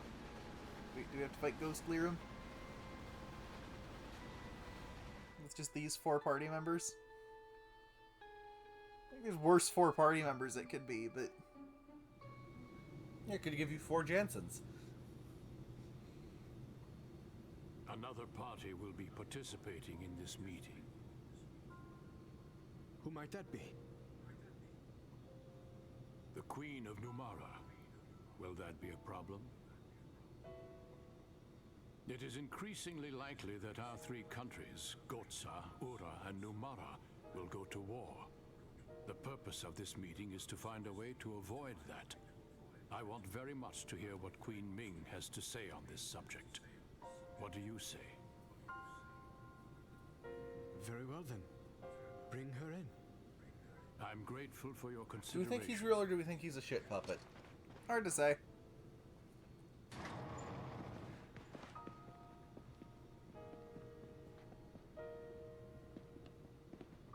Thank you. That Hey, sure was a kitchen's walk still cycle from the butler. Please accept my apology for imposing myself upon you in this manner, Your Majesties. Please be seated. Thank you. Queen Ming, this is His Majesty Tolton, the King of Ura. Would you please share your concerns with us? Most certainly, Your Majesty. I would really like to not go to war. What do you think? Your Majesty, Stare. I have important information concerning your royal advisor, Gongora. He belonged to our group of immortals, but now it appears he's created his own agenda to dominate this world. Gongora is. Well, I guess there is no subtle way to say that. What he desires is power. Tremendous power. The rumors of attack by Numara, the response the Urans took The by models building look up really arms, solid and in the this restoration game, of but the their Uran mouth monarchy movements are with you really on the off. throne, all are parts of Gongora's grand scheme. Grand Staff is an essential part of Gongora's plan. I don't know, Tolton and it here is looks like he does not get incredibly enough sleep. dangerous. Your Majesty, we beg you to destroy the staff without delay. Grand Staff will make enormous contributions to Ura's development. I can't simply destroy it. I must agree with I feel like King his Tolton. arms should have moved more there. The completion of Grand Staff will mean the culmination of all our years of harnessing magic to advance our civilization. Yes, but it's also probably going to loss explode would and be kill tragic for everyone. us all. Your Majesties have surely heard of the catastrophe at the Wool Highlands. I've heard that a meteor fell on the battlefield. Yes, and it was most probably brought down by Gongora. What? And there is no telling when he may strike with a second or third meteor.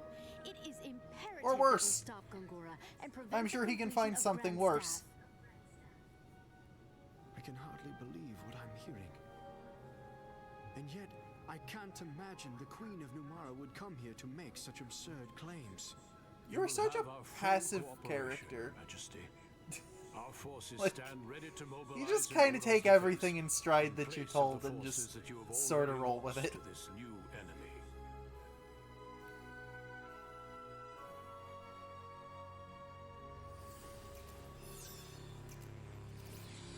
Oh, hey, he has the eye thing.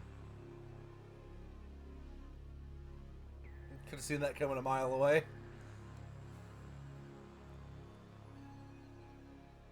Honestly, I don't know why the Immortals didn't think of that, but I could also see where maybe they just don't care if Gongora knows that they know. I mean, Gongora does know they know. He told them. Indeed, dedication to duty. How then should I respond? Should I destroy the mirrors before the other immortals fully regain their memories? Connect The me to mirrors? Tolton. The I need mirrors. to relay some information. I think they've mentioned the mirrors. I think there was like a tower full of them or something. Your Majesty, I think it's where tell they the come King of from. Gohtza that you will hand over the blueprints and essential data on Grandstaff. Announce that you will join forces with him. Oh, the texture was bugging out a little bit there.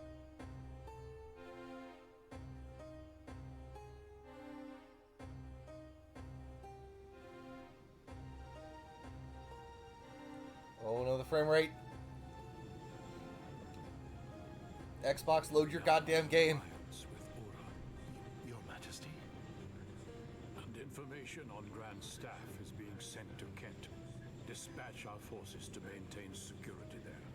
Right away, Your Majesty. Ah, one more thing. Yes, Your Majesty. Ura appears to know something of our relations with Kent. You mean our meetings with Kent before the attack on Ura? Correct. This alliance could be an Uran trap. Take the usual measures and use caution. Do you have usual measures for when you enter into an alliance, but actually it was a trap? Like, does this happen often to you? I understand once in a while, but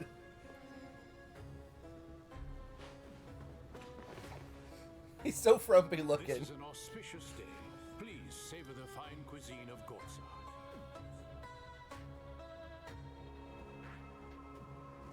This is the most evil meal in history.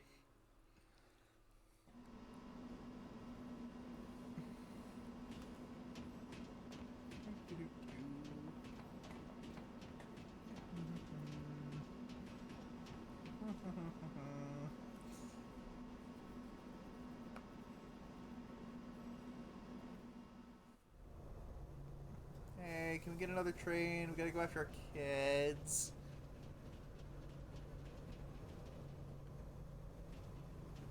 Yeah. Okay. How do I go after them, though? I figure I gotta get on another train. Maybe I gotta go down to the other platform.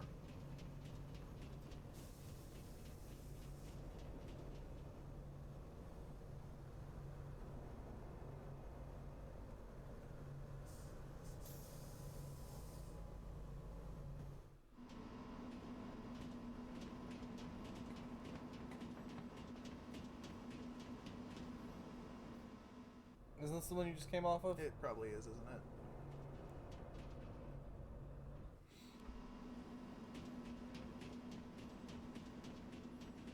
One more. Now up.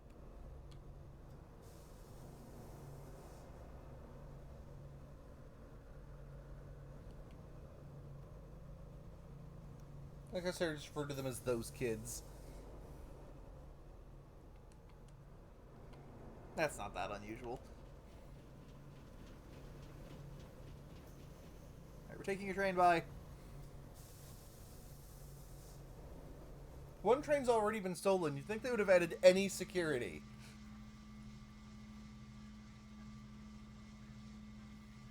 Gohtza doesn't believe in security. They just have measures in case they're betrayed. No, stop. Hey. Wait, are they dogs? I was wondering that earlier. I thought they just had funny hats on. They're Doberman people. Okay.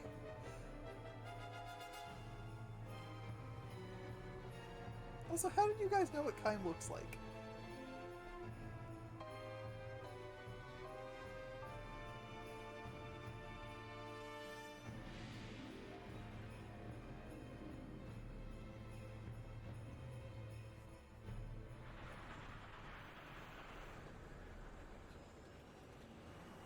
Stare.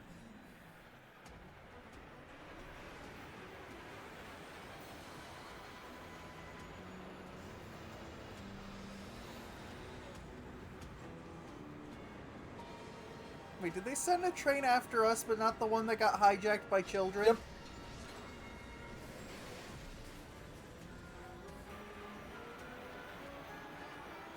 They're going to stop us by force. Let's do it.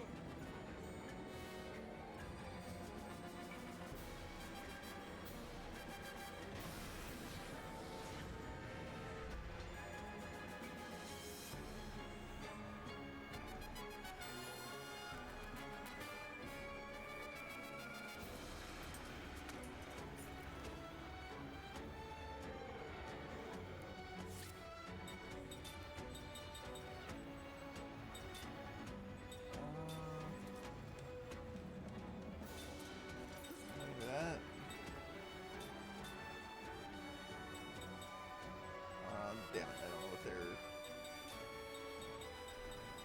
My character who had that isn't in the party anymore.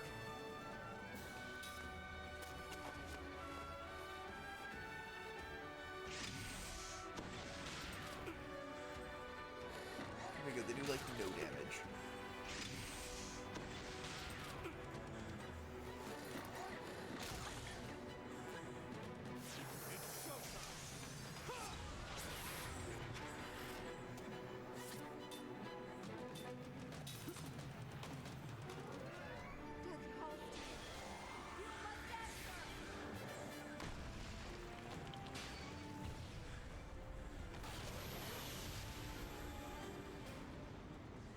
That was effective.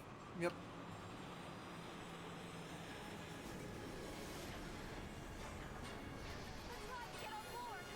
We gotta stop them. Gotta stop them! Are you fucking me right now?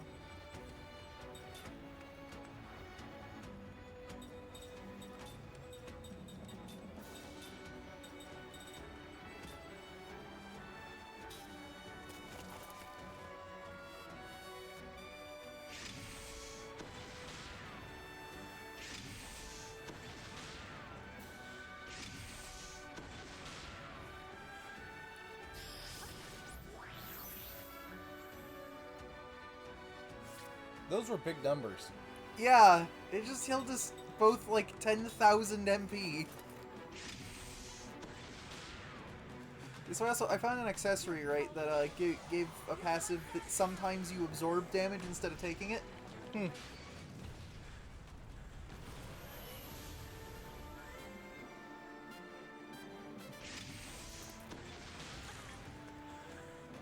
Why didn't it hit you?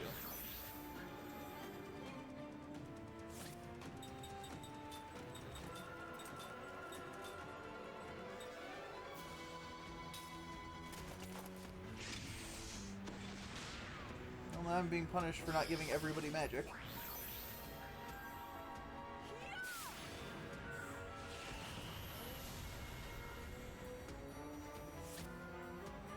But do I also have to kill the other thing? It's not hurting me.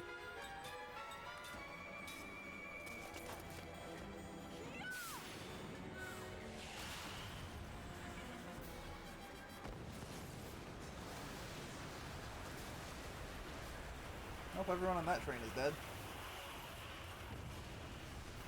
What is that? And that one. Oh no, not the tank engine. Oh god, it's the tank from Valkyria Chronicles. Oh no. I'm gonna get right before I kill it and it's gonna force end the turn.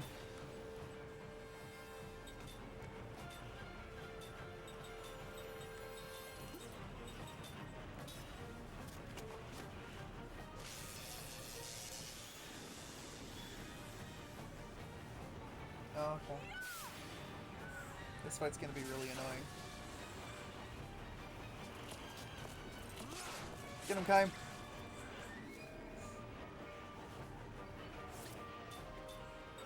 don't know how long that lasts, so...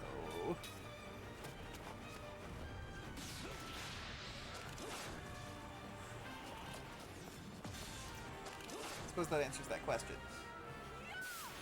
Alright, Kaim, you keep defending. Sarah's got this.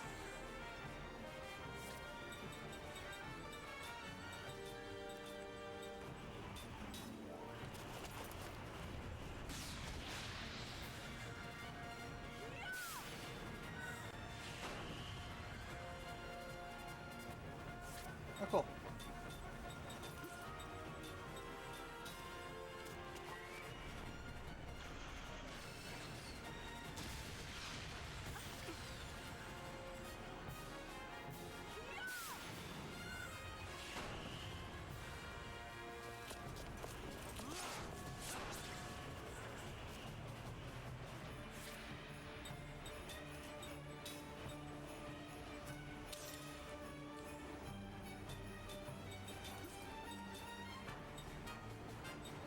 Background is going to give somebody a seizure. Yup.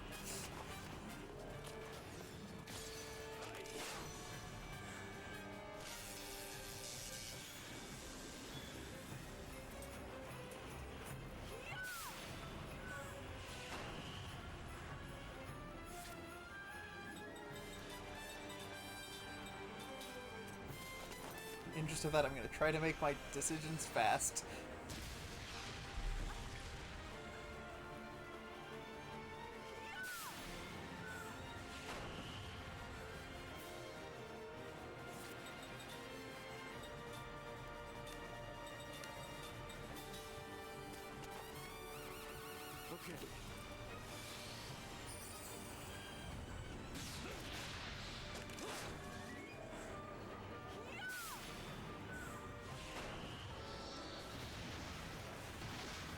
Okay, I beat it.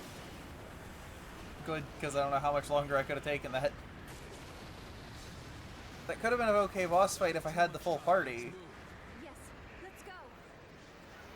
And like it had like switched back and forth between which kind of damage it would take, but...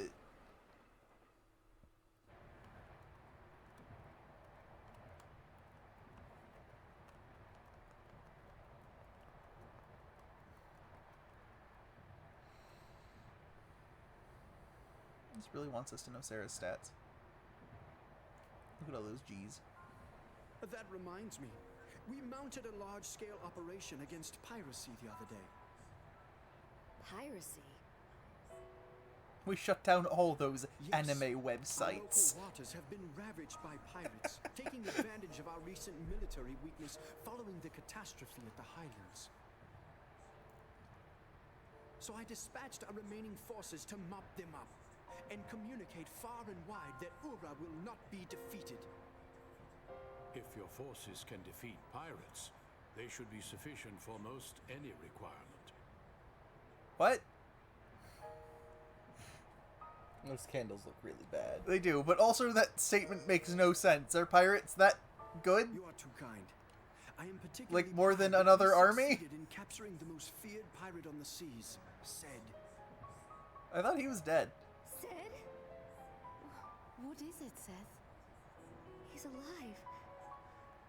That voice clip and that animation did not match. Huh? Hey, don't say anything about this now. We don't want any trouble. You don't have to tell me twice. Now, I am aware that you've selected Kent as the site for the handover of Grand Staff information. I wonder, though, about the security detail. Will they be sufficient? I would gladly dispatch Ulin forces to take part as well. Their morale is much higher following their successes against the pirates. I am certain their presence would be helpful. Your concern is I wonder if appreciated. Seth is actually alive or if Gungora fed him that as a trap. There, however, are from Gohtza's main battle force, the pride of our military. No unwanted visitors will even get close to Kent. May I rest assured that the information will be in good hands once it has been delivered? You may indeed. Every effort will be made, if it means Gohtza may also share in this magnificent magic energy. Pardon me for interrupting, but I'm afraid I don't fully understand what your majesties are speaking of. Ah, yes, forgive me. We are speaking of the construction of a second Grand Staff. So you know how you told us to shut down the Grand Staff? Well, actually, we thought, what if we made another one? I still don't understand. We immortals asked that Grand Staff be destroyed. Kime told us that the purpose of this meeting was to avert war. Indeed, war has been averted. And we're not gonna have a Tolton and I war. have come to an agreement, thanks to your Won't have much of a Majesty's world either, but We thank Kime for introducing it. Look, can't have war if everybody's dead. exactly.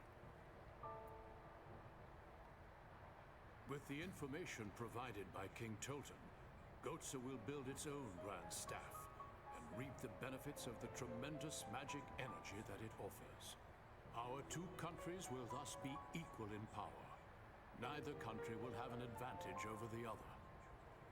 Look at this.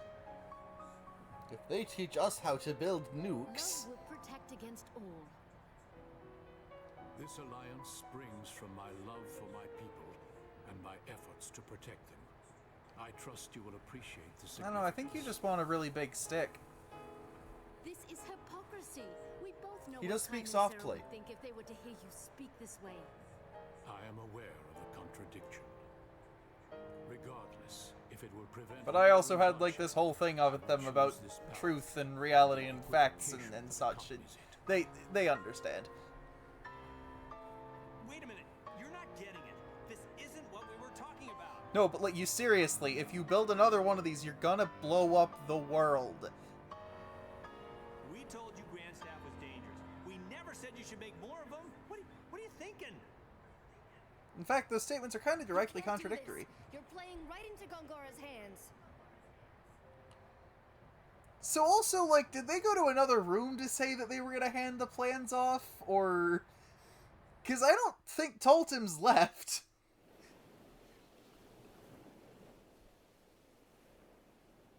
Sure has a lot of battleships.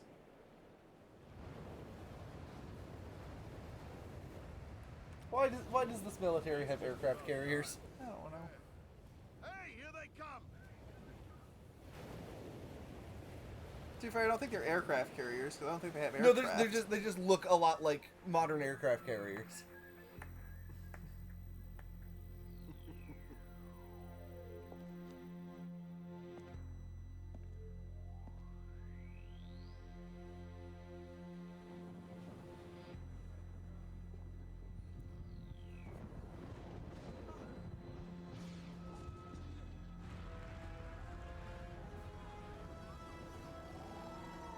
I guess meanwhile this is happening.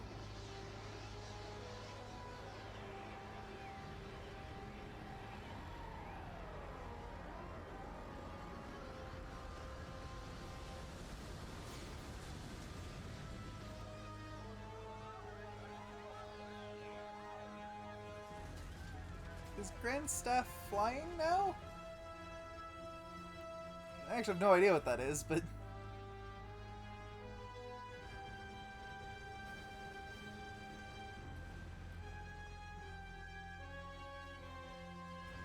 Yeah, I'm kind of thinking he just moved Grand Staff.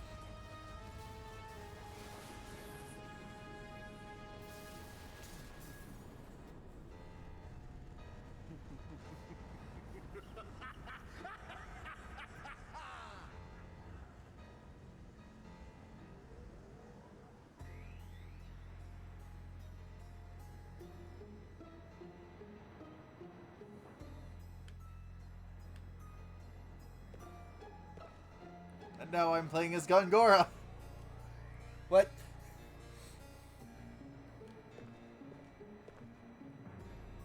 Well, apparently I was supposed to go this way. Even though he was facing that way. And that was the way the camera was oriented. Gongora. I don't know.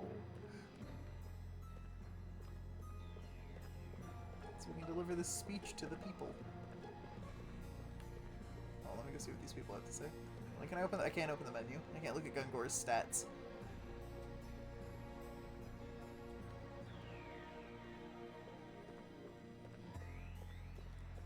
I also can't sprint. I can walk though.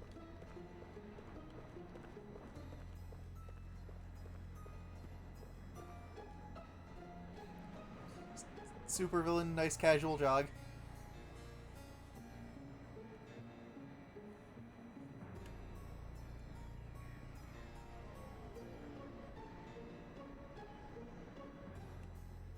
Here's Kaim. His stats are actually alright.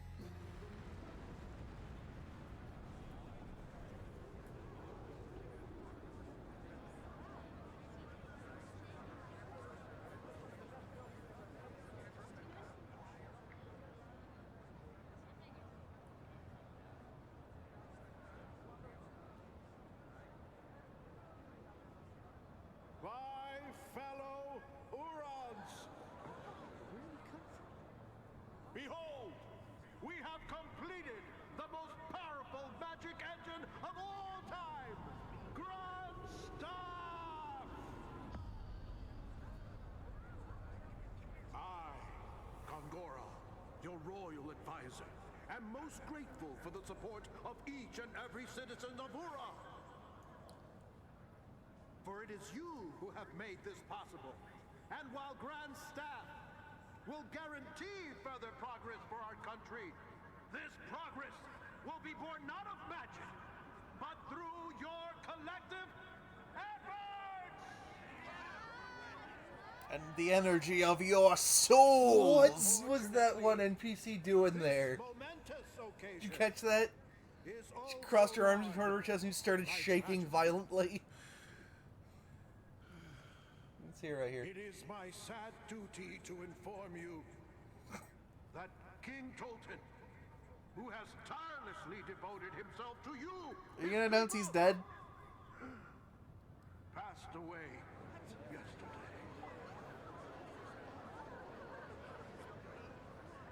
His Majesty. So did he actually kill Tolton and we have a shit puppet on the train? No, I have a feeling he's just lying and he's planning to blow up the train. His Majesty was never able to establish that alliance. Gohtza informed us that His Majesty fell suddenly ill and perished with terrible swiftness. However, our sources in Gohtza have determined that is a lie. In fact, His Excellency was clearly the target of a treacherous assassination! Before he departed for Gohtza, King Tolton may have foreseen his impending death. Therefore, he entrusted me with full, unconditional authority. Hey, does anybody think it's kind of convenient that all the leaders have died in the past, like, week and a half, and Gongora just keeps gaining power. His Majesty gave his all to his people and his country. I mean, look at the current political situation in America and tell me people aren't just that gullible.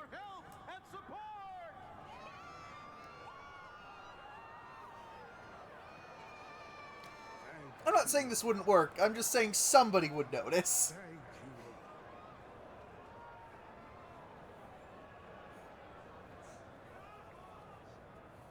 His Majesty was all too aware that war is a foolish choice, as am I. However, to simply concede... Also, war kicks ass, and we should do more of it. ...would constitute a national outrage.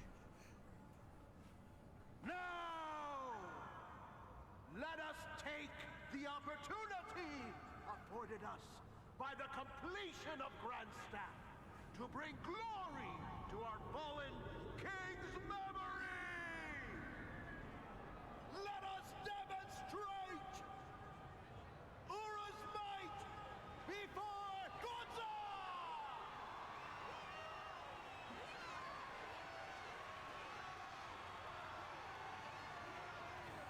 Oh, those NPC faces.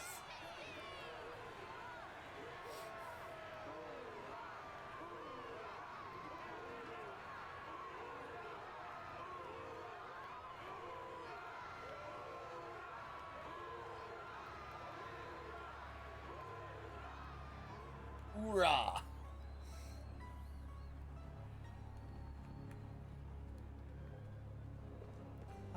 Alright, brisk jog back up to the staff. Too many things are happening right now. Like, the shit on the train's happening, this is happening, the other shit on the train. Like, this just feels like somebody at Microsoft complained about how long the cutscene was.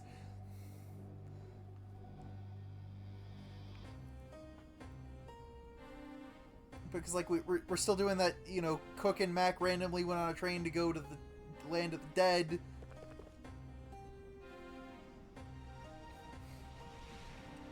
Such important gameplay to walk those 2 steps. You know, they're doing negotiations on the train about Grandstaff. This is happening. Which would work for, like, a novel. Maybe. Sometimes novels try to do it and it's equally frustrating, where you're like, no, I actually kind of wanted to see the end of that other plot thread first, before you jump me back halfway across the world to these other people. It is time. I have chosen you 7 sorcerers, each a master, as my dark allies. Nope, that's 7 boss fights. As of this moment, you are clandestine operatives reporting directly to the royal house. You will be called upon to serve me faithfully as I take command. Well, maybe not. They do all look the same. I ask you all, are you prepared to die in my service for the royal house of Ura? Excellent. Now, we proceed to the tests. Good, because I'm going to be killing you now to fuel the Grandstaff. Guard yourself in any way. You shall not resist. You must bear my attack in silence.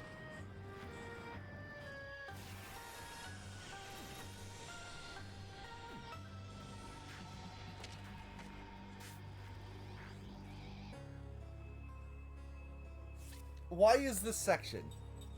I don't know. I mean, he uses no MP. He has infinite MP. Look at that. But sure does. But only 1600 HP. So, like, next time we fight him, he should just immediately die. What do I have? Breaks. I'm gonna use breaks. I want to see what Gungora's ultimate black magic looks like.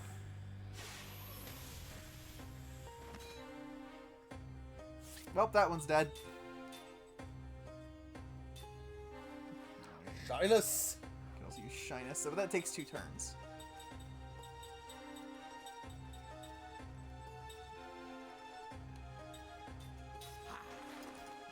All Flareus, which also takes 2 turns. At least it's supposed to.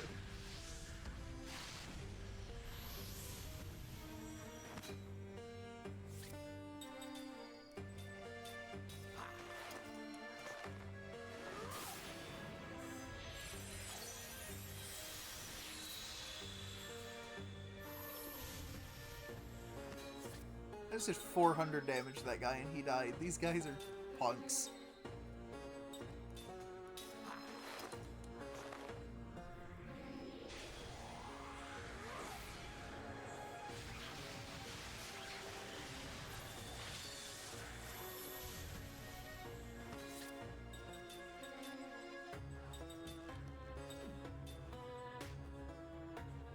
They all have colors. Probably supposed to use each spell to kill them off. Because notice you're only killing one of them each time, even though you're hitting everybody. Yeah.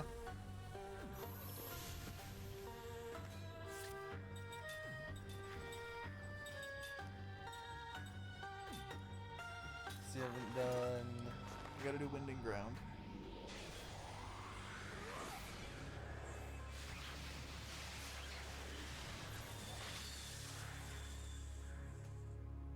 I thought you'd done Wind already. Maybe I did. I didn't think I did, but...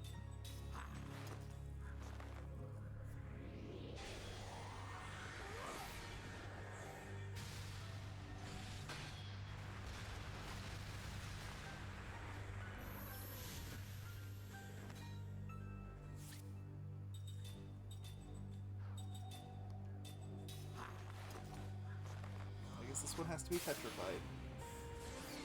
Ah, you fool.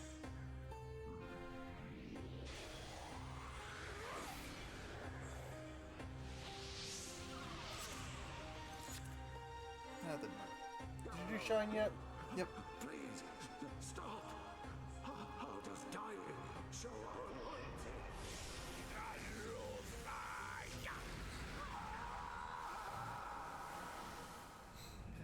What in the Mortal Kombat was that voice line?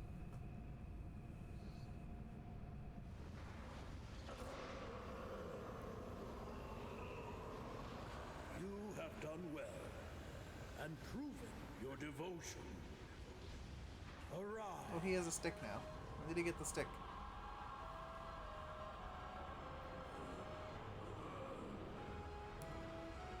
Lord Gongora, please help me with your magic. I told you not to resist me. You have proven how limited your devotion truly is. A coward such as you has no place in my darkness. Now, listen well. You have no souls, no identity. All that matters is your devotion to me and your superior mastery of magic.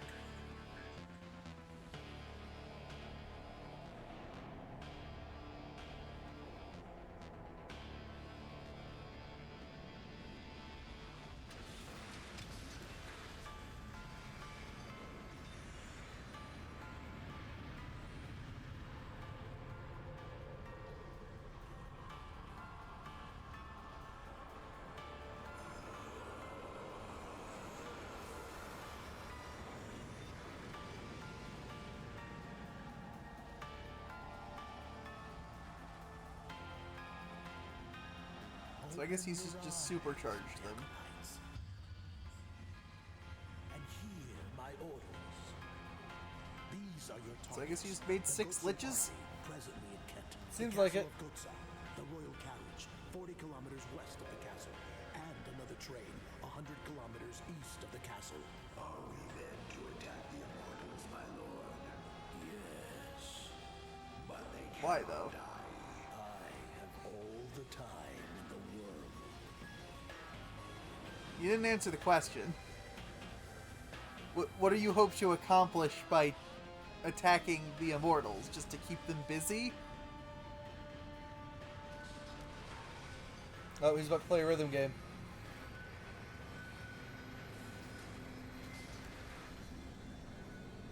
His hot limit on this machine? He's about to try to control Vegnagun.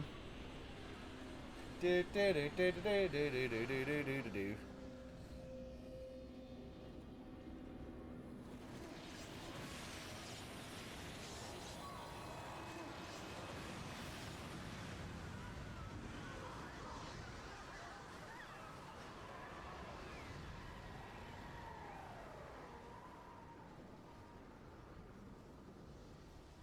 You ever just look up in the sky at your giant military project causing a massive lightning storm and think, are we maybe the bad guys? Because that was sinister as hell.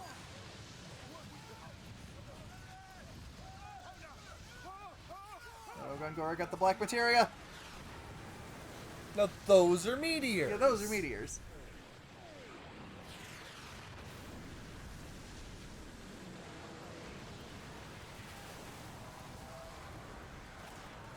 I feel like this could have been the end of Disc 2.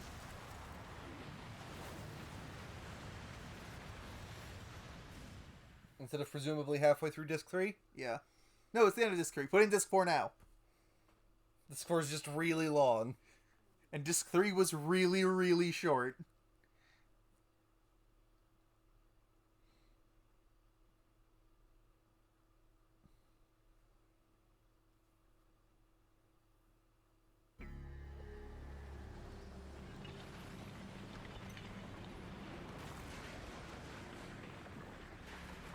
What? I guess he's like grabbing all the ice, or maybe Mother Nature's fighting back.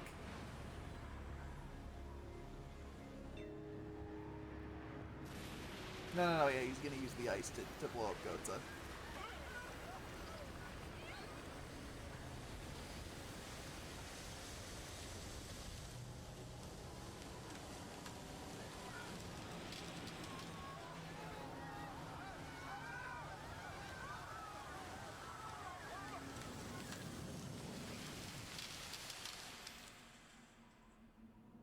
Oh, I guess he got rid of them by just freezing the place.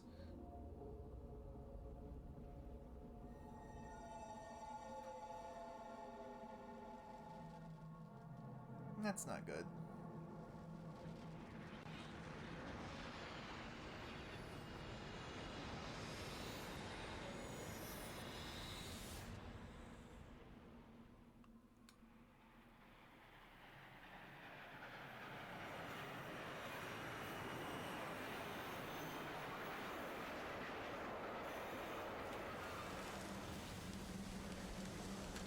Ah, shit, we gotta fight Eden.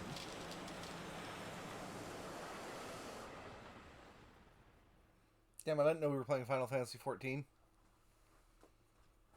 Although I don't think you actually fight Eden in that raid series. I think you just fight on Eden and in Eden. Something's happening! Everything around us is frozen! What's going on? I sense magic energy. Far more powerful than anything I have ever encountered. It's the Wool Highlands all over again! Whoa, stop it! Wait, hey, you don't think this is Grand Staff's doing, do you? Huh? Gongora! So Kaim was right. Yeah! Yeah! Did you doubt him? King Tolton. What is the meaning of this? That face. King Tolton? I tell you, I don't know. We cannot hesitate now. Implement the contingency plan immediately. Yes, sir, Your Majesty. Contingency plan? That is the How would that work, actually? Reprisal.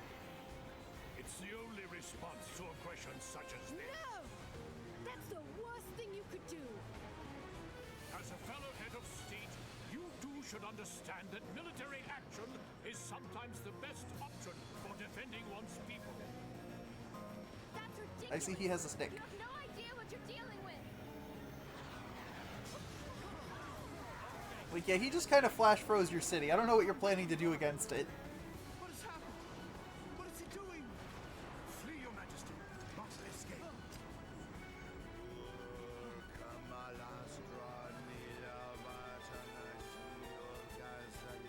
Where do you think you're going?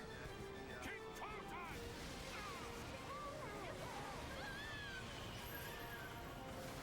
Oh, for fuck's sake. That was supposed to be me.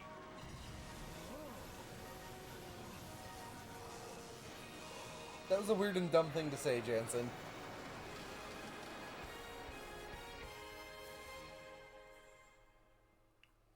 A lot sure is happening all of a sudden. Yeah.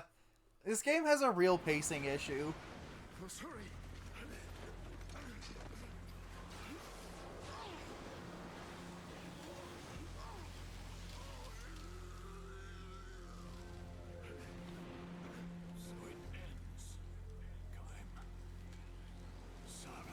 like, we're kind of at a Final Fantasy 13 level of arbitrary party splitting.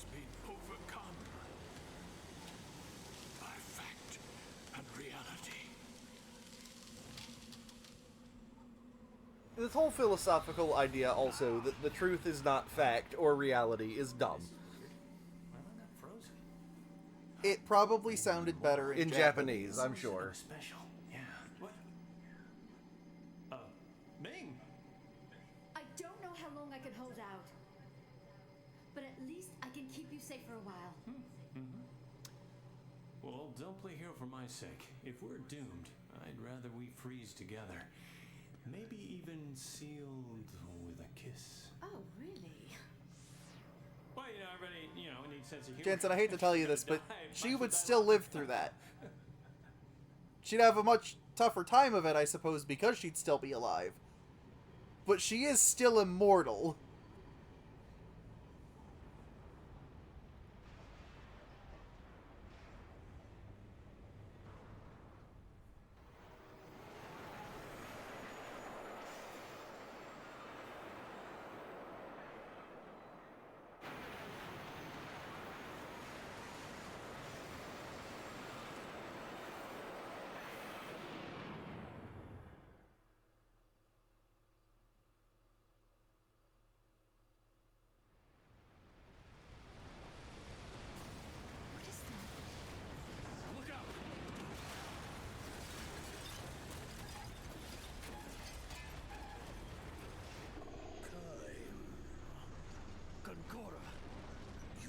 Wait, he can talk through the ice? You do not see. We were destined to be gods, you and I. No silly sense of purpose can stand before that. Is that not in and of itself a sense of purpose? That was Gongora? Damn him.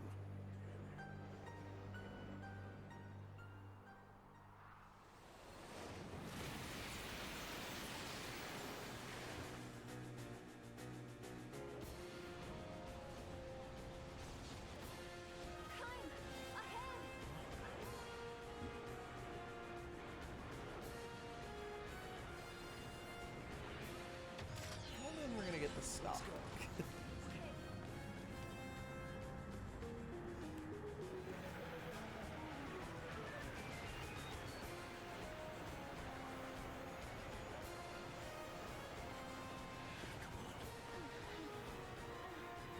Cutscene. We've been having a lot of those.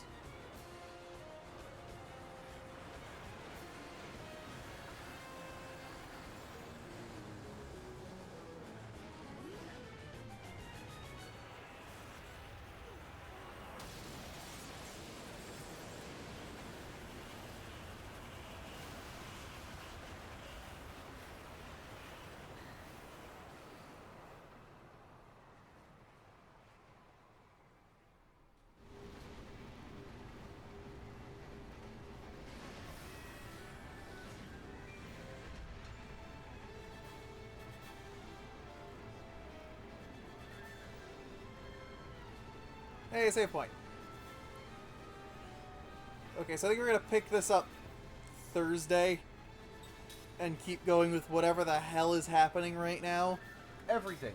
Everything is happening all at once. It's just like when we suddenly ran into our daughter and all the plot started getting revealed.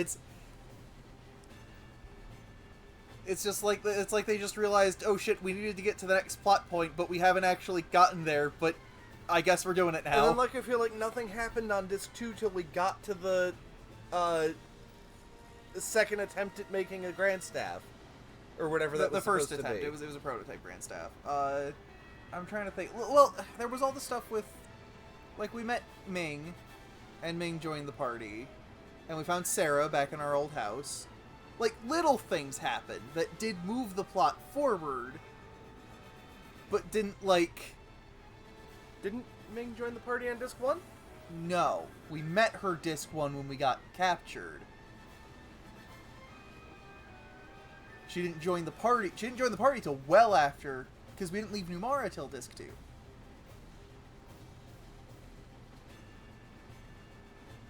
I guess we didn't have her going through the forest, did we? No. Because Disc 1 randomly ended in the middle of the forest. Yeah.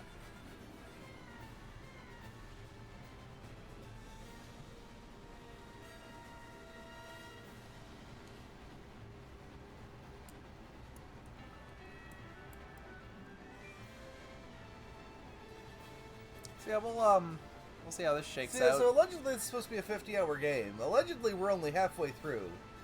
I don't see how that's possible. I can buy this as a 40-hour game, maybe 45 with grinding. I'm struggling to see another 24 hours in this game. Could not tell you. Although it's supposed to be fair, Final Fantasy XII kind of hit a point like that too. Where like, we've got to be getting towards the end, and then they introduced that whole extra plot with Vana being a heretic. And you also just do like a 12-hour detour with that. And also then walk to Arcadia. That takes a real fucking long time with nothing happening.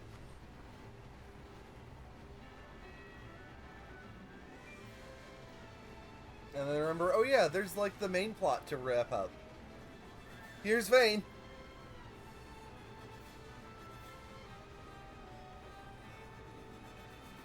Yeah, so we'll be back to this Thursday. See where this all goes. If it all goes. You watch Thursday, will be another no plot stream somehow. That's just how long this train section is. But hey, we're doing a battle on a moving train. Yep. That makes this the greatest game of all time, if I learned anything from reading reviews about Uncharted 2.